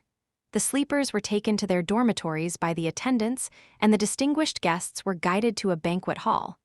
Orem found himself in the middle of a celebration once again. He did not attempt to socialize with his peers, though, standing in the corner with a somber expression. Eventually, he found his way to the center of the hall, where a small crowd was gathered around an exalted figure. Congratulations, sir. Your son has definitely inherited his father's valiance. How goes the struggle against the dark forest? I haven't visited Bastion in a while. Orem patiently made his way through the circle of sycophants and bowed slightly. Ascended Warden. The man, Warden of Valor, looked at him in confusion for a moment, then smiled slightly. Awakened Orem, it is nice to see you again. How is your citadel doing? If that fallen demon is still causing trouble in your territory, I can send some of my knights to assist you. Orem smiled politely. Thank you, but I have dealt with it already. Rather, I wanted to talk to you regarding something else. Warden's smile brightened a little, and he patted Orem on the shoulder. You took down a fallen demon, Orem? As expected, great. That is what an awakened should strive to be. He threw a derisive glance at the other people around them, then looked back to Orem. What did you want to talk about? Orem lingered for a moment, then said in a neutral tone, Actually, I was quite touched by your speech. Everything you said is true. These children are indeed our future. So, I was wondering if there is an instructor's position left open at the academy. I'm quite busy handling my territory and the citadel, of course, but I think I can stay at the academy for a few months. Learning from a seasoned veteran like me should benefit the kids, don't you think? Chapter 1935, Four Prodigies, I'm Instructor Orem. Orem looked at the youths crowding the dojo, hiding his confusion behind a cold expression. How the hell did he end up becoming a teacher?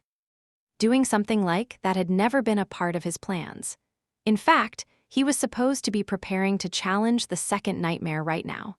His soul core had long been saturated, and he had carefully assembled a potent arsenal of suitable memories. He was even in negotiations to purchase a powerful echo. He was also in contact with several seasoned awakened, searching for reliable companions to enter the seed. Each of them had endured the horrors of the nightmare spell shoulder to shoulder with Orem at some point in the past, so he trusted both their skill and their character. However, assembling a strong cohort was about more than mere power. There was also the question of complementing each other's powers and covering for each other's weaknesses. Not to mention that most people were unwilling to even entertain the thought of gambling away their lives by challenging the second nightmare. In short, the process was slow. So why was he at the Awakened Academy, preparing to teach a combat class? Orem's gaze briefly fell on a young woman with raven hair and gloomy eyes. There was his reason. Of course, he did not let it show. It would not do little Kai any good if everyone knew that she was favored by one of the instructors. And more than that, he was not here to be her friend. He was here to teach her how to survive, and the lessons she needed to learn were all harsh and unforgiving. So, he had to maintain a stern facade. Plus, Orem was ashamed to admit that he had not been a good elder to little Kai. So, it was questionable if he even had the right to act friendly around her. Looking at the crowd of sleepers, he lingered for a few moments, and then asked in a cold voice, I will be teaching you combat. All of you here have already faced the first nightmare, so you are not children anymore. You'll be treated as adults. Don't expect any pity from me. The world is a ruthless place, after all, and the spell will not show you any mercy. Orem smiled darkly. What do you think the essence of combat is? Most youths remained silent, afraid to speak in front of the stern instructor. Only a few of them remained calm. Anvil, the tall young man with a cold and unapproachable expression, raised his chin slightly and answered in a calm, clear voice. The essence of combat is a confrontation between warriors. The warrior who wields a better weapon and knows how to use it with greater skill wins. Combat is the purest expression of one's valor and will, and therefore its essence is glory. Orem stared at him silently. So many words, so little sense. This poor kid must have spent too much time with his father. Warden of Valor was a great man, sure, but his solemn adherence to knightly values often went too far. It was more than enough to indoctrinate an impressionable child into having strange ideas, no doubt. Granted, young Anvil seemed better than he could have been. At least Orem saw a hint of cold practicality in him. His words might have been lofty, but he still remained grounded. Now, how do I disabuse him of these nonsensical notions without sounding too harsh? Before Orem could say anything, however, another voice resounded in the dojo. It was the youth with black hair and gray eyes he had noticed during the ceremony, speaking in a confident tone. The essence of combat is murder. His simple answer caused a few chuckles from the crowd of sleepers. Orem, however, looked at him with interest. Elaborate? What is there to elaborate? The enemy wants to murder you, and you want to murder the bastard first. That's all there is to it. Everything else is just nonsense. Orem suppressed a smile. What a feral child. The youth had been delivered to the northern quadrant by ship, so he had no friends and no family here. Or anywhere, most likely, considering his habits and attitude. Orem shook his head lightly. Not every battle is fought with the intent of killing the enemy. The youth suddenly smiled. Well, that just means that you're fighting it wrong. There was another wave of chuckles, and Orem blinked. That rascal. Something was telling him that he would have his hands full with this one. Smile of Heaven glanced at the cynical youth and hurriedly covered her mouth with a hand, trying to suppress mirth. Anvil, meanwhile, looked unamused.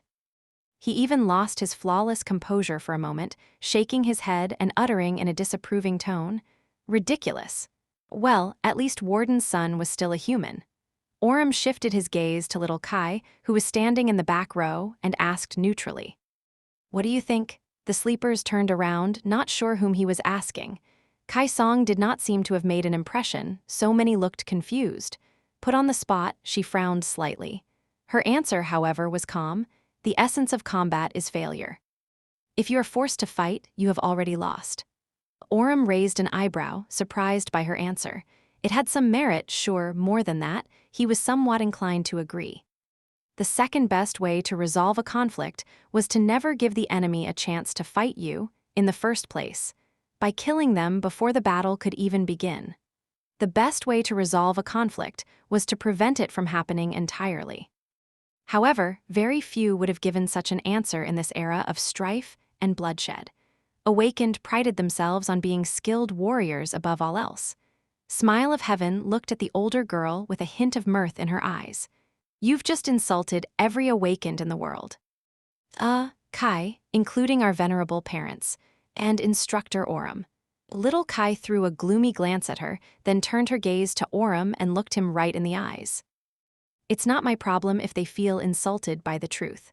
Smile of Heaven finally couldn't hold herself back and laughed. Orem sighed quietly. I'm going to have my hands full with this one too, aren't I? He couldn't have known, of course. But Sonny, who was experiencing his memories, did. He knew that this was the first conversation between four people who would go on to shake the very foundation of the world. Chapter 1936, Adulthood.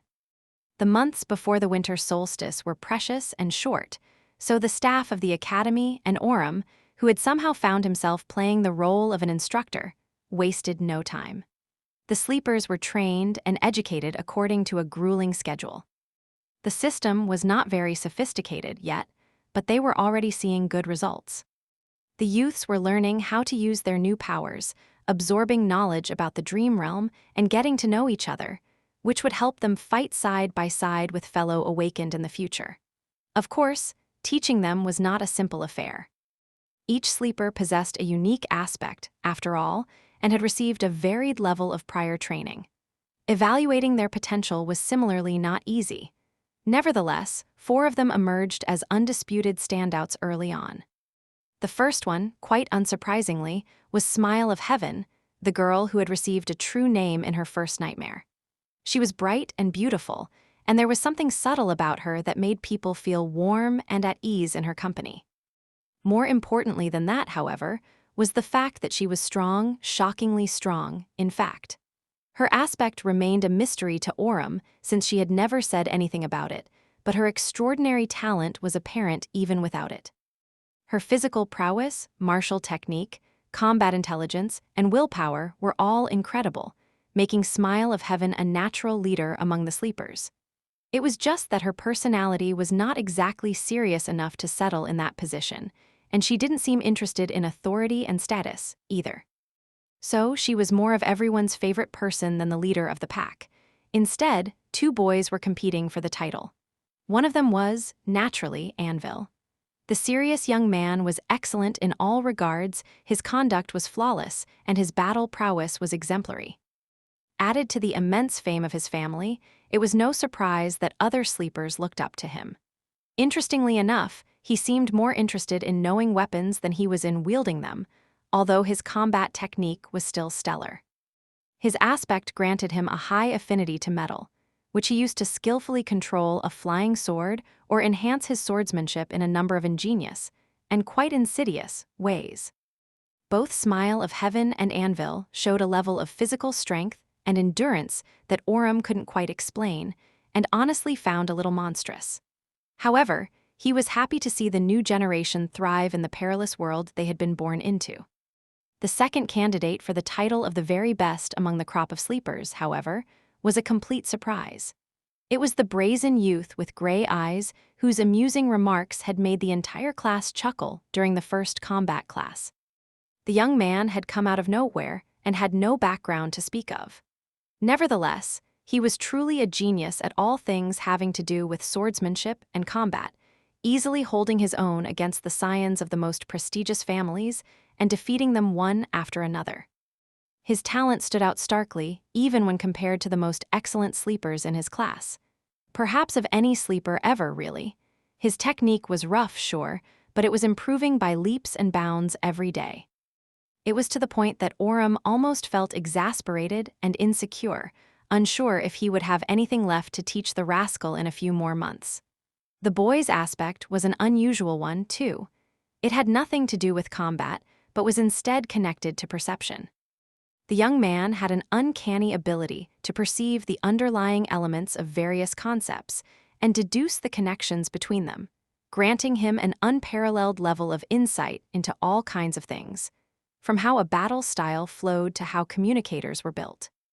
And lastly, there was Kai Song. While not as bright and eye-catching as the other 3, she soon quietly emerged as one of the strongest members of her generation.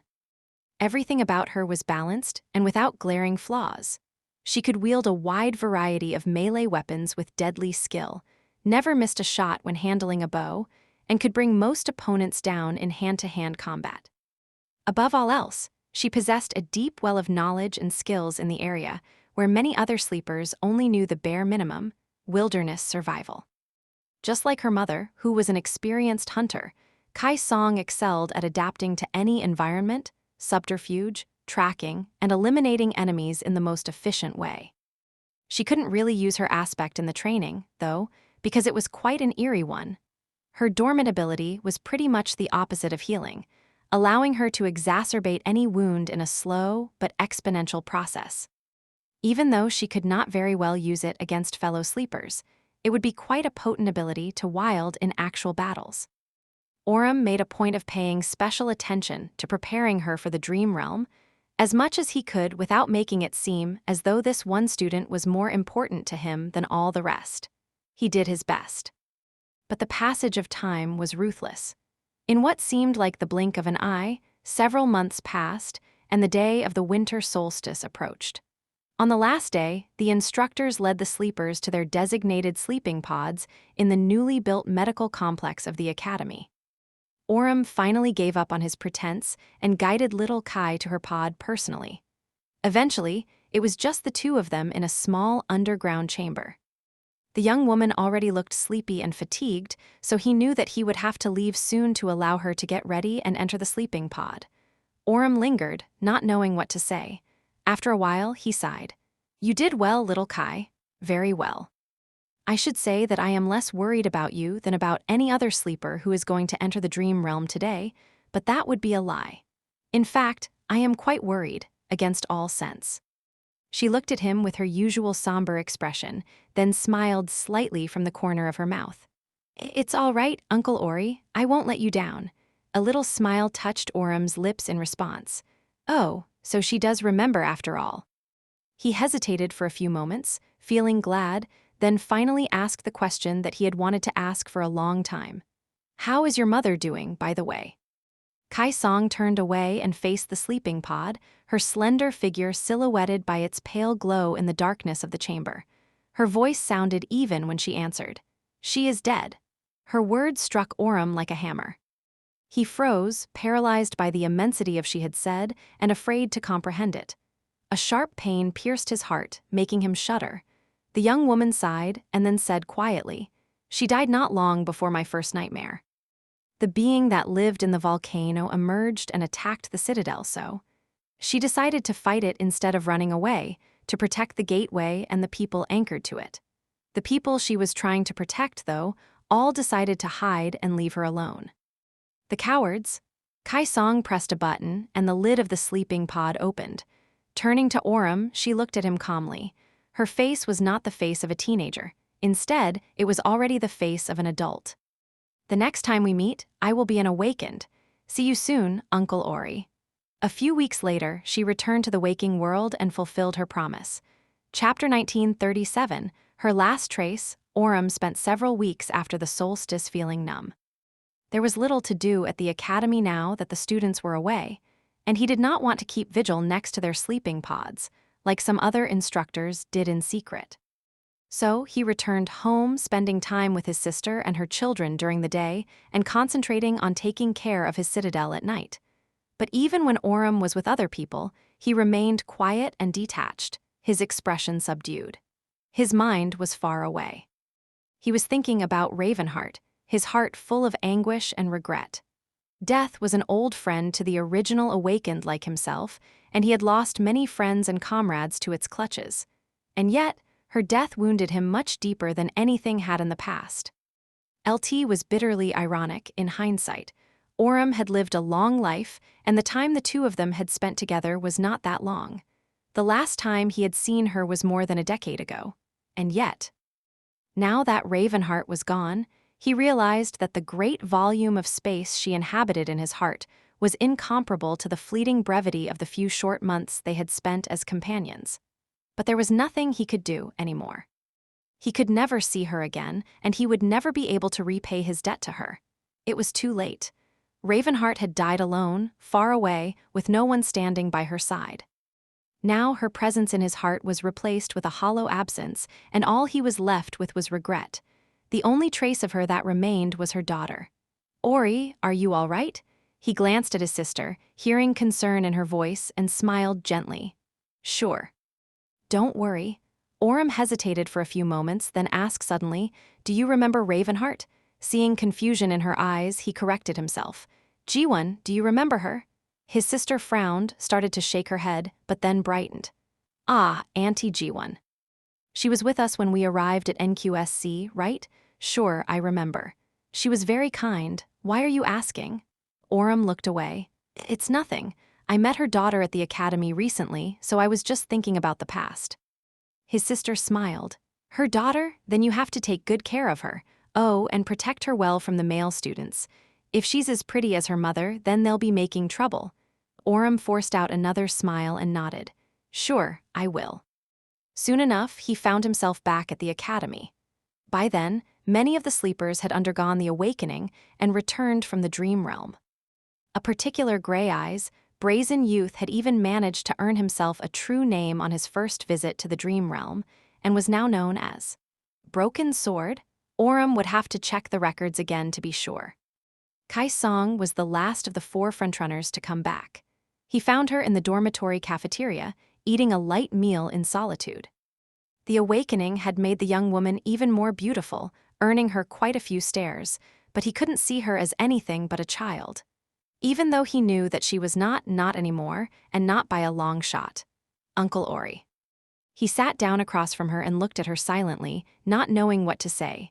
Was he supposed to offer her condolences, beg her for forgiveness, promise her that everything will be fine? All these words sounded hypocritical and hollow in his mind. Eventually, Orem said, "I heard that you ended up south of Bastion." Kai Song nodded slowly. "Yes, I was sent to the shores of the Stormsea. It took me some time to make it all the way to Rivergate." He considered the known geography of the dream realm for a few moments, then smiled. "It's not that far from my own citadel. If you want, I can reach Rivergate in a few weeks and take you back with me. You'll be welcome among my people. I'll take care of you." The young woman looked at him silently, her gaze calm and strangely dark. He couldn't read what she was thinking at all. Eventually, she asked, "Why would you go to all the trouble on my behalf?" Orem met her gaze, then leaned back with a sigh. Indeed, they were passing acquaintances at best. Little Kai was an orphan now, with no valuable connections to speak of. While talented, she had not proven herself yet, so there would be no factions clamoring to recruit her at all costs. Considering all that, his offer to brave the dangers of the dream realm for her sake could hardly be explained. Unless one considered less savory motives. Orem shook his head and answered simply, "Because I owe your mother a debt." He had wanted to say that he was Ravenheart's friend, but realized that he did not even deserve to make that claim. Kai Song sighed deeply and looked away. After a while, she suddenly asked, "How great a debt?" Orem hesitated, unsure how to answer. Eventually, he simply shrugged and said in a neutral tone, "Great enough." The young woman nodded slowly and faced him once again. "Then I have a favor to ask you, Uncle Ori, a big one." She paused for a moment, then said in a determined tone, "Please help me reach my mother's citadel." Orem frowned. Ravenheart Citadel. From what he remembered, it was called Jade Palace, and very little was known about it. After all, it was so remote, infinitely far from most populous human enclaves in the dream realm. Many regions of the dream realm had already been explored, but few were under human control. The area around Bastion was relatively known, stretching all the way to the inhospitable mountain chain in the north. Beyond the mountains lay a vast and largely untamed wilderness, and beyond even that, a titanic mountain range known as the Hollow Mountains rose toward the sky. A few daredevils had crossed the first mountain chain in the past, but no one had ever returned alive from the Hollow Mountains. They were a death zone, which was a name given to those regions of the dream realm where no human could ever survive. The Jade Palace was said to be situated near the Hollow Mountains, but far, far to the west. The problem was that if one traveled west of Bastion, they would hit an impenetrable barrier of death zones as well.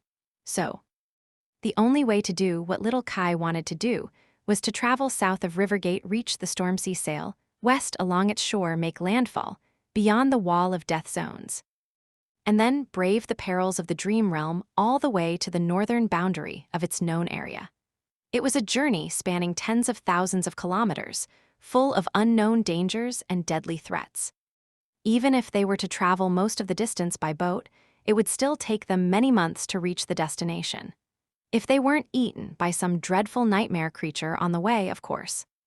The other option was to somehow find a nightmare gate connected to a seed in the vicinity of the Jade Palace and follow the call there.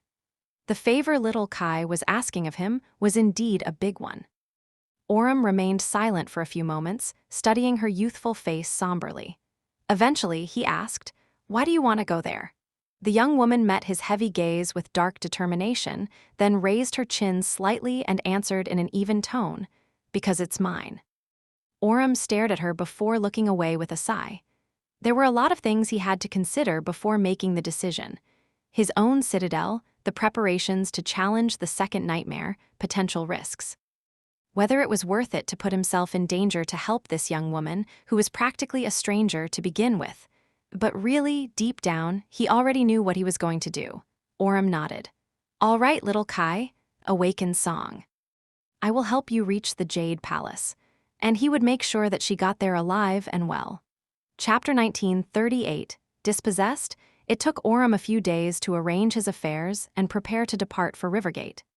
He was not a pillar of humanity by any means, but he was still a very wealthy man. Even if the worst happened, his sister and her kids would not want for anything. They shared his high rank in the controversial citizenship system established by the government a few years back, as well. That said, Orem was not planning on dying in some godforsaken corner of the dream realm on the way to the Jade Palace. He was not arrogant, but he was confident in himself. Seasoned awakened like him were few and far between. In the whole world, there were maybe only a few dozen. He had not only survived, but also thrived during the darkest days of humanity. So, the nightmare spell would have to work really hard to bring him down. Leaving his body in a sleeping pod and walking through the gates of his citadel, Orem traveled south. Traversing the wilderness reminded him of his younger days, but he did not allow nostalgia to make him complacent. A couple of weeks later, he arrived at the edges of an ancient forest. His armor had a few scratches, and there was a scattering of soul shards in his pack. A trail of dead abominations was left in his wake. The forest was an entirely different kind of beast. Entering it alone was simply asking to be swallowed by it. So, Orem made camp and waited for a while. The sea of leaves rustled in the distance, and the nearby river murmured as it flowed south, disappearing between the tall trees. He spent a restless night on its bank. On the next day, a battered ship appeared from somewhere upstream. And Orem used his chance to brave the strong current and climb aboard. The crew was surprised to see him, but glad to have another awakened blade with them for the last and most dangerous leg of the journey. The river was teeming with nightmare creatures, but it was still safer than the dark expanse of the forest. So, unless someone had a cohort of warden's knights escorting them, they preferred to travel by water. Orem reached the Mirror Lake, changed ships at Bastion, and continued on his way to Rivergate. By the time he met little Kai there, he was carrying quite a few soul shards with him. Here, take them. The more saturated your core is, the easier it will be for us to travel. The young woman took the shards silently and crushed them one by one in her fist. They were currently in the dining hall of Rivergate. There was a small crowd of awakened having a meal there, some of them warriors serving jest, some simply people anchored at the ancient fortress. The master of the citadel himself, luckily, was nowhere to be seen. Now that Anvil had awakened, his father's old comrades, those of them who were still alive, were probably busy guiding the young man in hunting down nightmare creatures in the wilderness, both to saturate his core and to help him gain experience. Warden had big hopes for his youngest son. Orem looked at little Kai quietly. She was wearing an enchanted black leather armor, trying to look calm and confident. However, he knew that she was most likely disoriented and afraid.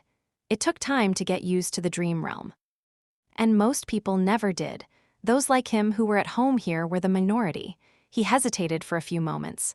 Why do you really want to go to the Jade Palace? Are you planning to take revenge on the nightmare creature that killed your mother? If so. Sure, let's do it, but we'll have to be careful. Ravenheart was strong, so if that thing managed to kill her, we have our work cut out for us. She paused for a moment, then shook her head. No, the nightmare creature, it's already dead. Mom killed it before succumbing to her wounds. Orem raised an eyebrow. Why then? Little Kai gave him her usual gloomy look and remained silent for a while. Eventually, she said, she arranged for the citadel to become mine in case anything happened to her. The uncles and aunties who live there, they were supposed to take care of me and carry out her will. Orem frowned, already suspecting what had happened. But they haven't, she smiled darkly. No.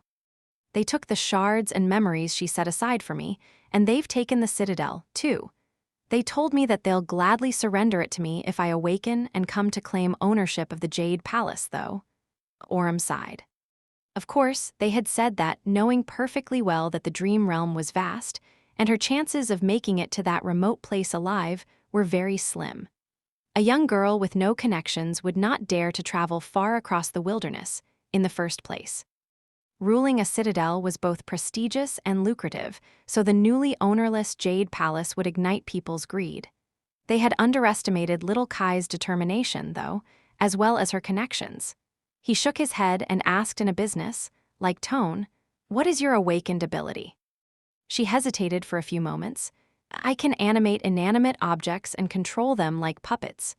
Orem considered that ability for a while. It sounded useful, almost as if little Kai could create surrogate echoes without actually receiving them from the spell.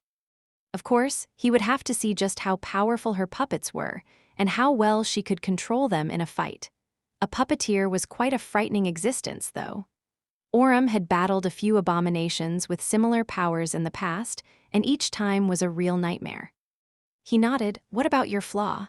The young woman stared at him silently. "I'm not telling." Orem laughed. "Good, I would have stopped you if you tried. Never reveal your flaw to anyone, girl, not even your family." She continued to stare at him with the same expression. "I don't have a family." He hid his pain and discomfort behind a smile. "Well, you will, hopefully, one day soon." At that, her expression subtly changed, turning even more gloomy. They left Rivergate the next day, traveling by boat to the shores of the Stormsea. There, a large ship was already waiting for them. Orem had pulled some strings and arranged passage west for himself and little Kai. Despite the fact that he knew the captain, hiring her had cost him a fortune. Soon, the ship set sail and dove into the perilous mists of the nebulous ocean. Chapter 1939 Life and Death. Orem had seen too many terrible things to count, both before and after the descent of the nightmare spell. But the voyage across the Stormsea was by far the most harrowing experience of his life.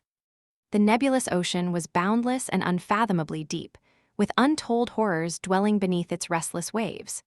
It was shrouded in impenetrable fog sometimes, and at overtimes surged and boiled in the throes of devastating storms.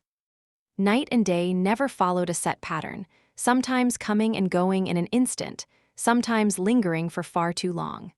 Most of the time, though, there was twilight, with countless pale stars shining on the velvet background of the distant sky.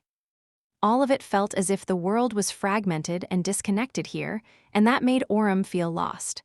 The fact that he was away from land, which was the foundation of his aspect, did not help one bit. The wooden ship they sailed upon was constantly assaulted, either by the towering waves and hurricane winds or by dreadful abominations that dwelled beneath the waves. And that was even after their experienced captain had set a course that took them past the dwellings of the truly deadly nightmare creatures, sticking close to the shore, where the danger was less severe. Both Drum and little Kai were forced to participate in many battles, barely surviving a few of them. And I thought that Warden and his people, who had chosen to settle in the middle of an actual Titan, were insane. Nightwalker and his ilk were far more crazy. The captain, a beautiful ascended woman with strange indigo eyes, seemed perfectly at ease in these terrifying waters, though never losing her cheerful mood. The only times she looked wistful was then talking about her newborn baby, an infant boy named Neve, whom she had left in the waking world to make this journey. Orem felt a bit guilty for cashing in the favor she owed him. In any case, he was having trouble maintaining his composure at sea. Considering that little Kai had just awakened and did not have a lot of experience, he would have expected her to struggle much more. But to his surprise, he took the horrors of the Stormsea in stride, never showing any signs of fear or agitation. It took him some time to understand that it was because she had never expected anything else from the world, to begin with. Orem and the other awakened of his generation had a frame of reference, and were able to compare reality to how it used to be before the nightmare spell. Little Kai and her peers, however, had been born into the dread of the spell and grew up surrounded by nightmare gates, murderous abominations, and chilling stories of the dream realm. They had never known anything else, and so the terrors of the modern era were simply mundane reality to them. Orem understood that rationally, but the young woman's callous indifference still seemed eerie to him. It was more than a little inhuman. Nevertheless, it was quite helpful on this dangerous journey. The Stormsea was harrowing, but it did not claim their lives. Eventually, the ship made landfall on a desolate shore far west of Bastion and Rivergate, past the impenetrable barrier of death zones. Orem and little Kai said their goodbyes to the ship's crew and captain and headed deeper inland alone. It took them a few weeks to reach the River of Tears, which would serve as their guide on the way north. The estuary of the Great River was ruled by a particularly terrifying nightmare creatures, so ships couldn't enter it from the storm sea. That was why Orem and the young woman he was escorting had to travel by land. Looking at the vast river, little Kai sighed. It's a shame. If someone managed to slay that thing and conquer the estuary, human territories in the west would have become connected to the storm sea, and therefore to the eastern enclaves. They would have started to develop much faster. Orem smiled. Well, maybe someone will one day in the future. For now, however, a corrupted terror is too dire of an adversary for us humans. It's not impossible to kill one if enough ascended joined forces, but many of them would probably perish. His smile dimmed a little, and he sighed. For now, all we humans can do in the dream realm is survive. And even then, just barely. I don't think we'll be able to concern ourselves with things like progress and development anytime soon. Little Kai remained motionless for a while, looking over the vast expanse of flowing water with a thoughtful expression. Eventually, he turned away and aimed her gaze north. "Let's go, Uncle Ori." And so, they did. There was a citadel on the shore of the River of Tears, a few weeks of travel north. From there, they would be able to hire a rowboat and sail upstream, either all the way to the edges of the Moonriver Plains, or until the boat was destroyed by the abominations populating the river. Orem and Little Kai had plenty of opportunities to fight side by side on the way to the citadel. Of course, he was the main force of the small cohort, but due to his power and his experience. However, these skirmishes helped Orton understand just how precious the young woman's aspect truly was. It was not even her awakened ability, which allowed Little Kai to bring inanimate puppets to life. Those were strong and convenient to have around, sure, but heavily limited by her ability to construct them. After all, animating a log would not be very helpful, considering that a log was relatively fragile and, most importantly, had no articulated limbs. The young woman had made a few crude dolls out of clay that Orem had summoned, hardened to resemble granite and shaped. They were quite handy, drawing the attention of the nightmare creatures away, stalling the enemies, and giving him a chance to slay the abominations without risking his own body. If one was destroyed, another one could be built. Sadly, these dolls were still too weak, no stronger than mundane humans would be and far more clumsy. Perhaps if Little Kai had spent a fortune to commission one or two from an awakened craftsman, things could have been different, but it was not something they could do now. It was her dormant ability, however, that made Orem reevaluate the young woman's aspect. Little Kai's insidious power was reasonably strong on its own, but it was when she fought side by side with someone else that it truly shone. Especially someone like Orem, who possessed an aspect capable of dealing direct damage to the enemy. With the young woman by his side, his own effectiveness increased exponentially. That was because Orem did not have to deal fatal wounds to nightmare creatures anymore, which was quite difficult to do. Instead, any wound sufficed, from relatively severe ones to insignificant and shallow. If he managed to as much as scratch an abomination by controlling the earth, Little Kai's power would infect the little wound, slowly making it more and more dire. The cut would continuously widen and grow deeper, more and more blood would flow from it, and the flesh surrounding it would start to rot. If enough time passed, the scratch would become a deadly wound, draining the nightmare creature of all life. And the more deep the initial wound was, the less time had to pass. Watching the abominations die in agony was quite chilling, but also quite satisfying. More than that, Orem felt at peace, knowing that with such power, Little Kai would be welcomed by any cohort. Even the best warriors would benefit greatly from having her by their side, and that was not even considering her excellent martial talent and keen mind. 80, her future was all but set, if she survived that journey, of course. Ensuring that was his job. Chapter 19, 40 Ugly Side. Orem's confidence had not been in vain. In the end, they did make it across the entirety of the explored area of the dream realm alive, even if it took them many months. The journey had been dreadful and permeated by the stench of blood, but he and Little Kai had not had to endure it without respite. They traveled from one citadel to another, slowly moving north, and took breaks when arriving at a new human stronghold. Sometimes they simply remained at the citadel, enjoying the hospitality of the locals, patching up their wounds, and recuperating. Sometimes they used the gateways to return to the waking world, climb out of the sleeping pods, and let their tired minds and souls rest by enjoying the lavish offerings of the modern era. In the process, Orem had to reevaluate his opinion of the Western human territory in the dream realm. Yes, it was far less lively and populated than the Eastern enclaves, but there were still far more people using the isolated citadels as shelter than he had expected. It made sense, in hindsight. The number of awakened in the world was increasing with every year, and it was already incomparable to the early days of the nightmare spell that he remembered. Back then, the dream realm was alien and frightening, and meeting a single human here felt like a blessing. But now, there were whole communities with hundreds or even thousands awakened living here. Many of those awakened did not even have to fight for their lives every day, providing valuable services to the warriors or working to maintaining and improve the citadels, even in the West. Some of the citadels here were small and constantly besieged by abominations, but others were like small towns, with strong garrisons and powerful lords leading the people to, if not prosperity, then at least stability. The only thing that was missing was a figure like Warden, someone strong enough and influential enough to unite the disparate groups of struggling awakened and build connections between their strongholds, allowing humans to cooperate and support each other. Little Kai was absorbing the reality of this wild land like a sponge, observing the lives of the local awakened with her serious, gloomy eyes.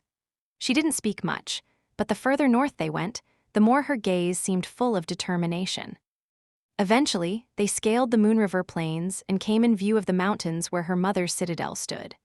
On that day, Orem looked at the sky and saw dark flakes of ash fall from it like snow. He lingered for a while, then sighed, and then looked at the silent young woman by his side. In these months they had spent together, little Kai had grown from a newly awakened novice to an experienced warrior. The excellent foundation of martial techniques taught to her by Ravenheart bloomed, becoming actual skill. That skill had been sharpened by countless battles with nightmare creatures, and her character had undergone a subtle change, giving her more confidence. Her soul core was also much more potent now, reinforced by hundreds of soul shards. She had also earned quite a few memories and was not at all a destitute awakened she had been after her inheritance was stolen by unscrupulous people. However, Orem had not taught her the most important lesson, one that he was reluctant to teach the daughter of his dead friend and benefactor, but nevertheless had to. There was no place for naivete and innocence in the dream realm. He sighed. Little Kai. We will reach the Jade Palace soon. She nodded, then smiled a little. Her smile looked a little dark with ash swirling around her pale face. Finally, Orem hesitated for a moment. What do you think will happen when we do? When those people promised to surrender their claim to your mother's citadel, they weren't necessarily being sincere. You know that, right? The young woman just stared at him silently, as if not understanding the question. He pursed his lips. You've grown quite good as battling nightmare creatures, little Kai. You've done well to survive so far, but you need to realize something important. Out here in the dream realm, abominations are not the only danger. Humans can be just as dangerous as abominations and just as monstrous. Do you understand what I am trying to say?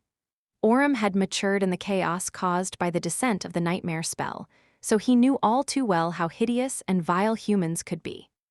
Little Kai, however, was raised in the world where relative stability had already been established.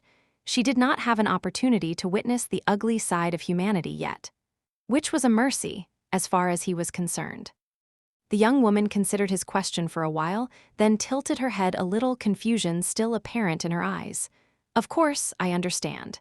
She lingered for a moment and then added matter-of-factly, I'm a human too.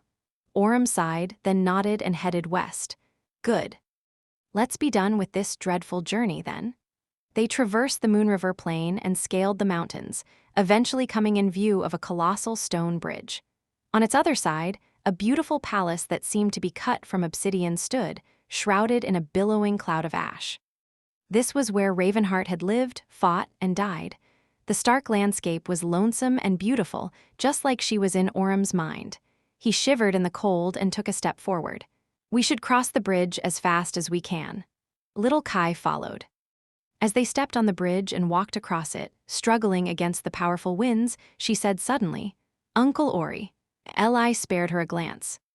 The young woman remained silent for a few moments and then said quietly, "No matter what happens once we reach the citadel, don't interfere. I have to handle it myself. Promise me."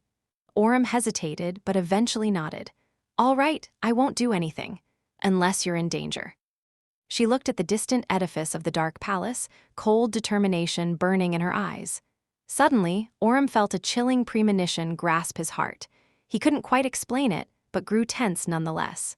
Chapter 1940, Children of a New Era.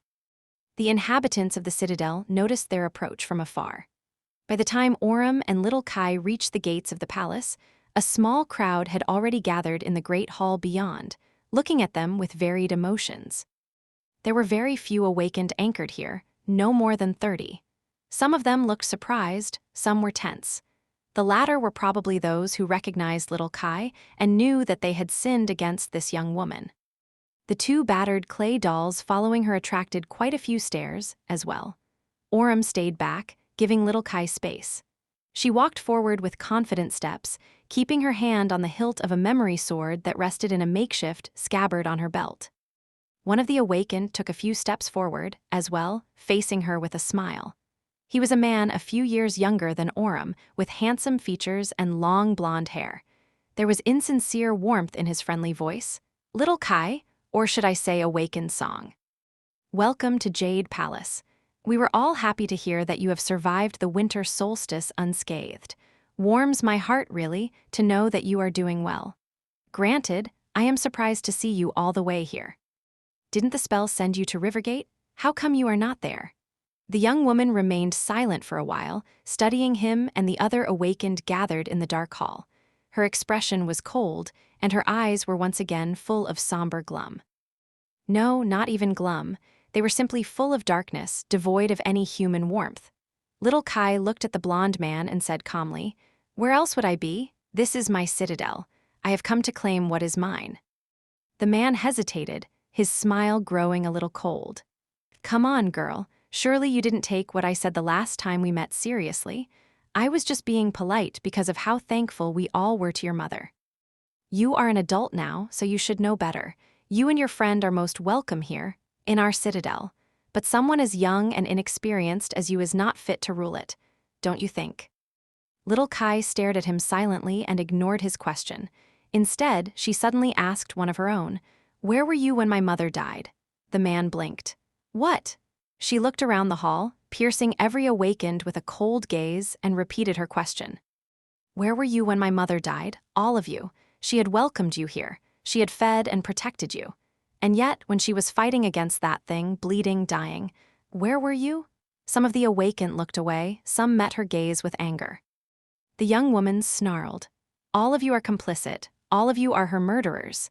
And yet you have the audacity to claim that this is your citadel, that I am too weak to rule it. You cowards are calling me weak." The blonde man's smile disappeared, replaced by a dark expression.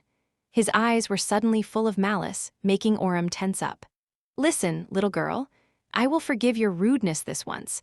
I am quite a magnanimous person after all, and so are my people. Considering what we owe your mother, we are willing to let this entire misunderstanding go. She was a benevolent and generous person, too, so you should show the same grace and forgive us as well, like she would have. Carrying resentment in your heart won't be good for you." There was a subtle threat in that last sentence. Little Kai looked at him for a moment, then slowly shook his head. "Gods might forgive, but I won't." He frowned. "What?" Little Kai closed her eyes for a moment. "Then again, gods are dead, and my kind mother is dead too." The man's frown deepened. But before he could say anything, the young woman's hand moved and her sword pierced his neck. His eyes widened, and a torrent of blood flowed from his mouth. Standing near the gate of the palace, Orm flinched, shocked. Little Kai, meanwhile, shook the corpse of the blonde man off her sword and took a step forward. Her expression did not change at all, as if she had not just killed a human being. The rest of the awakened were a few seconds too late to react. Some reeled back, some reached for their weapons or began to summon memories. The young woman wielding a bloodied sword did not say anything more, dashing forward in eerie silence. Her two puppets moved, too. Orem stood frozen near the wall, watching the battle in horror. He had already known how skilled little Kai was and how eerie her aspect was. But he had never seen her ability used against fellow humans. Only when he saw Awakened scream and try to stem the flow of blood from wounds that had seemed shallow, falling to the ground in agony, did he realize how terrifying and morbid the young woman's power truly was. And how chillingly ruthless she was, taking lives, gifting death. There were almost 30 Awakened in the Jade Palace, but they were no match for one of the most talented students of the academy. If they were strong, they would not have run away or hidden themselves when Ravenheart faced her last enemy. Still, they could have easily overwhelmed little Kai with sheer numbers, if they were brave enough and decisive enough. But they were not, and she gave them no time to get their fear under control. In fact, she purposefully terrified and intimidated them, killing the first few in the most gruesome and cruel way. After that, it was a slaughter. The clay puppets eventually fell, their bodies broken and shattered, but the young woman was relentless. As Orem stood, motionless, she methodically killed most of the Awakened in the hall. Some tried to escape, but she hunted them down one after another. No one was spared. Her retribution was cruel, thorough, and merciless. Some time later, the dark hall of the Jade Palace was the scene of a morbid massacre. Dozens of mutilated bodies littered the floor, and a lake of blood gathered on the floor, glistening coldly in the light of crude torches. Little Kai was standing in the center of that crimson lake, breathing heavily. She was soaked in the blood herself from head to toe. Much of this blood was her own, but most was not. And yet, her expression was still calm and indifferent, as if what she had done was nothing special. As if what she had done was only natural. It was not the slaughter, but that lack of shock, trauma, and remorse that made Orem feel as if his heart was constricted and full of terror. This was that they were the children of the new era, those born into the world of the nightmare spell. Frowning deeply, Orem finally moved and walked slowly toward little Kai. Toward Kai Song. As he approached, he looked at him and smiled. "Uncle Ori, I am done here. We can take the gateway next." She did not even seem to notice how disturbed he was and had not assumed that he would be. Orem studied the bleeding corpses silently. Eventually, he faced her and asked, his voice trembling a little, This. Do you think that this is what your mother would have wanted?" The young woman looked at him strangely. She frowned a little, as if confused by his question once again. Then, she shook her head. "No, of course not. My mother was a very kind person." Before he could say anything, Kai Song sighed and added, her voice an odd mix of sorrow, longing, and resentment. "That is why she is dead." She looked at the people she had killed, gave one of the corpses a kick, and looked at Orem with calm indifference. "It is just how you have taught us, Uncle Ori. The world is a ruthless place, and the spell will not show us any mercy. There is no place for kindness in this world." He shivered slightly, hearing his own words come out of her bloodied mouth, spoken so easily and with such confidence, as if it was a trivial truth. "That is not what I meant." But instead of saying that, Orem winced and covered his face with a palm for a moment. Eventually, he sighed. "You still made a mistake, Kai Song. Whether they deserved to die or not, you still needed them. One person can't defend a citadel. You should have executed the leaders and brought others to heal. You need warriors to serve you. Otherwise, the first swarm of nightmare creatures will make the Jade Palace their nest." The young woman looked around, then smiled brightly. "About that, I've been thinking about my aspect lately, Uncle Ori. These clay puppets we've made, I think they were the wrong solution all along." Orem frowned, not understanding what she meant. He remained confused up until the moment the first of the corpses suddenly moved and then slowly rose to the ground. Kai Song rubbed her chin and then nodded in satisfaction. "Yes, this works much better." Chapter 1942, Master Orem. The last memory of Master Orem Cassie showed Sunny took place several years later. By then, the Jade Palace, now known as Ravenheart, had already become a thriving citadel, attracting thousands of humans from the eastern reaches of the dream realm. Kai-Song herself had become a renowned awakened, her fame second only to that of those three brilliant stars of her generation: Smile of Heaven, Broken Sword, and Anvil of Valor. Her influence and authority spread all the way to the estuary of the River of Tears, where a corrupted terror still dwelled, blocking convenient access to the storm sea. The prominent families of the first generation were already being called the legacy clans. Valor, Immortal Flame, and the newly established House of Night were at the height of their power, known as the best among equals. No one called them the great clans, yet, but the idea of some distinguished families being a cut above the rest was already apparent. Clan Song was relatively small and unassuming when compared to these titans. Orum's relationship with Kai Song, however, had grown distant over the years. After helping her settle in the newly retaken Jade Palace, he made the long journey back home, where his own citadel was waiting for him. They still saw each other in the waking world from time to time, but not too often. It was partially because both were terribly busy with their own affairs, and partially because Orum did not feel completely comfortable around little Kai anymore. That strange discomfort made him feel both ashamed and conflicted, but he could not do anything about how he felt. That young woman frightened him a little. Many things happened since the day she massacred the people whom her mother had died to protect. New regions of the dream realm were explored and conquered. The number of awakened continued to grow exponentially. Orum himself finally challenged the second nightmare and became a master, receiving his legacy relic as a reward. His niece turned 16 and became a carrier of the nightmare spell, which was why he was now back at the Awakened Academy, preparing to continue educating her in an official capacity. The first batch of sleepers had yet to arrive, so there was nothing much for him to do. Orum checked the equipment in the dojo, then visited the medical complex, and finally made his way to the cafeteria to have an early lunch. His steps slowed down as soon as he entered, though. That was because there was someone familiar sitting behind one of the tables in the mostly empty dining hall. Little Kai looked quite different now. She was still young, but the teenage girl he remembered was gone, replaced by a mature young woman. She had to be 24, 25 by now. Her gloomy awkwardness was replaced by confident grace, and her ravishing beauty was impossible to ignore. Orum hesitated for a moment, then put on a smile and headed in her direction. Awakened Song, it is so nice to see you, young lady. How have you been? Her own charming smile seemed quite sincere. Master Orum, I didn't expect to run into you here. I am doing well, thank you.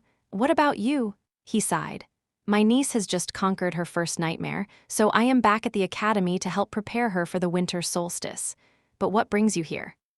Are you planning to teach a class or consulting one of the specialists? Kai Song leaned back a little, glanced at the empty chairs surrounding her table, and echoed his sigh. No, I am meeting a few colleagues to discuss an important matter. We chose the academy to reminisce a little. Sadly, they seem to be running a little late. Well, their time can be said to be more valuable than mine. There was a gentle suggestion of dissatisfaction in her voice. Orum remained silent for a moment, then smiled. Well, I'll scold them if you want. For now, though, I'll leave you and go get something to eat. We should catch up after your meeting is over, though. I really want to hear all about how your citadel is doing. The shallow politeness of their conversation pained him deeply, but at the same time, he felt a little relieved to have a way out. Orum excused himself and went to take a seat a few tables away. By the time his food arrived, a few new faces appeared in the cafeteria. It was a very august reunion. Smile and Heaven and Broken Sword, his former students, arrived first. The two had been attached at the hip ever since their days at the academy, but were officially married now. They were a beautiful couple indeed. Broken Sword spoke first, his calm voice too strong and confident to be ignored. Awakened Song, please forgive us for being late. Smile of Heaven grinned and landed on a chair next to Kai Song, grasping her shoulder in a friendly manner. Song, I haven't seen you in ages. Since the wedding, I think. What, did you not like the cake? Impossible. Mom personally made that cake. Not long after, two more people arrived. One was Anvil of Valor, as composed and serious as ever, while the other, The other was an unfamiliar youth with a pleasant smile on his lips. Orem would have mistaken him for one of the sleepers who were supposed to arrive at the academy in the next few days, if not for the fact that the teenager was obviously already an awakened. The two of them took their places across from Broken Sword and Smile of Heaven, Anvil greeting everyone with a few short words. The five awakened remained silent for a few moments, but then Broke Sword suddenly slapped Anvil on the shoulder and smiled brightly. "Congratulations! I hear you're a father now. Gods, you didn't waste any time, did you, Vale? I can't believe you have a son." Anvil glanced coldly at his shoulder, then cleared his throat. "Well, yes, in any case, we should discuss the preparations, shouldn't we? You know that I have invited Awakened Song to join us. Naturally, she needs no introduction, we all know how excellent Kai is. This young man, however..." He looked at the smiling youth, lingered for a moment, and then added calmly, "This is Asterion. We met in Bastion, and I believe that he will be of great help when we challenge the second nightmare." Orem's memory ended there. He moved further away to avoid eavesdropping on the conversation, not knowing that what he was witnessing was the inception of the legendary cohort that would shake the foundations of the world. After that, Sunny found himself back in the damp cell, looking into Cassie's beautiful blue eyes through Orem's own. The ironclad figure of the King of Sword towered behind her, both familiar and unrecognizably changed. The features of the young man Orem had once taught could still be recognized on the somber face of the sovereign, but just barely. Anvil's gaze was infinitely heavier than it had been once, and there was no hint of human emotions in it anymore. Only the cold indifference of sharpened steel. Cassie lingered for a moment, feeling tired and drained of essence. There were other spies she would have to interrogate, too. She sighed and then rose from her knees. Taking a step back, she faced Anvil.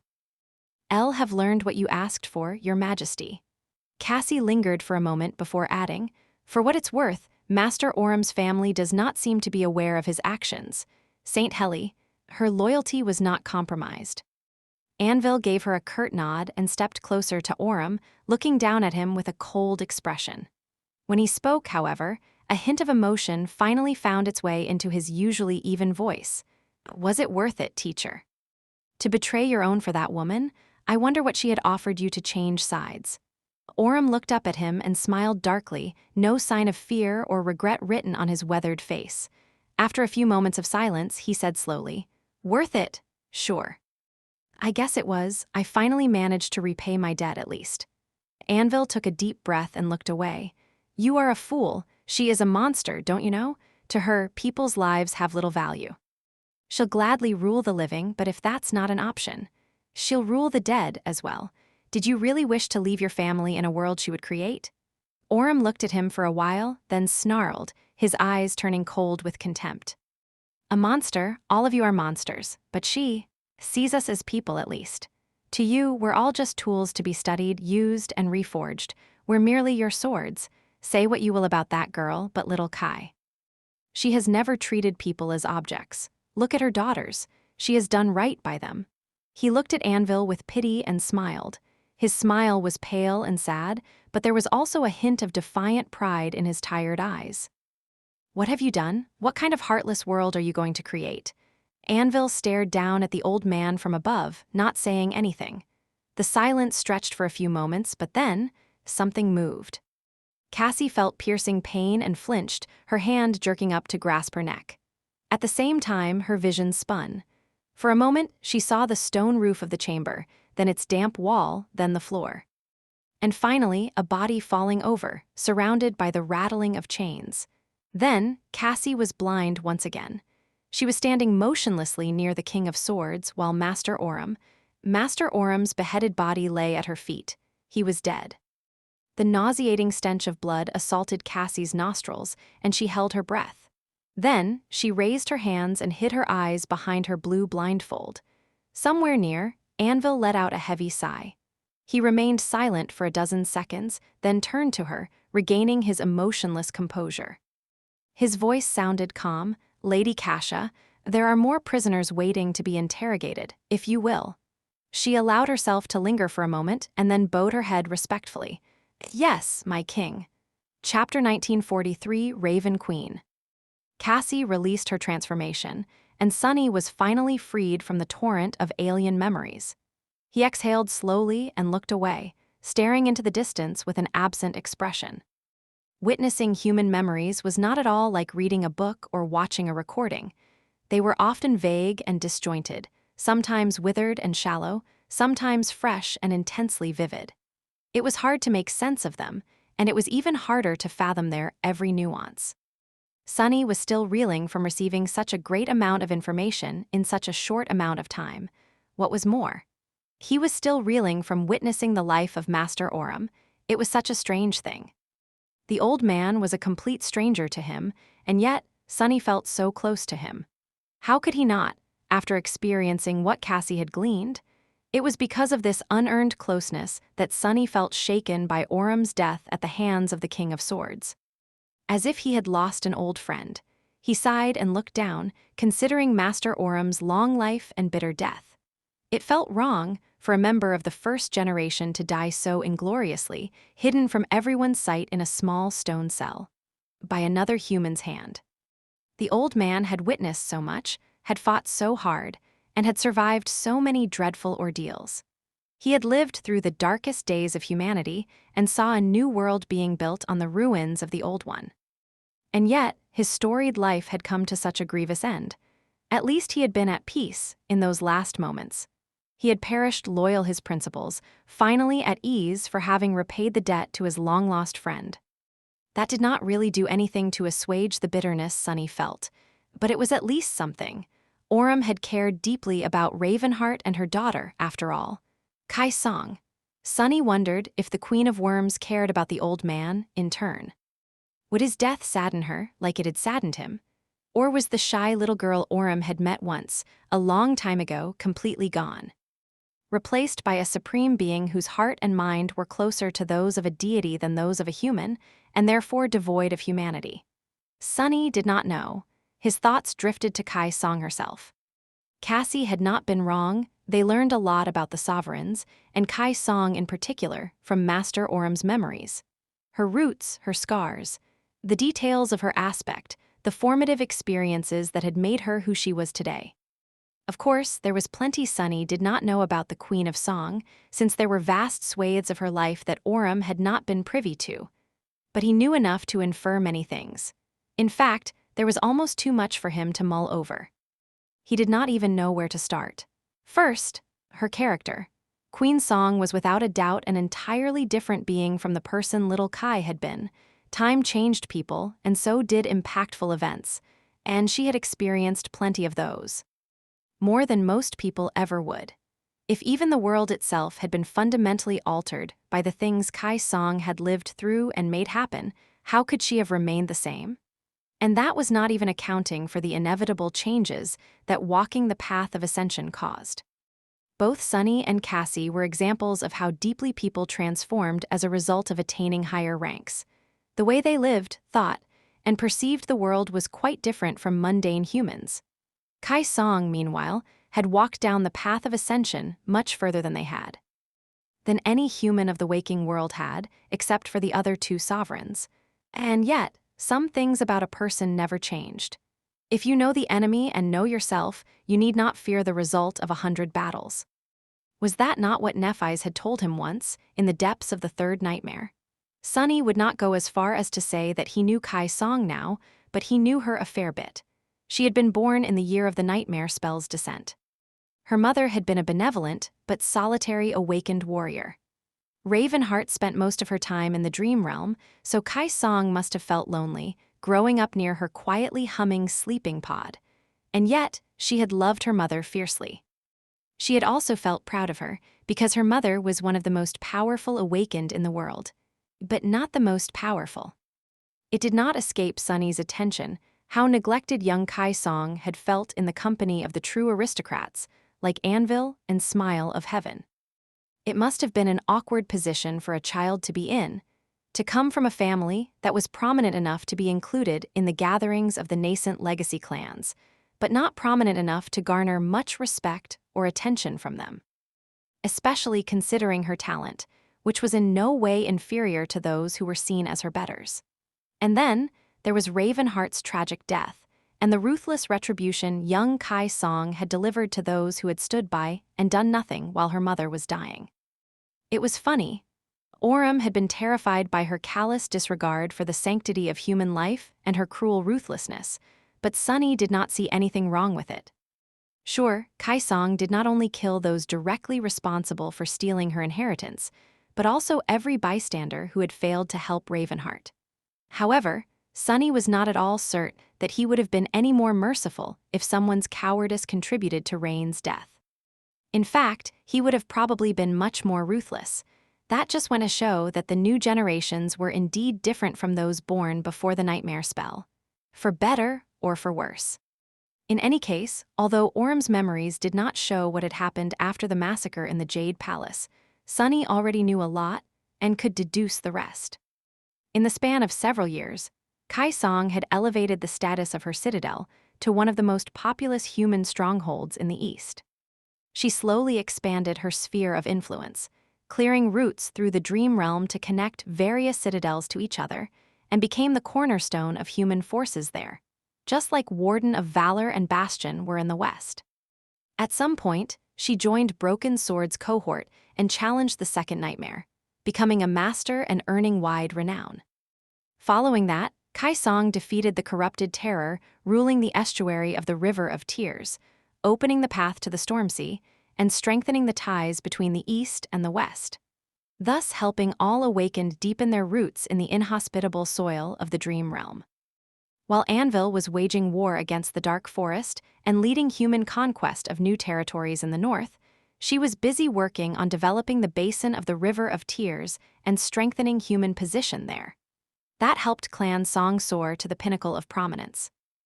And at some point during those years, she had also found and claimed the divine lineage of Beast God. Chapter 19, 44 Footsteps of War.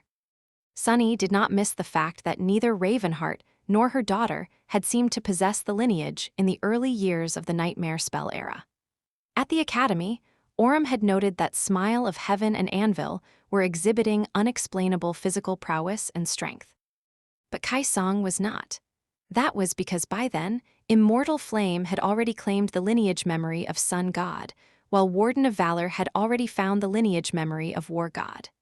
Nightwalker, meanwhile, had most likely already gained the lineage memory of Storm God. Sunny did not know how Kai Song earned the lineage memory of her own or where, but she definitely had not inherited a divine bloodline like Smile of Heaven and Anvil did. Instead, she found it at some point after awakening, just like their parents had. Then, she followed Broken Sword into the Third Nightmare and attained sainthood. By then, Clan Song would have already been considered one of the great clans. And then, finally, after both Smile of Heaven and Broken Sword were gone, the Raven Queen would be born in the crucible of the Fourth Nightmare, cementing her power over the world. It was admirable, really. Sunny could not help but feel awe at what that woman had achieved. He would have applauded Kai Song if he wasn't planning to kill her and was therefore at great risk of being killed by her first. If anything, Sunny would have dearly preferred if his adversary was less outstanding. He rubbed his face and sighed. Sunny felt a little conflicted now that the enemy he had been thinking about so much had a face in his mind. Both Kai Song and Anvil, despite how valuable it was to have seen where they had come from, it was harder to hate them after witnessing them as children and inexperienced youths. But at the same time, it only made him resent them more.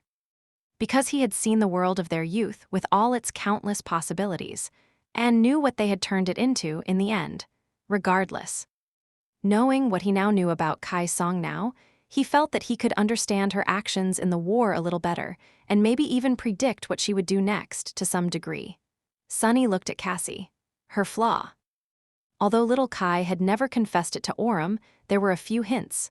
Witnessing the old man's memories and knowing how her life would turn out in the future, he could make a cautious guess.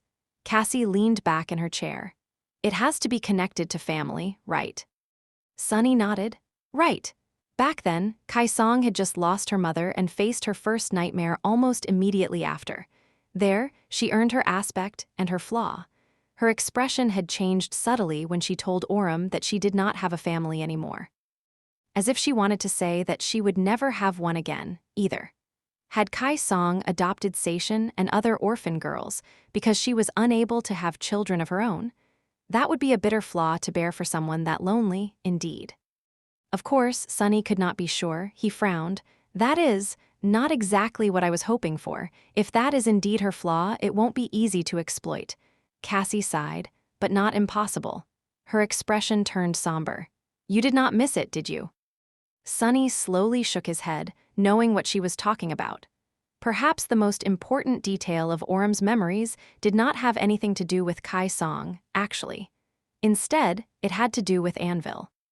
Due to the fact that Kai Song had been a lonesome child and slaughtered everyone who could have known her well, there weren't any people Sunny and Cassie could seek out to learn more about her most important secrets. Even her daughters might not know much about their regal mother. But it was different for Anvil.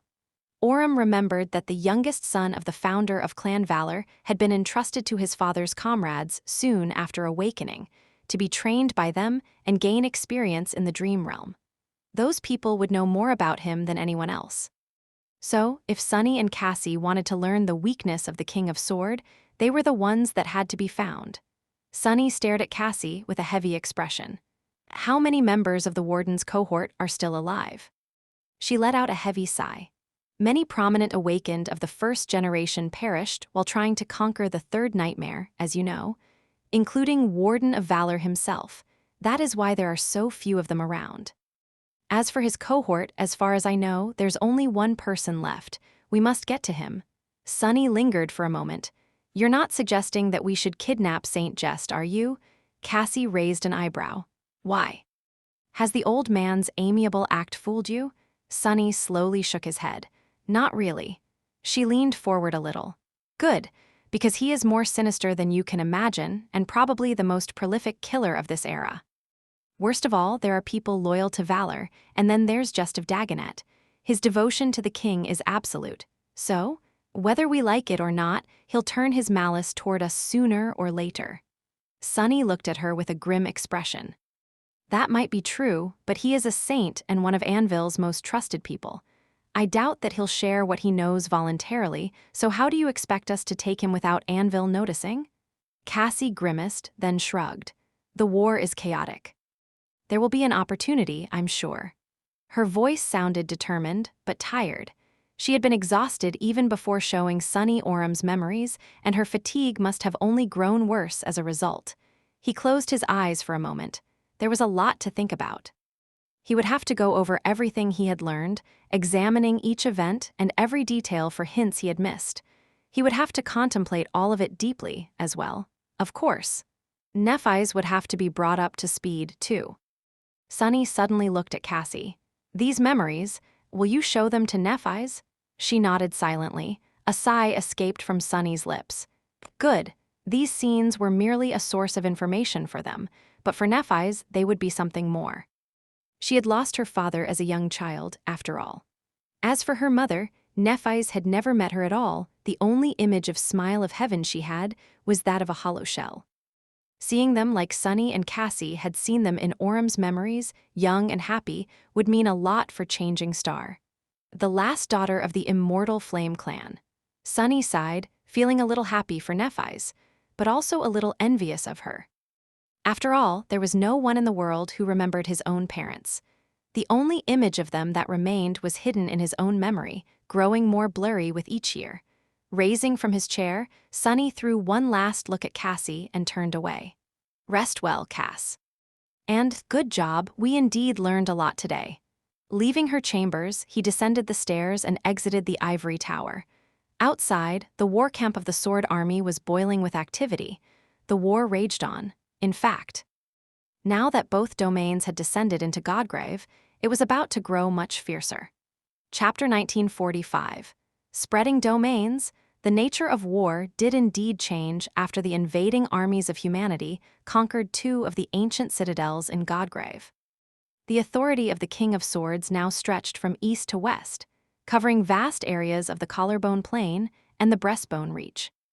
Anvil had waged a terrifying battle against the inhabitants of the Hollows after arriving at the smoldering ruins of the citadel, eventually clearing a safe area around the lake. The lake itself grew shallow and drained in a few days, though, turning into a nearly impassable marsh. The Sword Army established a secondary camp above the closest fissure and stationed a formidable garrison to guard the gateway in the hollows. From there, they started a tentative exploration of pathways to the remaining two citadels once situated far below, in the spine of the dead deity, the other at the very edges of the Sea of Ash, on one of the titanic skeleton femurs. Neither were easy to reach, let alone conquer. The path to the Spine Ocean was perilous and hard to navigate, while the dark waters below were home to untold horrors. The femur citadel in the south was relatively easier to reach, especially considering that the Nameless Temple, the stronghold of the Lord of Shadows, was located on the southernmost point of the Breastbone Reach. However, the territory of the cursed tyrant, Condemnation, lay between the lands conquered by the Sword Army and the Nameless Temple. There were other cursed ones dwelling in the hollows, as well. Even the sovereigns did not dare to provoke those beings lightly. So, the conquest of the King of Swords was temporarily stalled. On the other side of Godgrave, the impact of the Song Army was similarly growing. Sacian and Deathsinger had conquered the citadel in the western part of the Collarbone Plain, finally allowing the Song domain to descend upon Godgrave, and for the Queen of Worms to appear personally, as well. The battered soldiers of Song were saved from the depths of despair by the arrival of their queen. Immediately after appearing, she slew a great demon and eradicated the stampede of nightmare creatures threatening to swallow the trapped expedition force, rescuing both the exhausted warriors and her two daughters. And Rain, who had been fighting on the front line with the 7th Legion. The dire pressure on the entire Song army drastically reduced now that they were supported by Kai Song and her domain. Their precarious position in the west of the Collarbone Plain had become nearly unassailable, and the territories conquered by them were slowly encroaching on the northern boundary of the Breastbone Reach. Of course, the Song army was also aiming for the two remaining citadels. They had almost no hope of reaching the citadel in the south before the forces of valor due to sheer distance, but the one in the spine of the dead deity was still within their reach. On paper, Song still seemed like the losing side. After all, they only controlled one citadel in Godgrave, cornered on the western part of the Collarbone Plain. The Sword Army, meanwhile, controlled 3 or 2.5. If one considered the lukewarm loyalty of the Lord of Shadows, its vast sphere of influence, dwarfing that of Song and stretching all the way from the eastern edge of the dead deity's collarbone to the southern boundary of the Breastbone Reach. However, if one looked beyond the mere marking on the map, the strength of the two armies would seem more or less equal. While the Song army controlled much less territory, it also possessed many more saints. More than that, Prince Mordred was still besieging his father's domain from the south. His seemingly inevitable march north had been halted by the tall walls of Bastion. For now, but no one knew how long Princess Morgan would be able to contain the terrifying power of her traitorous brother. The outcome of the war was still uncertain, and the future of the world still hung in fragile balance, which was good news for Sunny and Nephi's, who needed the sovereigns to weaken each other. The 3 leaders of the Sword Army's expedition force had temporarily parted ways. The Lord of Shadows was dispatched back to the Nameless Temple in order to defend it and prepare raids on the supply lines of the Song army, just like he had been supposed to do before the fall of the House of Night. Summer Night was left in charge of the lesser camp of the Sword Army in the Breastbone Reach. Nephi's was eventually sent back to the main camp in order to mobilize the fresh forces there and helm the expansion of the Sword Domain's territory. It was then that Sunny learned a peculiar fact about the domains, something that he had not known before. In his mind, the territory of a domain had always been strictly dictated by the power of its ruler and the location of loyal citadels. Sunny had usually imagined the influence of a sovereign akin to his own shadow sense as a formless sphere that spread to a certain distance, centered around its source. Only, in the case of supreme domains supported by the Nightmare spell, their source were the sovereigns themselves, while each citadel that belonged to them served as a powerful relay that increased the reach of their authority. But reality turned out to be more nuanced than that. Not only did the citadels channel the power of the sovereigns, but each of their subjects anchored at those citadels was a vessel of their domains as well. At least that was what Sunny had surmised after observing the movements of both armies. Perhaps there was a more complicated process involved, but the truth remained the same. The more ground the soldiers gained, burning down the scarlet jungle and establishing fortified strongholds on the surface of the ancient bone, the further the reach of the domains spread. The increase was minuscule when compared to the benefit of having a citadel nearby, but still significant. Now, the previous orders of both Anvil and Kai Song made more sense to Sunny. Laboriously conquering the territory between the main war camp and the fissure leading to the garden castle had not been simply for the sake of helping the army entrench itself in Godgrave and provide reliable support for the frontline fighters. It was also to help the sword domain stretch uninterrupted, all the way from northeast to center of the breastbone reach as soon as the citadel was conquered. Now that it did, both armies continued to push the Scarlet Jungle back and claim more and more land. The Song domain was spreading south, toward the territory of the Sword domain. The Sword domain was spreading north, toward the territory of the Song domain, which meant that the two armies were going to clash soon. The Scarlet infestation would not be their only enemy in Godgrave for much longer. There were still a few days left before that happened, though. And Sunny was determined to use these few days well. In particular, he hoped to thoroughly explore the unexpected benefits he had earned in the battle against Revel, pushing his mastery of weaving to a new level. Chapter 1946, Divine Shadow. Although the battle in the Hollows had dealt a heavy blow to the Sword army, Sunny himself received quite a boon as a result of facing Revel and her true darkness. Robbed of most of his powers, he had been forced to rely on his shadows to prevail and discovered a new facet of his aspect in the process. That timely discovery had helped Sunny defeat the daughter of Kai Song, but its repercussions were much wider than a momentary triumph.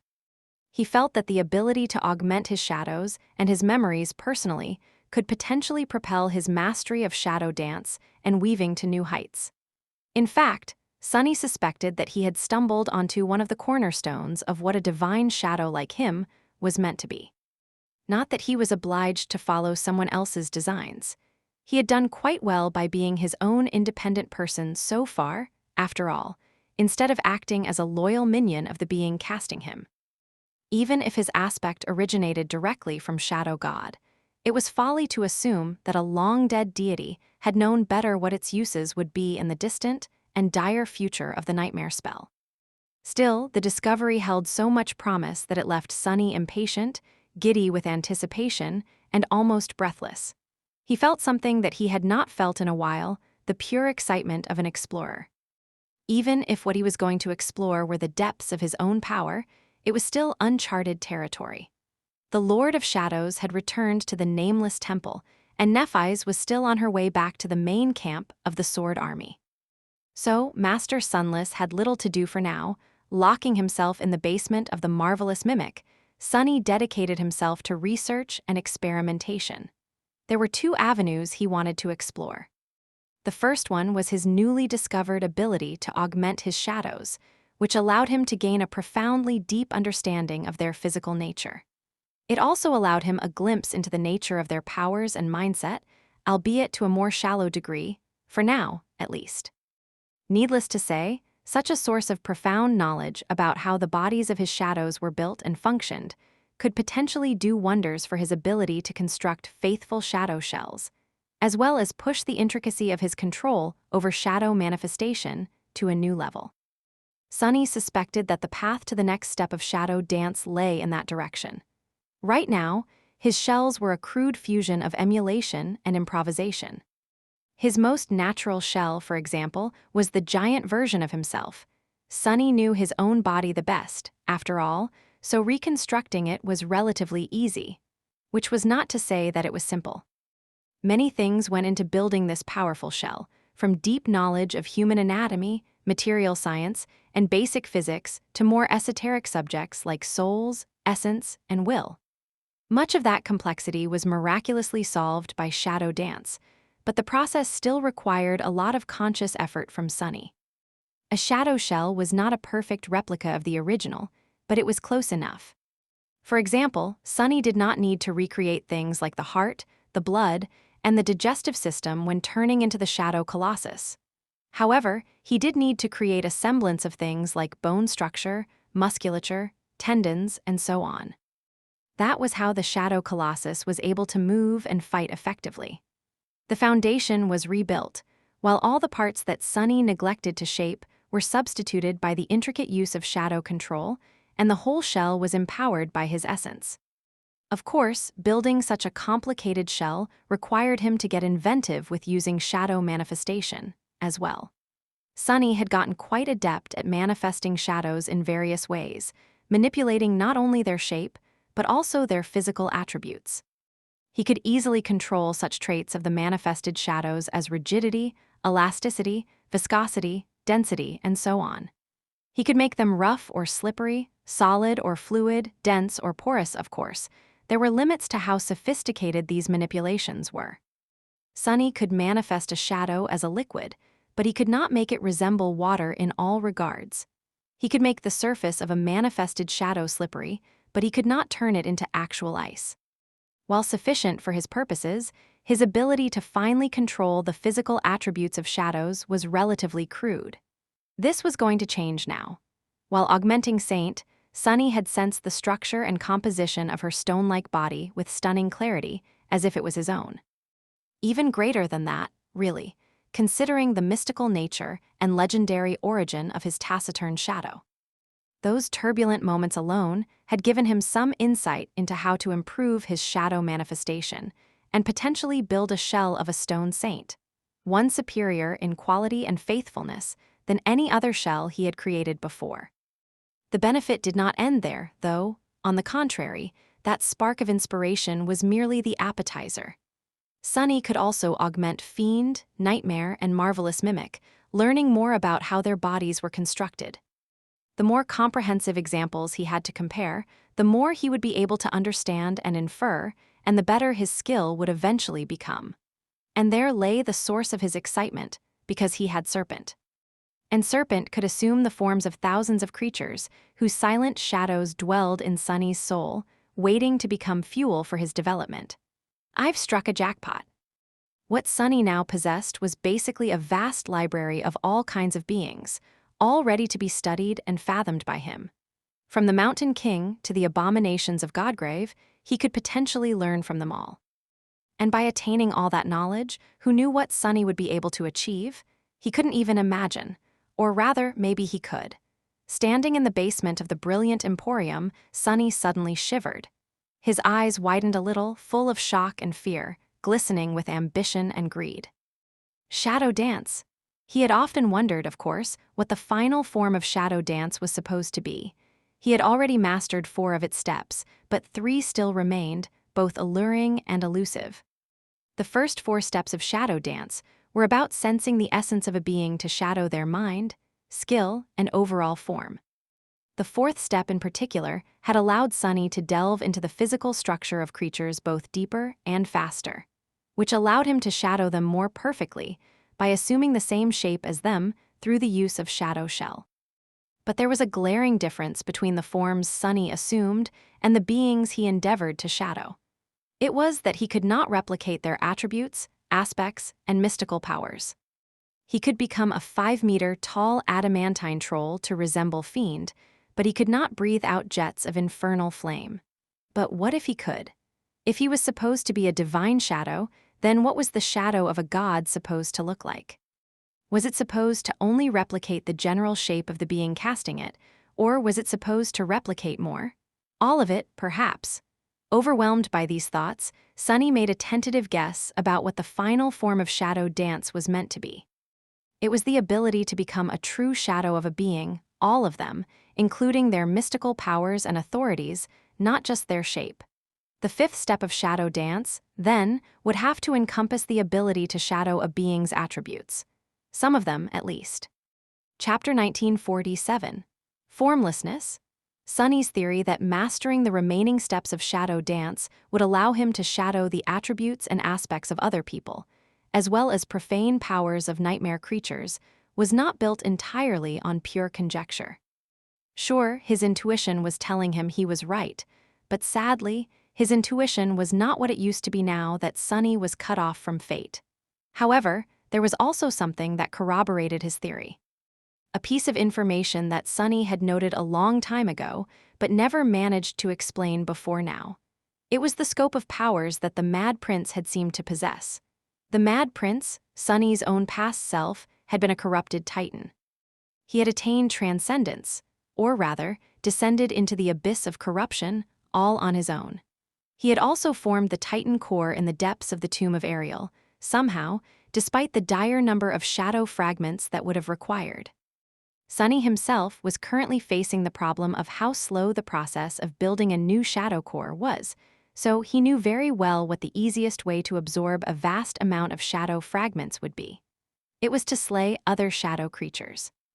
So, he had a strong suspicion that the Mad Prince had slain his own shadows to become a titan. Considering that none of the shadows had been heard of by the people of the Great River, that suspicion was all but confirmed. So then, how had the Mad Prince been able to visit Anik in her dreams and instruct her where to meet Sunny and Nephi's? If Nightmare had been killed, then he wouldn't have been able to use the Black Steed's Dreamwalker attribute. Unless the Mad Prince had learned how to shadow that attribute, it made sense in hindsight. The vile madman had spent hundreds of years in the tomb of Ariel, and while many paths to advancing his power were not available there, one path remained wide open, because it depended on nothing and no one except Sunny himself. It was to deepen his mastery of his own powers. Sunny did not know how many years exactly the Mad Prince, the last version of the Mad Prince, to be precise, had spent on the Great River. But if his mastery of weaving had grown sufficient to create the mind-boggling estuary key, then it must have been a long, long time. So, he could have mastered more steps of shadow dance as well. Anik must have called him a sword saint for a reason. Crazy bastard. While Sunny did not really want to follow in the footsteps of his past demented self, the Mad Prince was proof of what the future held. Thinking about him made Sunny feel hopeful about the potential of shadow dance, but also reminded him to be careful. Slow and steady. Taking a deep breath, he remained motionless for a few moments, and then summoned Saint, Fiend, and Serpent. In the next several hours, Sunny conducted a lot of different experiments. He told himself not to hurry, but his excitement and drive were too powerful. In the end, he spent more essence than he had planned to, and brought himself to greater mental exhaustion than what was wise. His eyes were still full of excitement, though, despite the fact that these early results were incremental at best. The first thing Sunny confirmed was that augmenting his shadows was indeed an excellent method to improve the intricacy of his shadow manifestation. The stone-like flesh of Saint, the steel body of Fiend, and the countless shapes Serpent could assume were like a practical guide for making the shadows he manifested more sophisticated. Of course, it was not an instantaneous success, but rather gradual progress. Sunny would have to practice much more to elevate shadow manifestation to an entirely new level. In fact, the sheer amount of practice he would have to undertake was a little daunting, but that was irrelevant. The only important fact was that he had discovered a reliable and effective method of improvement. With that, the hardest part was already behind him. The hardest part of this one relatively minor challenge, that was. What came next was actually implementing this new skill to create a more faithful versions of shadow shells. For now, Sunny concentrated on 2 new prototypes, one shell emulating the Onyx Saint and another one emulating Fiend. The goal was not simply to copy their outward appearance and body structure, but to bring everything about these shells closer to the originals. So, for the Stone Saint shell, Sunny tried to replicate the stone-like properties of Saint's body. For the Scavenger shell, Sunny tried to make the manifested shadows comprising it as similar to blessed steel as possible. It was an entirely new experience for him. He had freely manipulated the properties of his manifested shadows before, making them as hard as tempered steel or as soft as feather down. But he had never tried to emulate a material flawlessly. Augmenting the shadows with an actively controlled incarnation was certainly of great help, but still, the process was immensely difficult and elusive. Nevertheless, Sunny was making good progress. He was especially attuned to the traits of Saint's stone-like body, most likely because he was somewhat familiar with them due to his own onyx shell. After a while, Sunny was able to make something that might not have been exactly like what he wanted to achieve, but at least resembled it closely. It was a good result for the first day of experimentation. Trying to replicate Fiend's steel carapace was somewhat harder, but Sunny had a lot of experience in emulating metals as well. After all, one of the most persistent uses of shadow manifestation in his arsenal was the creation of weapons for him to wield. So, he possessed relevant experience in that field too, just on a more shallow level. Considering that Fiend had inherited some of his most fundamental traits by munching on Sunny's own flesh all the way back in Antarctica, there were similarities between his towering four-armed body and the shadow spawn shell. So, Sunny experimented both with replicating the gluttonous shadow's form and with modifying his very first shell to resemble it in a few ways. In the process, he also spent several minutes standing motionlessly, basking in the feeling of sharing a supreme creature's ferocious power. Sunny had a little hope that augmenting a supreme devil would instantly reveal the secrets of supremacy to him, but sadly, that was not the case. Although it was indeed a new and startling experience, Fiend was not a sovereign. Creatures like him were different from humans and followed a different path, and even though Fiend did possess a nascent will capable of influencing the world, he was too young and inexperienced to truly be in command of it. In fact, Sunny felt that his own will was infinitely more robust and domineering than that of his shadow, even if it lost in terms of potency. There was also something about the very fact of being a shadow that made Fiend different from the great nightmare creatures Sunny had faced before, something that he could not quite explain, but nevertheless felt like a limitation. Sunny did not dwell on that vague feeling for long, adding it to the pile of unanswered and barely formed questions he would hopefully get to explore later.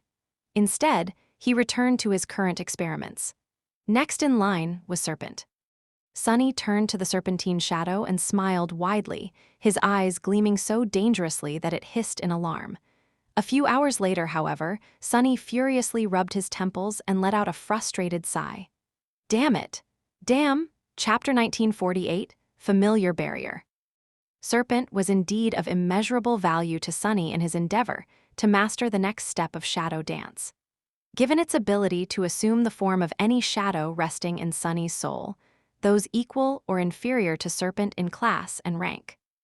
At least, the legacy shadow could be used to gain access to a vast repository of shapes for its master to study in profound detail. As long as Sunny was using an incarnation to augment Serpent, he could experience complete unity with countless beings, from dormant beasts to corrupted terrors. In fact, now that Sunny considered it, wasn't Serpent's formless ability more or less identical to what he was trying to accomplish? What he wanted to achieve was to learn how to mimic not only the outward shape of a being, but also their attributes and mystical powers. And that was what Serpent had been able to do all along. The final goal had been in front of Sunny all that time.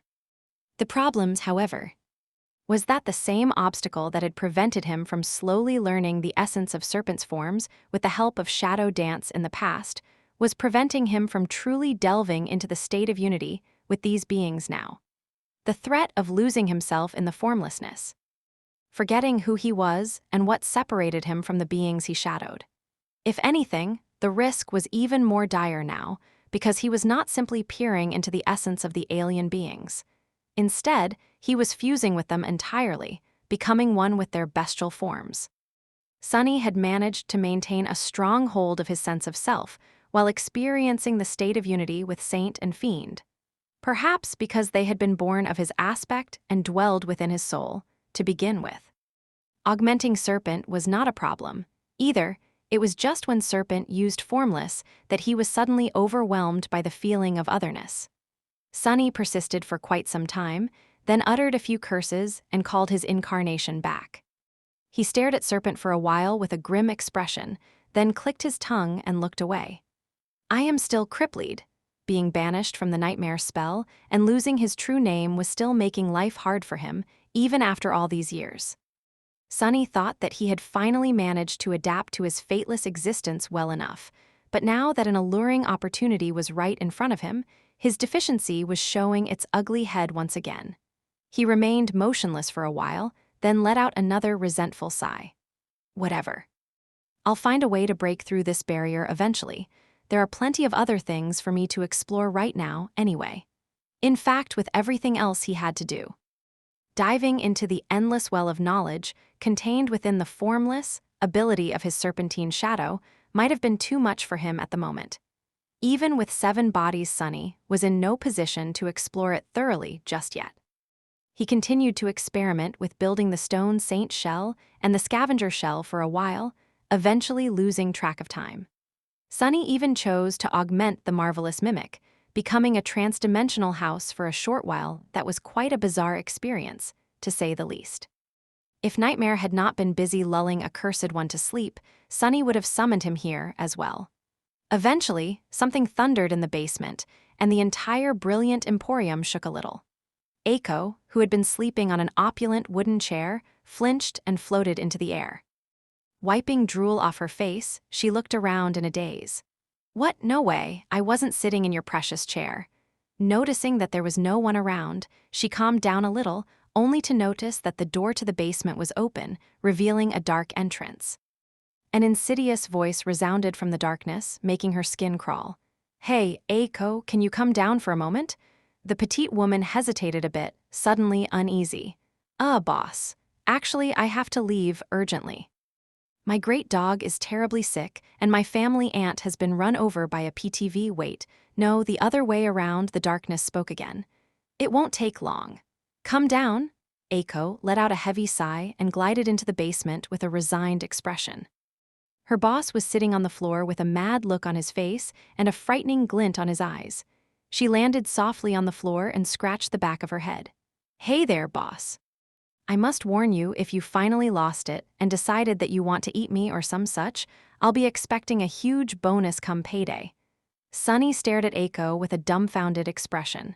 Who wants to eat you? Tusk, don't flatter yourself. He shook his head. Honestly, sometimes, I have no idea what is happening in that head of yours. You are such a weirdo. Anyway, don't move, I'll be quick. Aiko just stared at him in disbelief, as if she had never expected to hear such an accusation coming from him. Sunny, meanwhile, allowed his incarnation to separate itself from Fiend.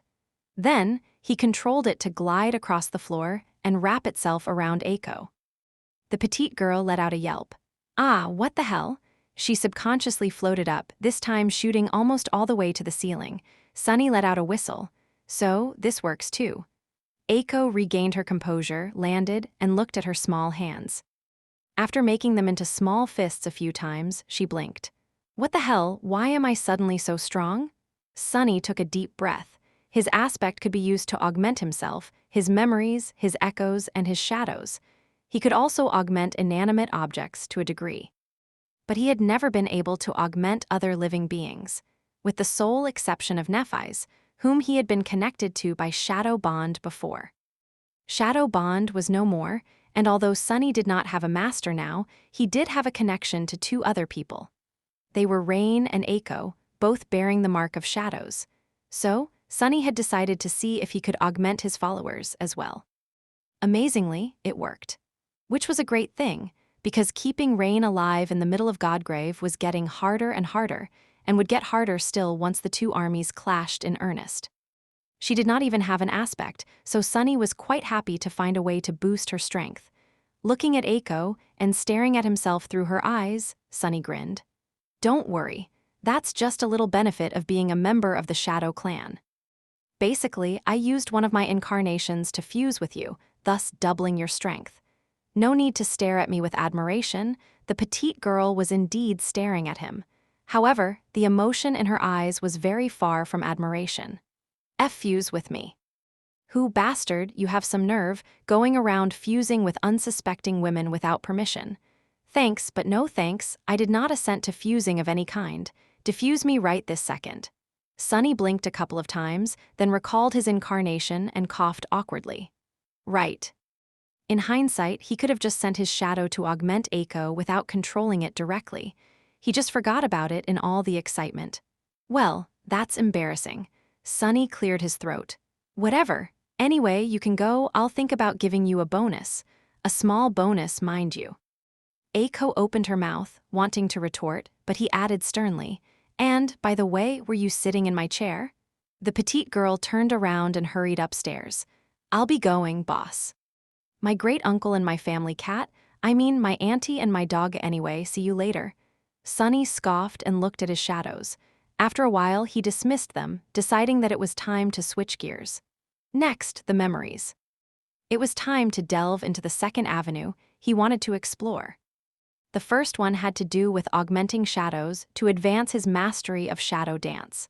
While the second one was inspired by the experience of fusing with Serpent in the soul weapon form and had to do with memories. Sunny hoped to advance his mastery of weaving by augmenting them. Chapter 19, 49, Sonorous Silver Sunless. Sunny had quite high expectations for the next stage of his experiments. He had been making a living by selling memories, after all, and was obligated to forge a stellar sword for Nephi's. There were many saints in the world, and even a couple of others who possessed divine aspects. However, he was the only weaver left in existence. Some could enchant weapons and craft memories, but their ability was no more than a pale imitation of his own. Therefore, what Sunny was going to do now thrilled him even more than the possible advancement of shadow dance. He was just a bit tired, so his excitement was calm and focused. He was going to fuse with his memories, which would hopefully allow him to learn more about their weaves. Let's see. He summoned the runes to study his soul arsenal. Memories, * silver bell, extraordinary rock, endless spring, weaver's mask, shadow lantern. Shadow chair, overpriced saddle, weaver's needle, nebulous mantle, handy bracelet, quintessence pearl, definitely not me. He possessed far fewer memories now after being banished from the nightmare spell. Still, it was enough for a good start. The memories he did possess could be divided into 3 categories: the ones he had created himself, the ones he had altered, and the 2 divine memories he had received by chance. Sunny suspected that he would be able to learn the least from the first category and the most from the last. If he even had the capacity to fathom the infinite sophistication of Weaver's mask and shadow lantern, which was unlikely. In any case, it made sense. He knew everything there was to know about the weave of those memories he had personally created, after all. Shadow chair, overpriced saddle, and Weaver's needle could barely be called memories. They were simply objects he had outfitted with the rudimentary enchantments every memory possessed. Handy bracelet, quintessence pearl, and definitely not me were far more complex, each created after he became a transcendent. Studying them would be of more use, but probably not as much as studying the memories initially forged by the spell. They were Silver Bell, Extraordinary Rock, and Endless Spring. Each had accompanied him for a long time. Then there was the Nebulous Mantle, which had a somewhat special origin. Neither Sunny nor the nightmare spell had created it. Instead, it had been woven by the sorcerers who worshipped Weaver, passed down to Anank, and eventually ended up being turned into a memory by Sunny. And finally, there were Shadow Lantern and Weaver's mask. Sunny actually did not know how Shadow Lantern had come to be. Was it a true relic of Shadow God, or simply a replica of one? He had received it as a legacy relic, and since aspect legacies seemed to come from the spell, it would be reasonable to assume that the spell had created it. However, another legacy relic Sunny had received was the fragment of Shadow Realm, and even the spell did not seem to know how to deal with it, to the point that it did not know how to describe the fragment with runes or where to place it. Sunny knew the origin of Weaver's mask, though. It was indeed a mere replica of the mask the Demon of Fate had personally worn, one of the 2 granted to the high priests of the nightmare spell in the distant past. However, it had been created by Weaver's own hand. So, it was indeed a true relic left behind by the nebulous demon, just like the nightmare spell itself. Sunny stared at the runes describing Weaver's mask for a few moments, then shifted his gaze and glanced at the overpriced saddle. A sad sigh escaped from his lips. Chasing away the sudden feeling of crippling inferiority, Sunny raised a hand and summoned the silver bell. A beautiful bell wove itself from sparks of light, its familiar weight making him feel a hint of bittersweet nostalgia. Sunny closed his eyes for a moment. A small memento of a long-lost home, which once brought its owner comfort and joy. He rang the bell quietly and listened to its sonorous ringing, then smiled, a hint of sadness finding its way into his eyes. When the melodious sound of the bell dissolved into silence, Sunny took a deep breath and controlled his incarnation to glide onto the small memory. Immediately, his consciousness split into two states of being. Sunny was the person who sat on the floor, holding the silver bell in his hand, but he was also the bell being held by the person. Overwhelmed by the strangeness of this alien feeling, Sunny shuddered. Because the hand holding him trembled, Sunny swayed and produced a beautiful ringing sound. Ah, it's too strange. Becoming one with the silver bell was even more odd than fusing with the sole weapon form of serpent or with the marvelous mimic masquerading as a quaint cottage. Much more odd by far. His shadows were living beings assuming the shapes of inanimate objects, at least. The silver bell was simply the silver bell. It was a thing cast of silver, with no awareness of the world of itself or of anything at all. It had no senses, no feelings, no fears, no thoughts, no desires. It just was. Sunny's eyes widened, and his expression froze. He remained motionless for a while, his mind torn between two incongruous and irreconcilable states. Somewhere far away, the Lord of Shadows stumbled mid-motion, and a hidden shadow shuddered in the darkness of Rain's tent. Is this what it feels like to be truly insane? Who else would be in the state of mind to consider themselves a little bell, if not for a complete lunatic? Slowly, laboriously, he called upon his many experiences acting as a shadow of alien beings, and managed to get a grip on his incapacitated mind. Sunny built a wall around the part of his mind that had become one with the silver bell, separating it from himself, and finally exhaled with relief. Damn it. Wow. Sunny had known that he would experience something exceedingly bizarre by personally augmenting a memory, but nothing could have prepared him for the strangeness of this foreign state of being. Still, it was illuminating. Even though the silver bell had no senses, no concept of self, and no way to perceive anything, it still had something, a subtle awareness of movement, vibration, and sound, and underneath it all, something far more conclusive. The silver bell might have been inanimate and simple on the material plane, but beyond that, it was a marvel of radiant light and flowing energy that existed in the vast emptiness of a lightless abyss. After all, it was woven out of soul essence and contained intricate enchantments designed by the nightmare spell itself. Even the asterisk sonorous enchantment added to it had not been invented by Sunny, but simply copied from another memory into the weave of the silver bell. Within it, soul essence flowed according to an elegant, complex, and infinitely ingenious pattern. Its movement and pathways dictated by the intricate tapestry of ethereal strings embedded into the nature of the silver bell beyond the material plane. That was its spellweave and the resulting mechanism of its enchantments shining brightly in the darkness, and therefore, that was Sunny's spellweave and the mechanism of his enchantments. He inhaled slowly, staring into the distance. Sunny had seen plenty of weaves before, but he had never experienced being a weave before.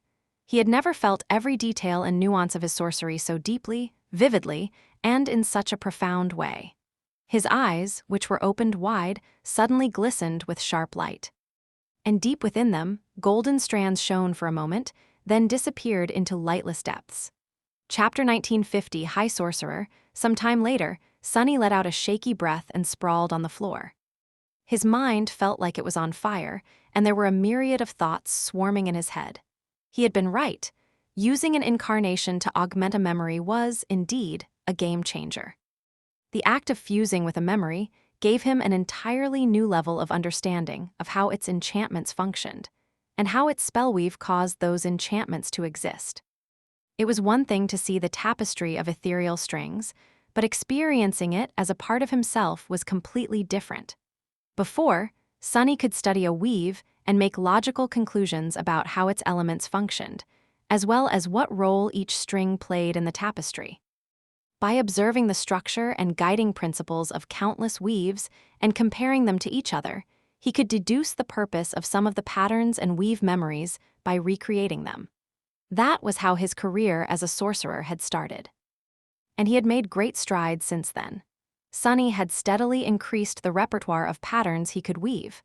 Eventually, he was even able to understand the principles behind these structures, which gave him the ability to change and modify them. Finally, he reached a point where he could weave new patterns and thus create somewhat original enchantments, all by himself. However, Sunny had always remained blind to the true essence of weaving.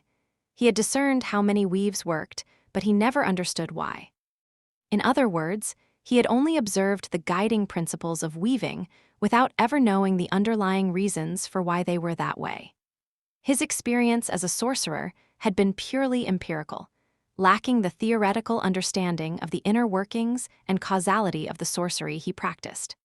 He was an alchemist at best, not a chemist. Now, all of it could change. Of course, Sunny had not fathomed the elaborate underlying laws of weaving yet. But he had obtained a tool to observe them now, to personify them now, which meant that, given time, he would be able to comprehend and learn them. When he did, a soft chuckle escaped Sunny's lips. If he did manage to grasp the why of weaving instead of only just how, then he would not need to rely on imitation to create enchantments. He would not need a repertoire of weaves and patterns anymore, because he would be able to solve any problem by simply knowing the rules of solving it. Of course, that would not make Sunny an omnipotent sorcerer in an instant. After all, having the tools necessary to solve a problem was not the same as mastering them. Otherwise, people would have been able to resolve, well, something terribly complicated in mathematics immediately after formulating the rules of arithmetic. To his shame, Sunny did not know enough about mathematics to come up with an example. Why am I even thinking about that? Right. He was thinking about it because he had decided to rest a little after his brain almost melted as a result of experiencing the fusion with Silver Bell. Still, he had rested enough already, hadn't he? Sitting up, Sunny shook his head energetically. Let's see what mysteries you're hiding. And summoned the extraordinary rock. Sunny did not say that. The extraordinary rock said that. But in the next moment, Sunny had become the extraordinary rock. Immediately, he shuddered. Somewhere far away, the Lord of Shadows slammed into a pillar while walking out of the nameless temple. Elsewhere, a hidden shadow let out a frustrated sigh, making Rain stir a little in her sleep. Let's continue. Sometime later, Aiko returned to the basement, carrying a tray of food. Her boss was sprawled on the floor in a disheveled state, staring at the ceiling with glassy eyes. She cautiously nudged him with the edge of her shoe. Hey, boss. You're alive? Sunny turned his head and looked at her with a frown. Which me are you asking? Also, define the meaning of alive. Also, define the meaning of you. He blinked a couple of times, then shook his head. Never mind. Yes, I'm alive, but what are you doing here? Aiko let out a sigh and put the tray on the floor near him. Here, have some food, I thought you'd be hungry. Sunny tilted his head a little. Why would I be hungry? The petite girl shrugged. I mean, you've been locked in the basement for 3 days without ever stepping out. He stared at her for a few moments, then looked down at the food. It did smell very appetizing. It's been 3 days already? Wow, that's crazy. Pulling the tray closer, Sunny grabbed the nearest plate and shoved a spoonful of fragrant soup into his mouth. Has Nephi's returned to the camp by any chance? Aiko watched him eat with a dubious expression, then shook her head. Not yet, she's still en route. Inspecting the extermination outposts or some such, from what I hear. She'll probably be here in a couple more days. Sunny nodded. All right, let me know when that happens. I'll just stay here in the basement until then. Then, thinking about it, he suddenly pierced her with an intense gaze. Wait, how's our war profiteering business coming along? The petite girl flinched. What war profiteering? There's no war profiteering whatsoever happening here. Just a completely benign, officially sanctioned memory redistribution program for the glory and benefit of the Great Sword Army. Sunny waved a hand. Yes, whatever. You should already have at least a small stockpile of memories in inventory, right? Waiting to be redistributed. Lend them to me for a few days. Oh, also, Tell the fire keepers that since I have free time, I can modify some memories for them, free of charge. There should be at least a few of them still in the camp, right? Aiko blinked. I refuse. Sunny froze for a moment. What? Why? She crossed her arms and scowled sternly. Free of charge? What's that? Our services are both exclusive and top-notch, so why should we provide them for free? Dream on. Sunny stared at the petite girl for a few moments, then waved a hand. Fine, whatever, just get me some memories, the more the better. Grinning in satisfaction, Aiko told Sunny to enjoy his meal and flew out of the basement. Literally, he smiled. Good. Being banished from the spell, he couldn't directly transfer or receive memories. Each had to be modified slightly before he could give them away or claim ownership, if the other party was willing, of course. So it would actually take some effort on Sunny's part to get the memories from Aiko. It was worth it, however, because if he did, he would be able to augment and study them freely, instantly gaining more fuel for his current research. Aiko's uncompromising avarice aside, Sunny should have been paying the fire keepers for free access to their soul arsenals instead. But no matter. He hungrily attacked the tray of food, grinning from ear to ear. I've made good progress already. In a day or two more, he would probably be ready to put his new knowledge into practice and test the first results of his recent breakthrough. Therefore, it would be time to weave some memories.